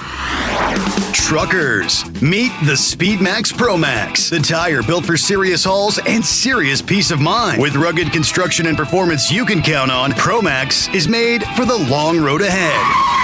And here's the best part. It comes with an 8-year warranty. That's right, 8 years of confidence, mile after mile. Ask SpeedMax. Drive far. Drive strong. For more info, call 860-436-4100 or buy online at digitire.com. Truck downtime costs you money. One hidden killer on Cummins ISX 15 engines is weak injector cups. When they leak, coolant gets into the cylinders and suddenly you're facing a big repair bill. Industrial Injection has the fix. Our Torque Lock Injector Cup Kit with a threaded Torque Lock design. These cups stay sealed for good. No more coolant leaks. No more surprise downtime. Keep your truck on the road. Ask your shop for Industrial Injection Torque Lock Injector Cups today. Like the men and women who power America, the people at Hot Shot Secret work hard and play harder. We're the fastest growing diesel and oil additive brand in the country. We solve problems. We protect engines. We save you money. And more importantly, time. Hot Shot Secret, powered by science. USA Radio News, I'm Anthony Lucero. The Trump administration is proposing new rules banning hospitals that take Medicare or Medicaid from providing gender-affirming treatments to minors. Sex-rejecting procedures rob children of their futures. HHS Secretary Robert F. Kennedy Jr. called puberty blockers, cross-sex hormones, and surgeries chemical and surgical mutilation, citing irreversible harm to children. A new Israeli report reveals Iran has built a shadow aviation network to bypass sanctions, using front companies, airlines like Mahan Air and Kishim Air, transport weapons and military gear to regional proxies while blending civilian flights with covert operations, which lets Tehran fund allies and sustain its aviation industry despite U.S., EU, and UN restrictions. The U.S. Senate is shutting down Adam Schiff's bid to require the Pentagon to release a video of a deadly boat strike. He wants a video of the September U.S. strike that killed 2 people on an alleged drug boat near Venezuela to be released to the public. The 2 people who died survived the initial strike on the boat. Republican Senator Markwayne Mullin of Oklahoma blocked Schiff's proposal from being considered. I'm Daniel Martindale. A school board member in Orange County, California, has been arrested after he allegedly sent inappropriate sexual messages to a minor. On Thursday, 42-year-old Christopher Becerra was arrested for possession of child pornography, molesting a child, and falsifying evidence or bribing or intimidating a witness. The Brea Police Department says Becerra, a member of the Brea Olinda Unified School District Board of Education, is alleged to also have other victims who were discovered during their investigation. KTLA says police believe there may be additional victims. I'm Sharon Reardon. Good news today on Wall Street. At the closing bell, the Dow Jones Industrial Average rose 66 points. The S&P 500 is up 53, and the NASDAQ rose 313 points. I'm Sarah Lee Kessler. From America's News Network, USA Radio News. Commerce moves fast. Your business should too. If you're not on the first page of search results, you're losing customers. Out of sight, out of mind is true. Don't let that be you. iLocal.net has helped local businesses dominate search results since 2009. For a limited time, iLocal.net is offering a free website analysis to improve the online presence of your business. Local business owners across the U.S. turn to iLocal.net to improve their search engine rankings. Search engines are constantly changing their algorithms. You need the professionals who know how to use those changes to benefit your business. Don't hope for new customers. Get found and be chosen. Call 888-699-2407 for your free website analysis. Don't wait. Call 888-699-2407. That's 888-699-2407. For your free website analysis, call 888-699-2407. Norovirus, a highly contagious stomach virus, some call the stomach flu, is surging in California, with cases up 50% due to a new strain. UC San Francisco's Dr. Peter Chin Hong advises disinfecting surfaces with bleach as the virus spreads through sick individuals and contaminated surfaces. The main rule about norovirus is that you can't use hand sanitizer to prevent it. It's just old-fashioned washing your hands with soap and water. Outbreaks are most common from November through April.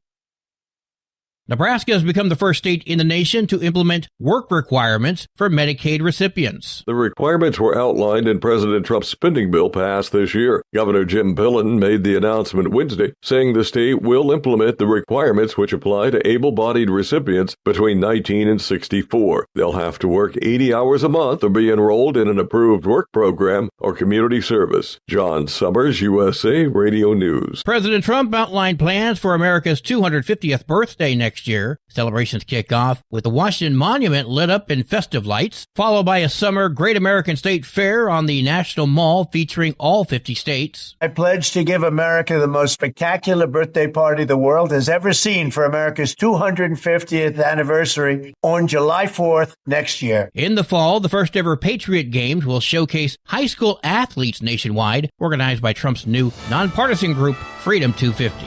For USA Radio News, I'm Anthony Lucero.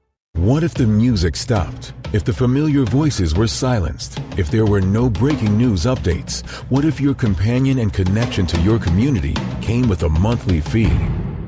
Don't worry, we're free local radio with you wherever you go, celebrating 100 years and looking forward to the next 100. We are broadcasters. Text radio to 52886 and let Congress know you depend on your local radio stations.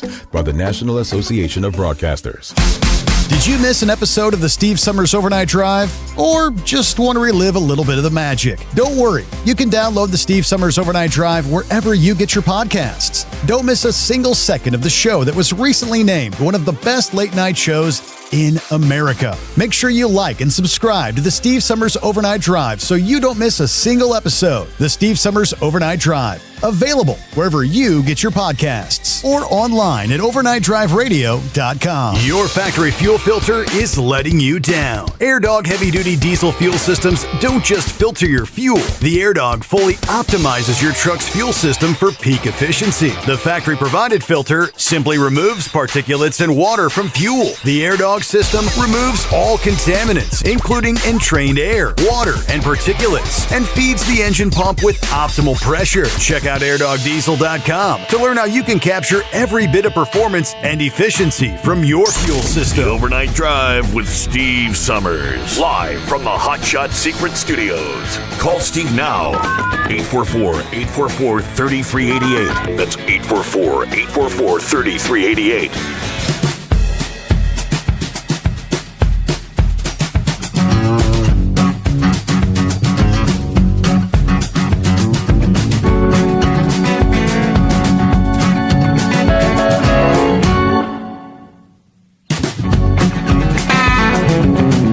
Get that final hour underway.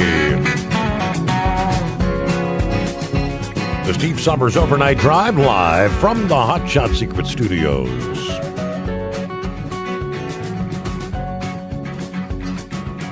I mentioned last evening, on the heels of the president addressing the American people, I was kind of surprised. No mention whatsoever of Venezuela in that speech. Someone suggested that President Trump just executed the mother of all trolls. He loves to do that, right? And the media walks straight into it. Take you back to prior to the president addressing the nation. I guess Tucker Carlson was on the line with Judge Napolitano. Dropped a major warning ahead of the address. Tucker said a member of Congress told him lawmakers were being briefed that a war is coming and that it might be announced during the president's national address that evening at 9 p.m. When asked directly if this means war with Venezuela, Tucker was very careful but unmistakably serious. To which he said, "I don't know. I don't know when this program airs, the one that we're on right now." And the judge said, "Well, we're live now. And then it'll be posted immediately. So right now." To which Tucker responded, "So my sense is, I don't know the answer. I have certainly been on the phone a lot about it. I have no power. I'm a podcaster. But I'm very interested. So here's what I know so far, which is that members of Congress were briefed yesterday that a war is coming, and it'll be announced in the address to the nation tonight at 9 o'clock by the president. Who knows, by the way, if that will actually happen? I don't know. I never want to overstate what I know, which is pretty limited in general. So with that brings us to whether using Tucker Carlson knowingly or unknowingly to float the idea that a war with Venezuela was imminent, President Trump sent every major network into full panic mode. What happened next? They cleared primetime coverage. They went wall to wall. They tuned in tens of millions of Americans. And instead of war, President Trump delivered a full recap of the first year's accomplishments, calmly, confidently, in front of Christmas decorations, no less. Absolute chess. He also told Americans something the media hates admitting. Illegal aliens were draining their hard-earned tax dollars. No spin, no apology, just facts. The result was the media did his distribution for him. His message reached everyone, and the whole panic narrative collapsed in real time. Love him or hate him, one thing is undeniable. President Trump is the undisputed king of political trolling and arguably the most effective media manipulator to ever sit in the Oval Office.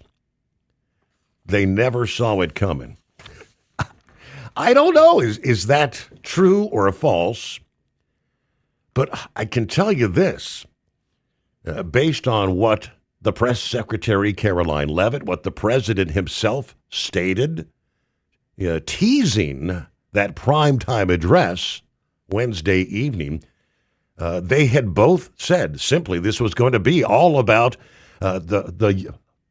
all the accomplishments that the president has successfully completed in his first year in office. But that would not have been enough. I can all but guarantee. Yeah, CNN, MS Now, you probably would have not seen whatever network it was, CBS, who ran the Survivor program. But they actually postponed the start of the program, Survivor, till after the president's address anyway. But all those networks would probably not have even carried it. Fox News, Newsmax, News Nation Now, your conservative outlets would have picked it up.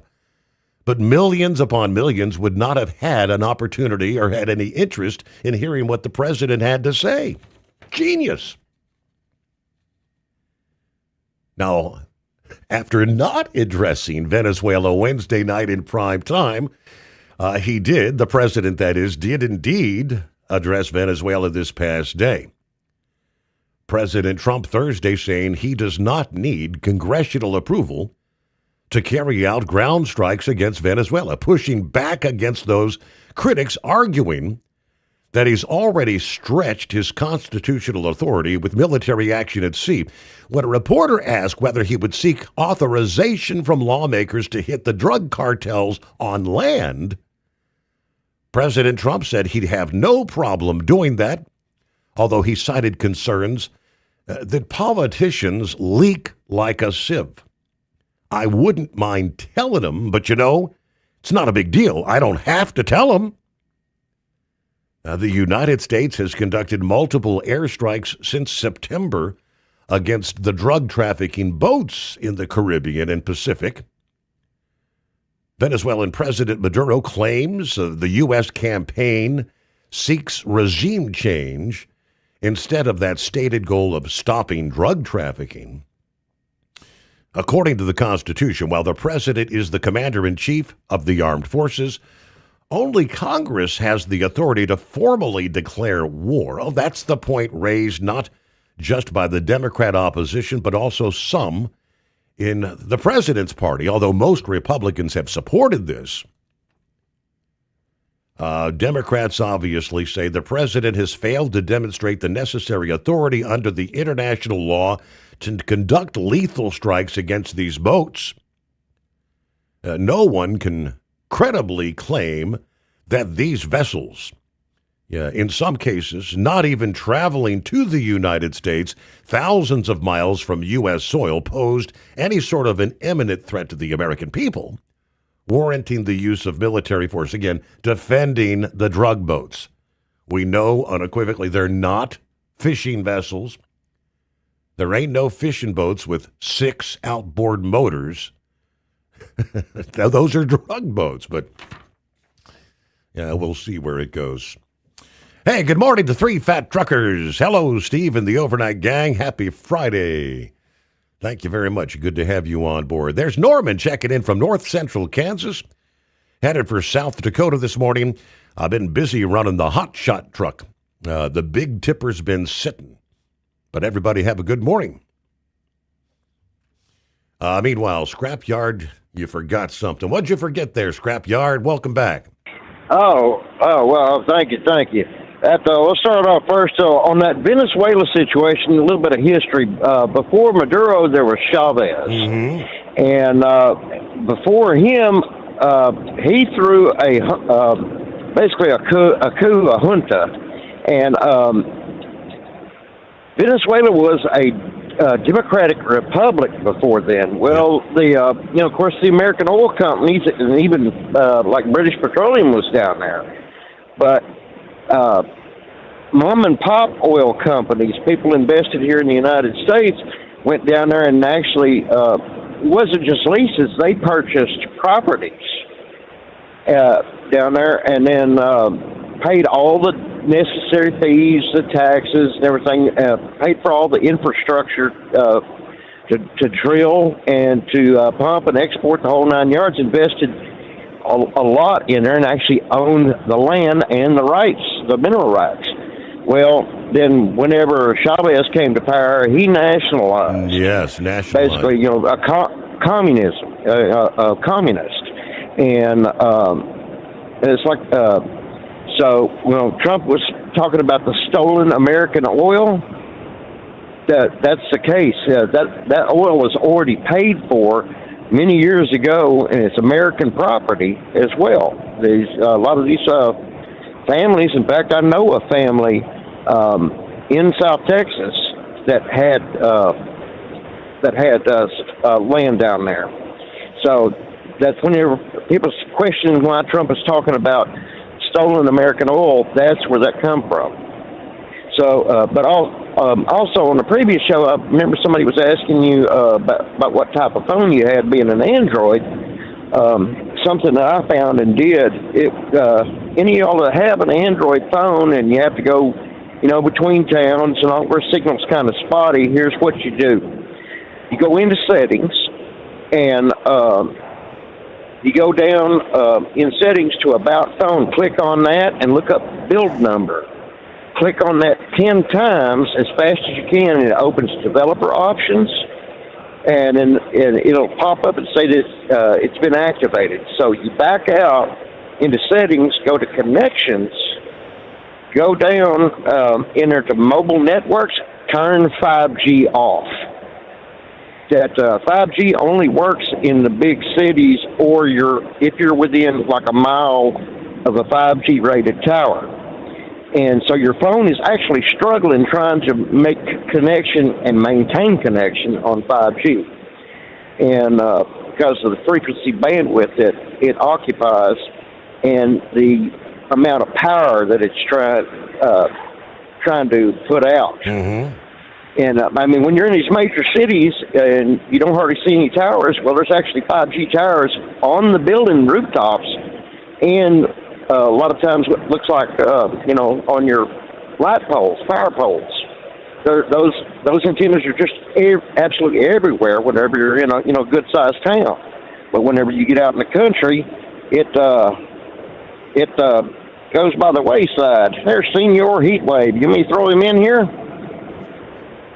Sure. Okay, let's see if I can merge. All right. John found it. Merge. Hello. There we go. Okay, can you hear me now? Yes. Say hello to Steve. Oh, do I need to let you go? No, you're merged. No, you're live on the air there, Senor Heatwave. What the hell? Yeah, what the hell? Sorry. No, I was just talking to Jukebox Johnny and 5-7. I told you I was going to call 5-7 after I got off the horn with you.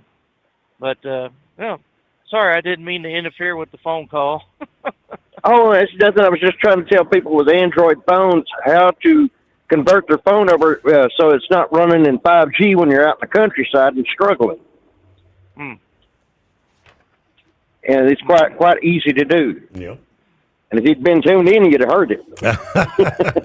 rather than gibber. I'm sure you'll let me know once the show's over. You'll call me up saying, and this is what you got to do. You got to hit A, B, C, 2, 3, 4, and whatever.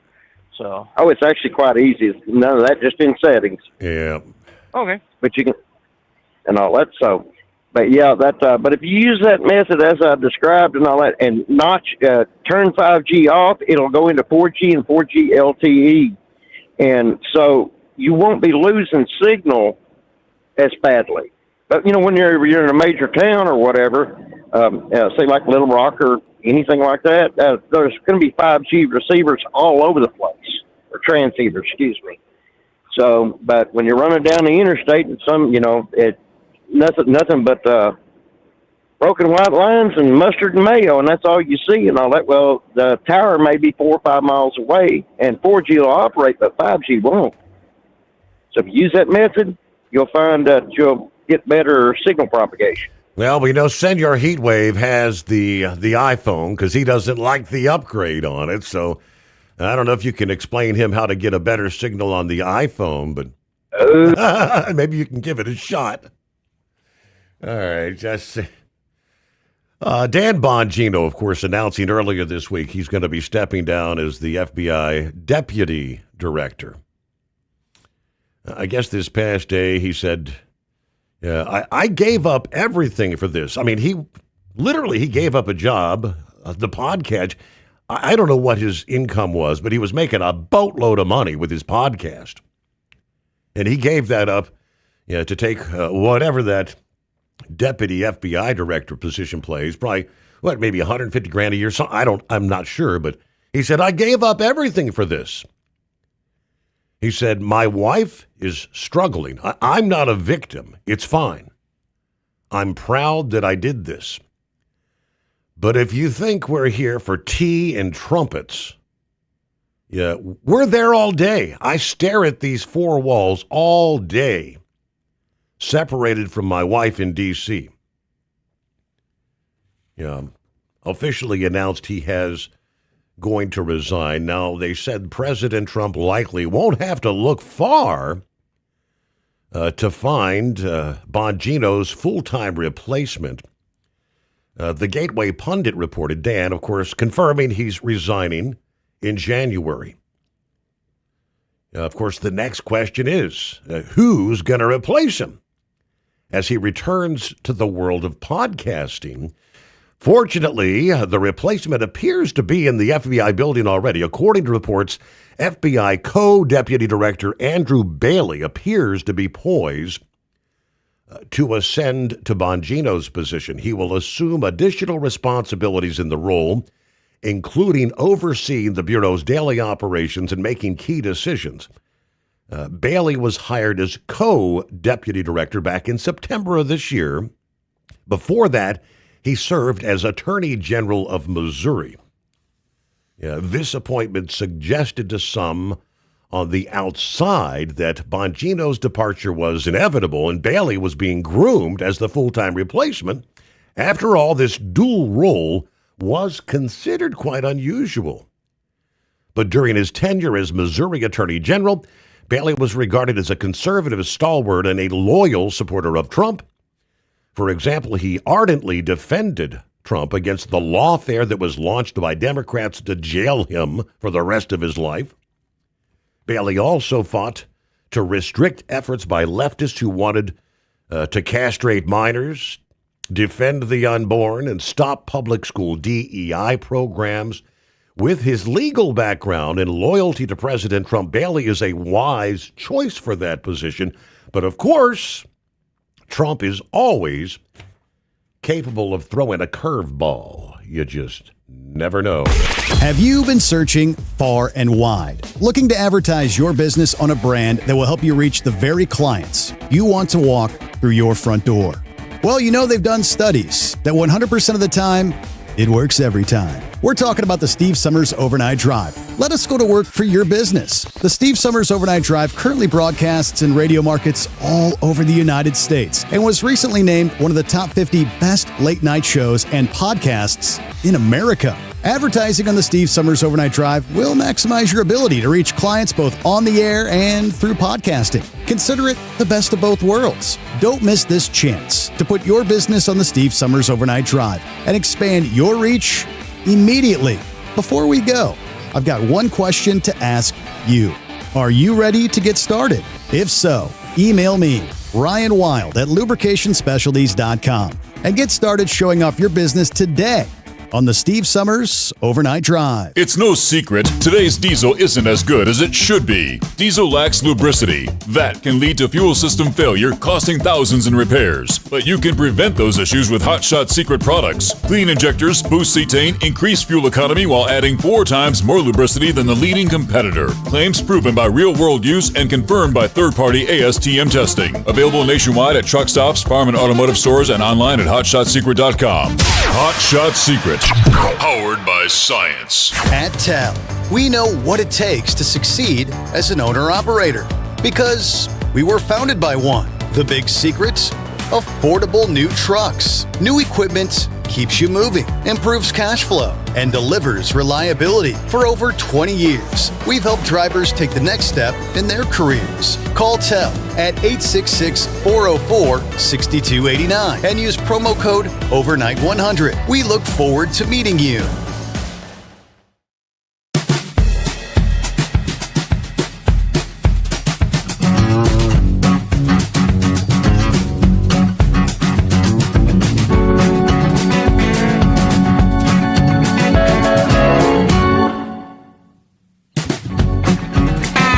So our same storm responsible for those 100-mile-an-hour winds over the interior west, shifting through the Midwest overnight, begins moving into the northeast here on our Friday. We're not going to see winds like we saw out west in the northeast, but we will be watching a new storm, meanwhile, bringing another round of high-powered, potentially damaging winds to the interior west from now into Friday night. At one point on Wednesday, nearly 750,000 customers were without electricity in the Pacific Northwest. That number dropped to about 250,000 as of Thursday afternoon. We had a gust of 102 miles per hour measured at Berthoud Pass in Colorado before the instrument there stopped recording. A gust hit 98 miles per hour in Buffalo, South Dakota. Winds will increase over the Ohio Valley and Great Lakes region. Of course, where the ground is moist, trees may topple. Where the landscape's dry, downed power lines could ignite fast-moving wildfires. But obviously, through the day ahead, through Friday evening, those blustery conditions shift eastward into the northeast. All right, winds along the Atlantic coast will shift from south to the west and northwest. When those stiff southerly winds are in action into early Friday, we could see some minor coastal flooding at times of high tide. But our new storm moving out of the Canadian Rockies into Friday is going to bring yet another round of powerful wind gusts from Montana to Colorado and northern New Mexico. Gusts reaching 50 to 80 miles per hour. Now, the highest wind gust confined to the mountainous areas and foothills to the west of Denver. It could cause some property damage, hazardous driving conditions, vehicle rollovers, and additional power outages. We could see delays, likely possible cancellations, including at Denver. As in the Northeast, some of the ski lifts in the region may be forced to shut down. Of course, the risk of fires remains elevated across eastern Colorado and New Mexico, where strong winds combine with dry brush and very low humidity. We shall take care of a news break and back at it on a Friday morning. The Steve Sommers Overnight Drive. USA Radio News, I'm Anthony Lucero. The Trump administration is proposing new rules banning hospitals that take Medicare or Medicaid from providing gender-affirming treatments to minors. Sex-rejecting procedures rob children of their futures. HHS Secretary Robert F. Kennedy Jr. called puberty blockers, cross-sex hormones, and surgeries chemical and surgical mutilation. A new Israeli report reveals Iran has built a shadow aviation network to bypass sanctions, using front companies, airlines like Mahan Air and Kishim Air, transport weapons and military gear to regional proxies while blending civilian flights with covert operations, which lets Tehran fund allies and sustain its aviation industry despite U.S., EU, and UN restrictions. At the closing bell, the Dow Jones Industrial Average rose 66 points, the S&P 500 is up 53, and the Nasdaq rose 313 points. I'm Sarah Lee Kessler. From America's News Network, USA Radio News. So right now may be the perfect time for you to rethink how you pay for health care. And here's why. This time of year is decision time for a lot of people, but it's also when you can join MediShare and save even more than usual. For many families, joining Medishare means saving about $500 a month, which is a game changer for a lot of people. More than 1 million people are now part of healthcare sharing because it just makes so much sense, especially right now. And Medishare is the gold standard. Members like it a lot. We know this from member surveys.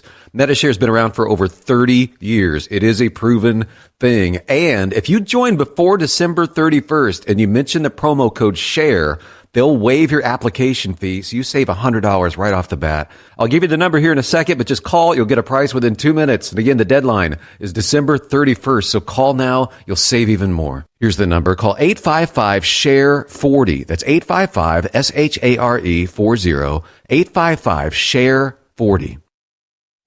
Have you been searching far and wide, looking to advertise your business on a brand that will help you reach the very clients you want to walk through your front door?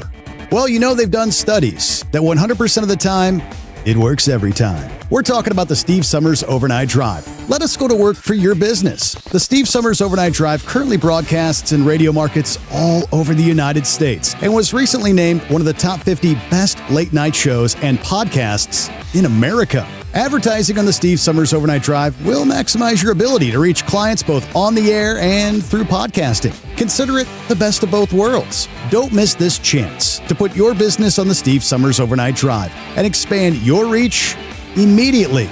Before we go, I've got one question to ask you. Are you ready to get started? If so, email me, Ryan Wild at lubricationspecialties.com, and get started showing off your business today on the Steve Sommers Overnight Drive. TEL's Independent Owner-Operator Program gives you the power to operate under your own authority or choose the carrier you want to run for. Drive a new truck with full factory warranties, solo or team. TEL has a lease that fits your business. Call us at 866-404-6289 or visit tel360.com and use promo code OVERNIGHT100. Winter is here. When the temperature drops, so does your truck's performance. Avoid fuel gelling by using Hot Shot Secret's EDT Plus Winter Defense, a 7-in-1 fuel booster and anti-gel that improves cold weather performance. The 7-point cetane boost decreases DPF regens and increases fuel economy. Be confident that your engine is running smoothly and trouble-free, even in the coldest temperatures. Hot Shot Secret EDT Plus Winter Defense, available at Pilot Flying J, Amazon, O'Reilly Auto Parts, and HotShotSecret.com. Hot Shot Secret, powered by science. Truck downtime costs you money. One hidden killer on Cummins ISX 15 engines is weak injector cups. When they leak, coolant gets into the cylinders and suddenly you're facing a big repair bill. Industrial Injection has the fix. Our Torque Lock Injector Cup Kit with a threaded Torque Lock design. These cups stay sealed for good. No more coolant leaks. No more surprise downtime. Keep your truck on the road. Ask your shop for Industrial Injection Torque Lock Injector Cups today. Did you miss an episode of the Steve Sommers Overnight Drive? Or just want to relive a little bit of the magic? Don't worry. You can download the Steve Sommers Overnight Drive wherever you get your podcasts. Don't miss a single second of the show that was recently named one of the best late night shows in America. Make sure you like and subscribe to the Steve Sommers Overnight Drive so you don't miss a single episode. The Steve Sommers Overnight Drive, available wherever you get your podcasts or online at overnightdriveradio.com. The Overnight Drive with Steve Sommers. Live from the Hot Shot Secret Studios. Call Steve now. 844-844-3388. That's 844-844-3388.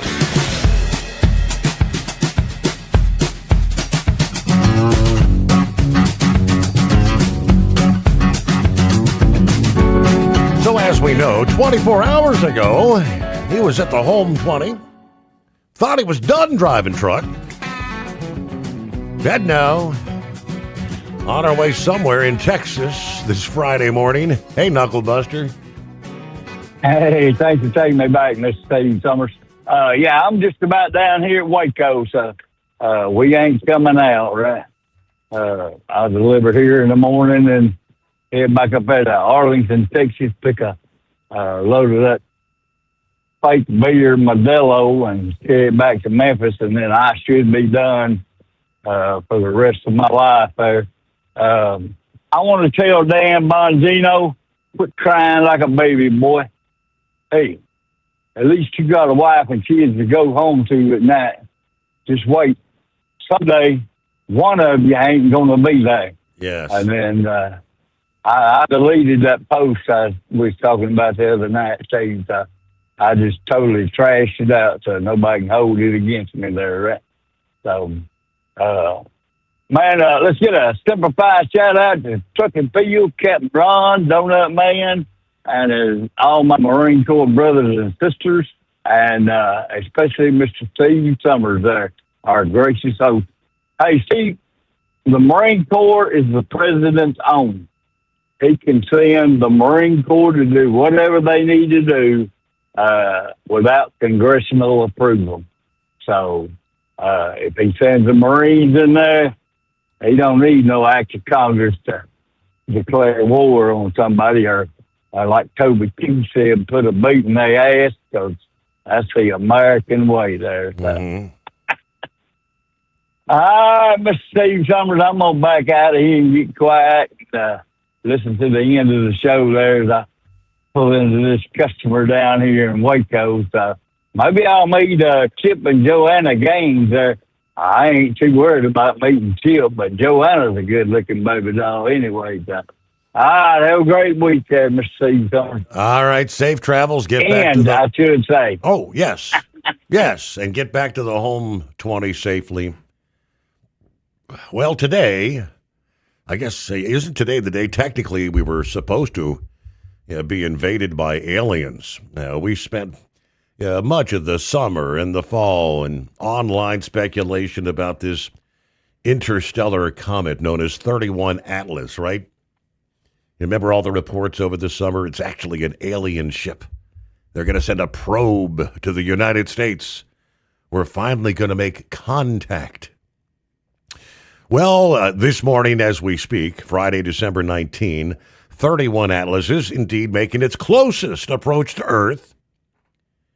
It will not come close enough to pose any risk to our planet. Astronomers have calculated the precise moment when the comet reaches its minimum distance to us.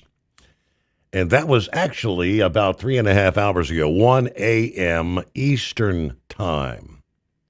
At that time, the comet was about 1.8 astronomical units away.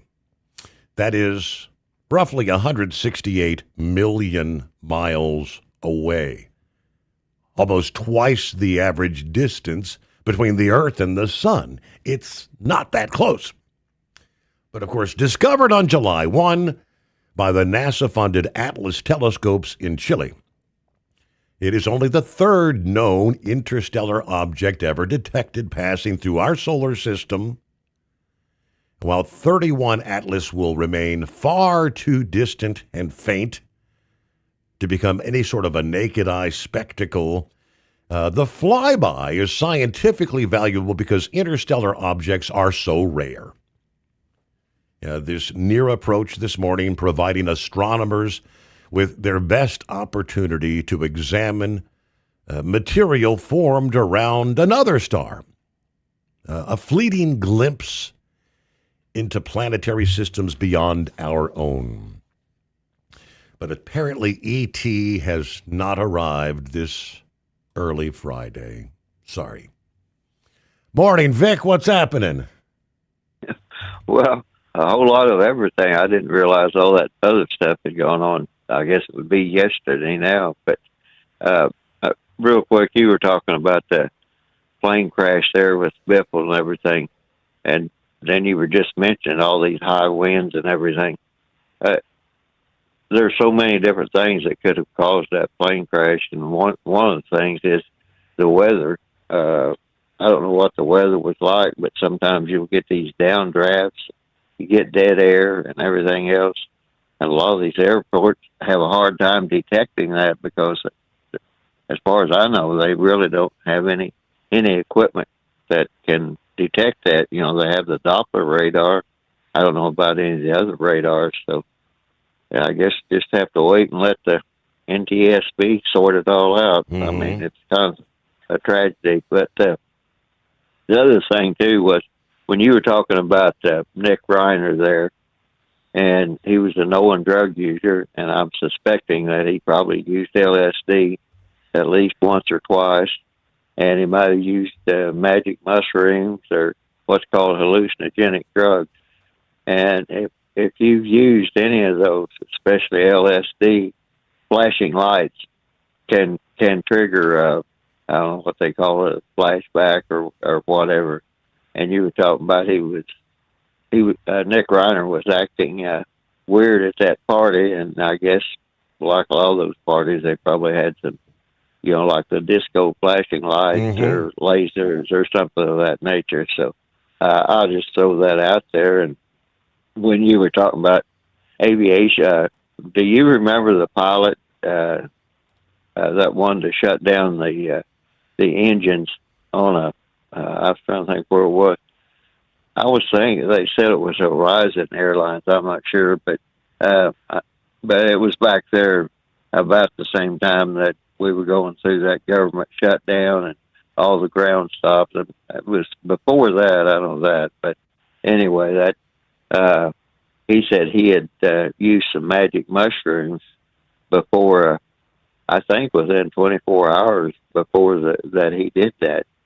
I think they sentenced him or was going to sentence him or do something here in the last few days. But I know you've been talking a lot about drug use, and that's one of the things that I don't think a lot of people remember, because way back when LSD use was pretty high, we had some pilots and the Air Force had some pilots, and they were also commercial pilots, that they basically lost their livelihood because somebody thought it would be funny to put LSD in their, whatever it was, food, drink.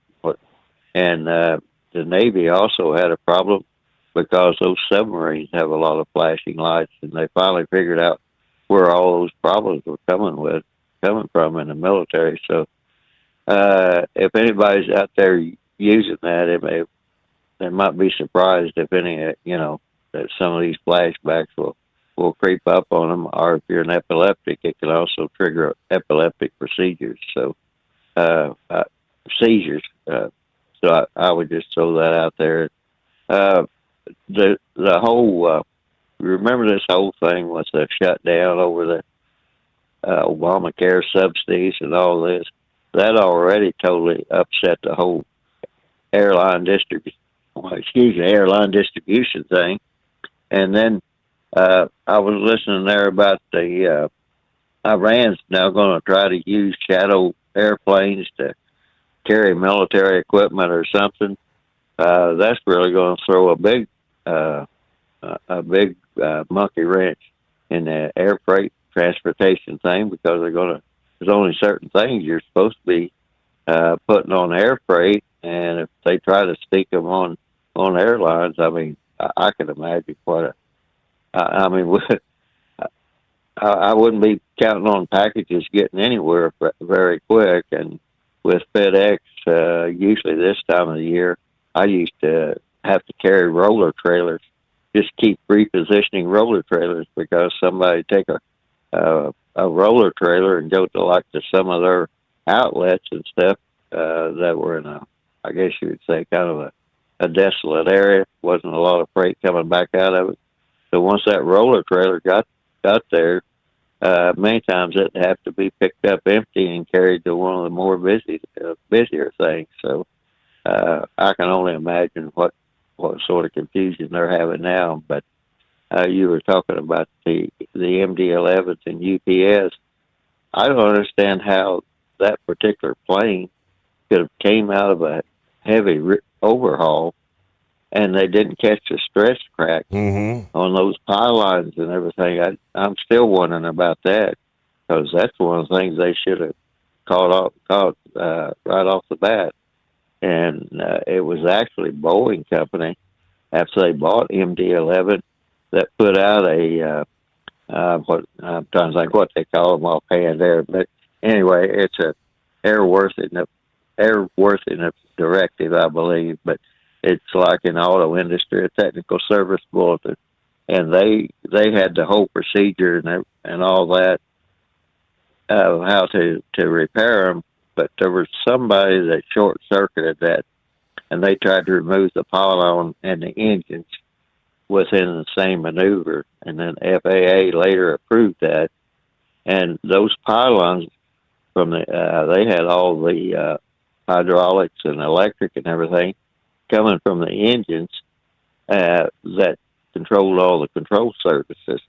So when an engine fell off, it ripped all those lines off too. Mm-hmm. So you had no control of them. But and that's just some of the things there that was going on, and whether the government shutdown had anything to do with getting all of this transportation messed up or not, I don't know. And you had all the ground stops. I mean, when you go back, I've already forgotten when. Well, what was that, in October, when they started all this stuff about the continuing resolution thing that they didn't want to extend. So I don't know if all that played into it. Now then, here it is coming to haunt us again here right around Christmas time. So because they never solved it in the first place, and real quick, the whole deal about the sex change operations, I thought that was elective surgery, and I didn't think the government paid for any elective surgery like on with Medicare or the Obama subsidies or anything else. So I would, instead of worrying a lot about it, I would just go back and look and see. It's like, just like RFK Jr. said, that he ruled it out, and I'm pretty sure it can be ruled out under elective surgery, and they should just say, if you want to do it, we don't agree with it, but the government isn't paying for it. Yeah. And that was, and I don't think very many private insurance companies will pay for it either. So that's just a few things thrown out there, and real in the former snowfall and temperatures up and down and everything else, I just used the Arkansas system of getting rid of it, of the snowpack and everything. The government, the good Lord put it down, and the good Lord will take it up. So I did very little shoveling. Yeah, that's we definitely, that was our that came to fruition this week, and in this town there were actually, I think, the road crews to some extent used, the initial snow fell that they had pre-salted, but when the temperatures dropped and we were hitting down towards 0 degrees, the township that I live in stopped. They said we're just wasting salt because it's not going to do any good with these sort of temperatures, and it kind of just let it go. And there were still slick spots here and there, especially on the side roads, even yesterday, until the temperatures really started warming up, and it's all gone now, though. The rain's moved in, and for the most part, I think most of the salt actually got washed off the roadways, which means as the temperatures have been dropping rather. Pappy sent me a message about an hour or so ago. He said the temperature on the cruiser dash cam dropped like 8 degrees in 5 minutes. The cold air coming in, yes. Yeah, what a difference a day is going to make. Temperature whiplash.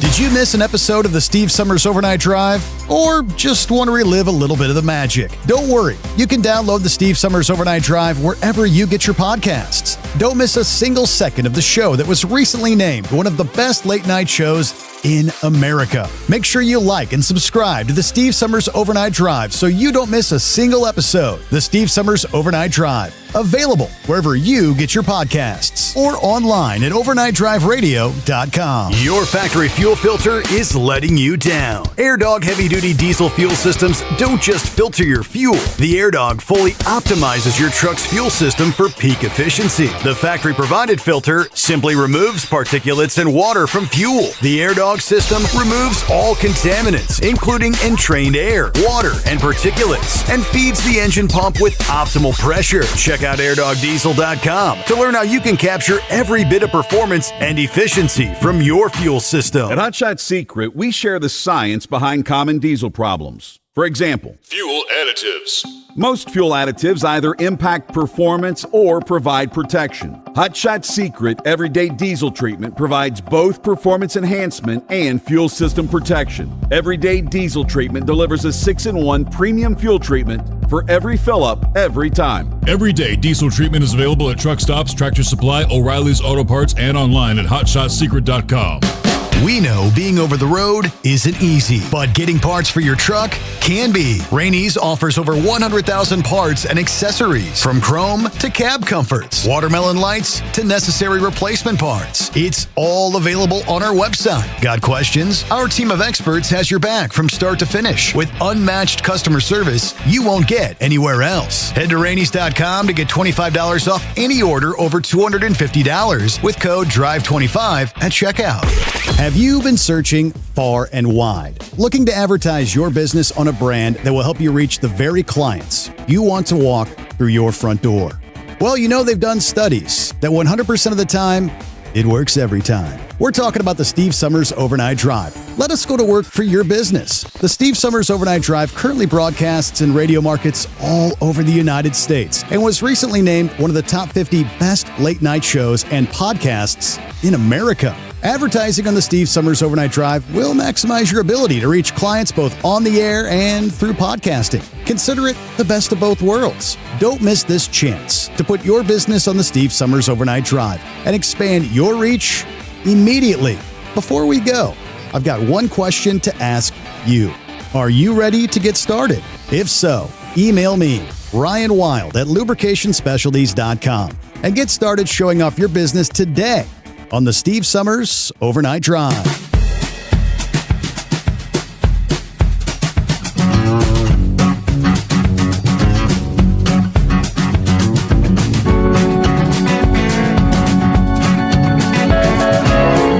You know, one of those aboard that plane that went down yesterday, Statesville, I don't really recognize Craig Wadsworth. But I was looking here from the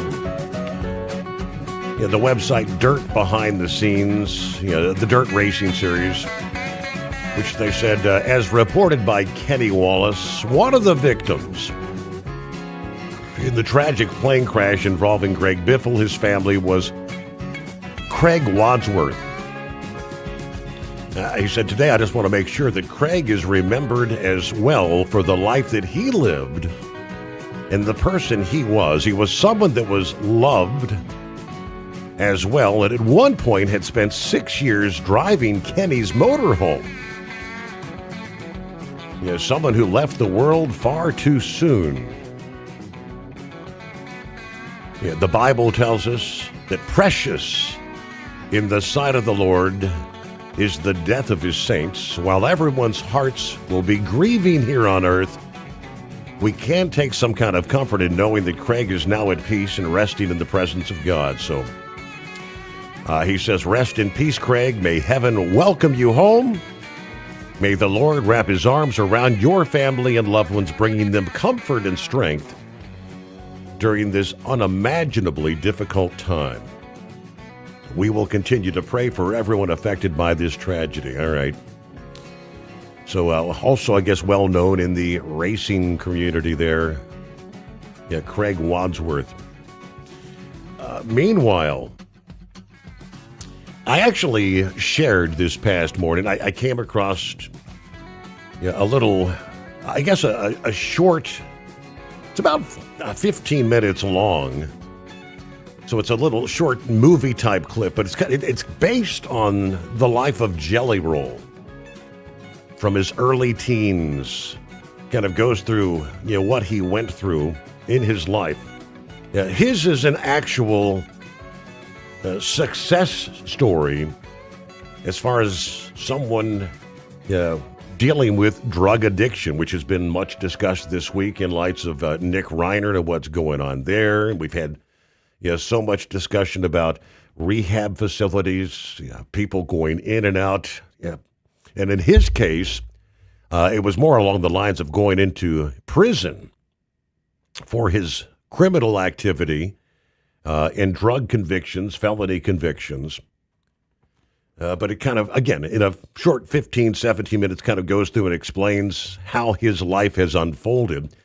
Amazingly, this past day, Tennessee's governor pardoning officially the country star Jelly Roll for his criminal past in the state, acknowledging the Nashville native's long road back from drugs and prison through soul-searching, songwriting, and advocacy for second chances.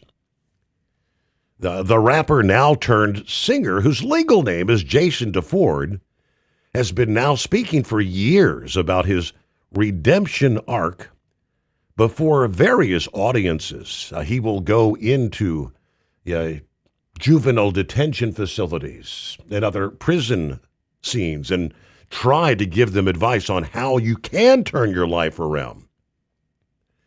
Republican Governor Bill Lee issuing the pardon after friends and civic leaders of the Grammy-nominated musician joined in an outpouring of support. Jelly Roll's convictions include robbery and drug felonies. He has said a pardon will now make it easier for him to travel internationally for concert tours and to perform Christian missionary work without filling out burdensome paperwork, I guess. Now, he was actually one of 33 people to receive pardons yesterday from Governor Lee, who for years has issued clemency decisions right about Christmas time. Lee said Jelly Roll's application underwent the same months-long thorough review as other applicants. The state parole board gave a non-binding, unanimous recommendation for his pardon back in April. But his is a remarkable story.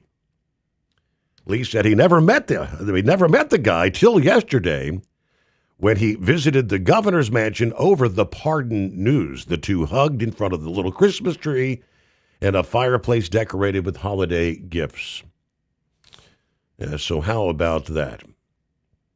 Unlike recent high-profile federal pardons, which let people off the hook while in prison, a Tennessee pardon actually serves as a statement of forgiveness for someone who has already completed their prison sentence. So anyone receiving a pardon has done the crime, as they say. They've done their time, but get an opportunity to have that, I guess, removed from their record. How about that? So, hey, have a great weekend. Thank you so much, and we'll be back indeed Sunday night into a Monday morning for our next edition of the Steve Summers Overnight Drive.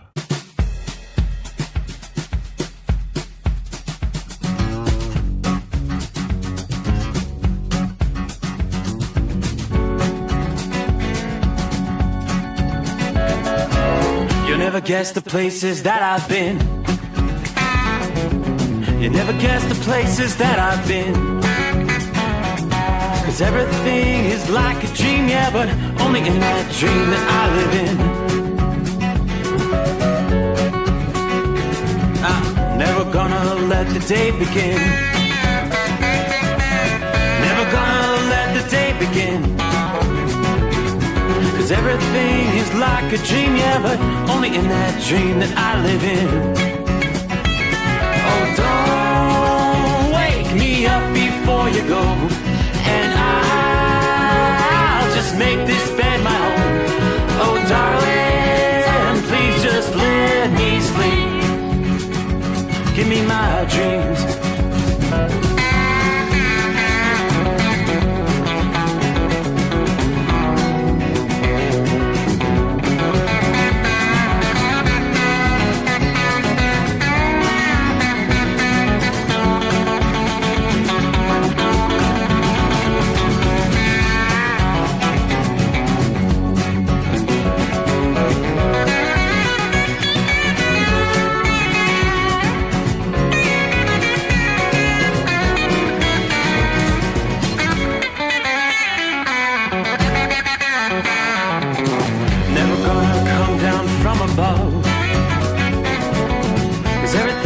Better from above. Nothing's ever as it seems, yeah, except in that world that I dream of.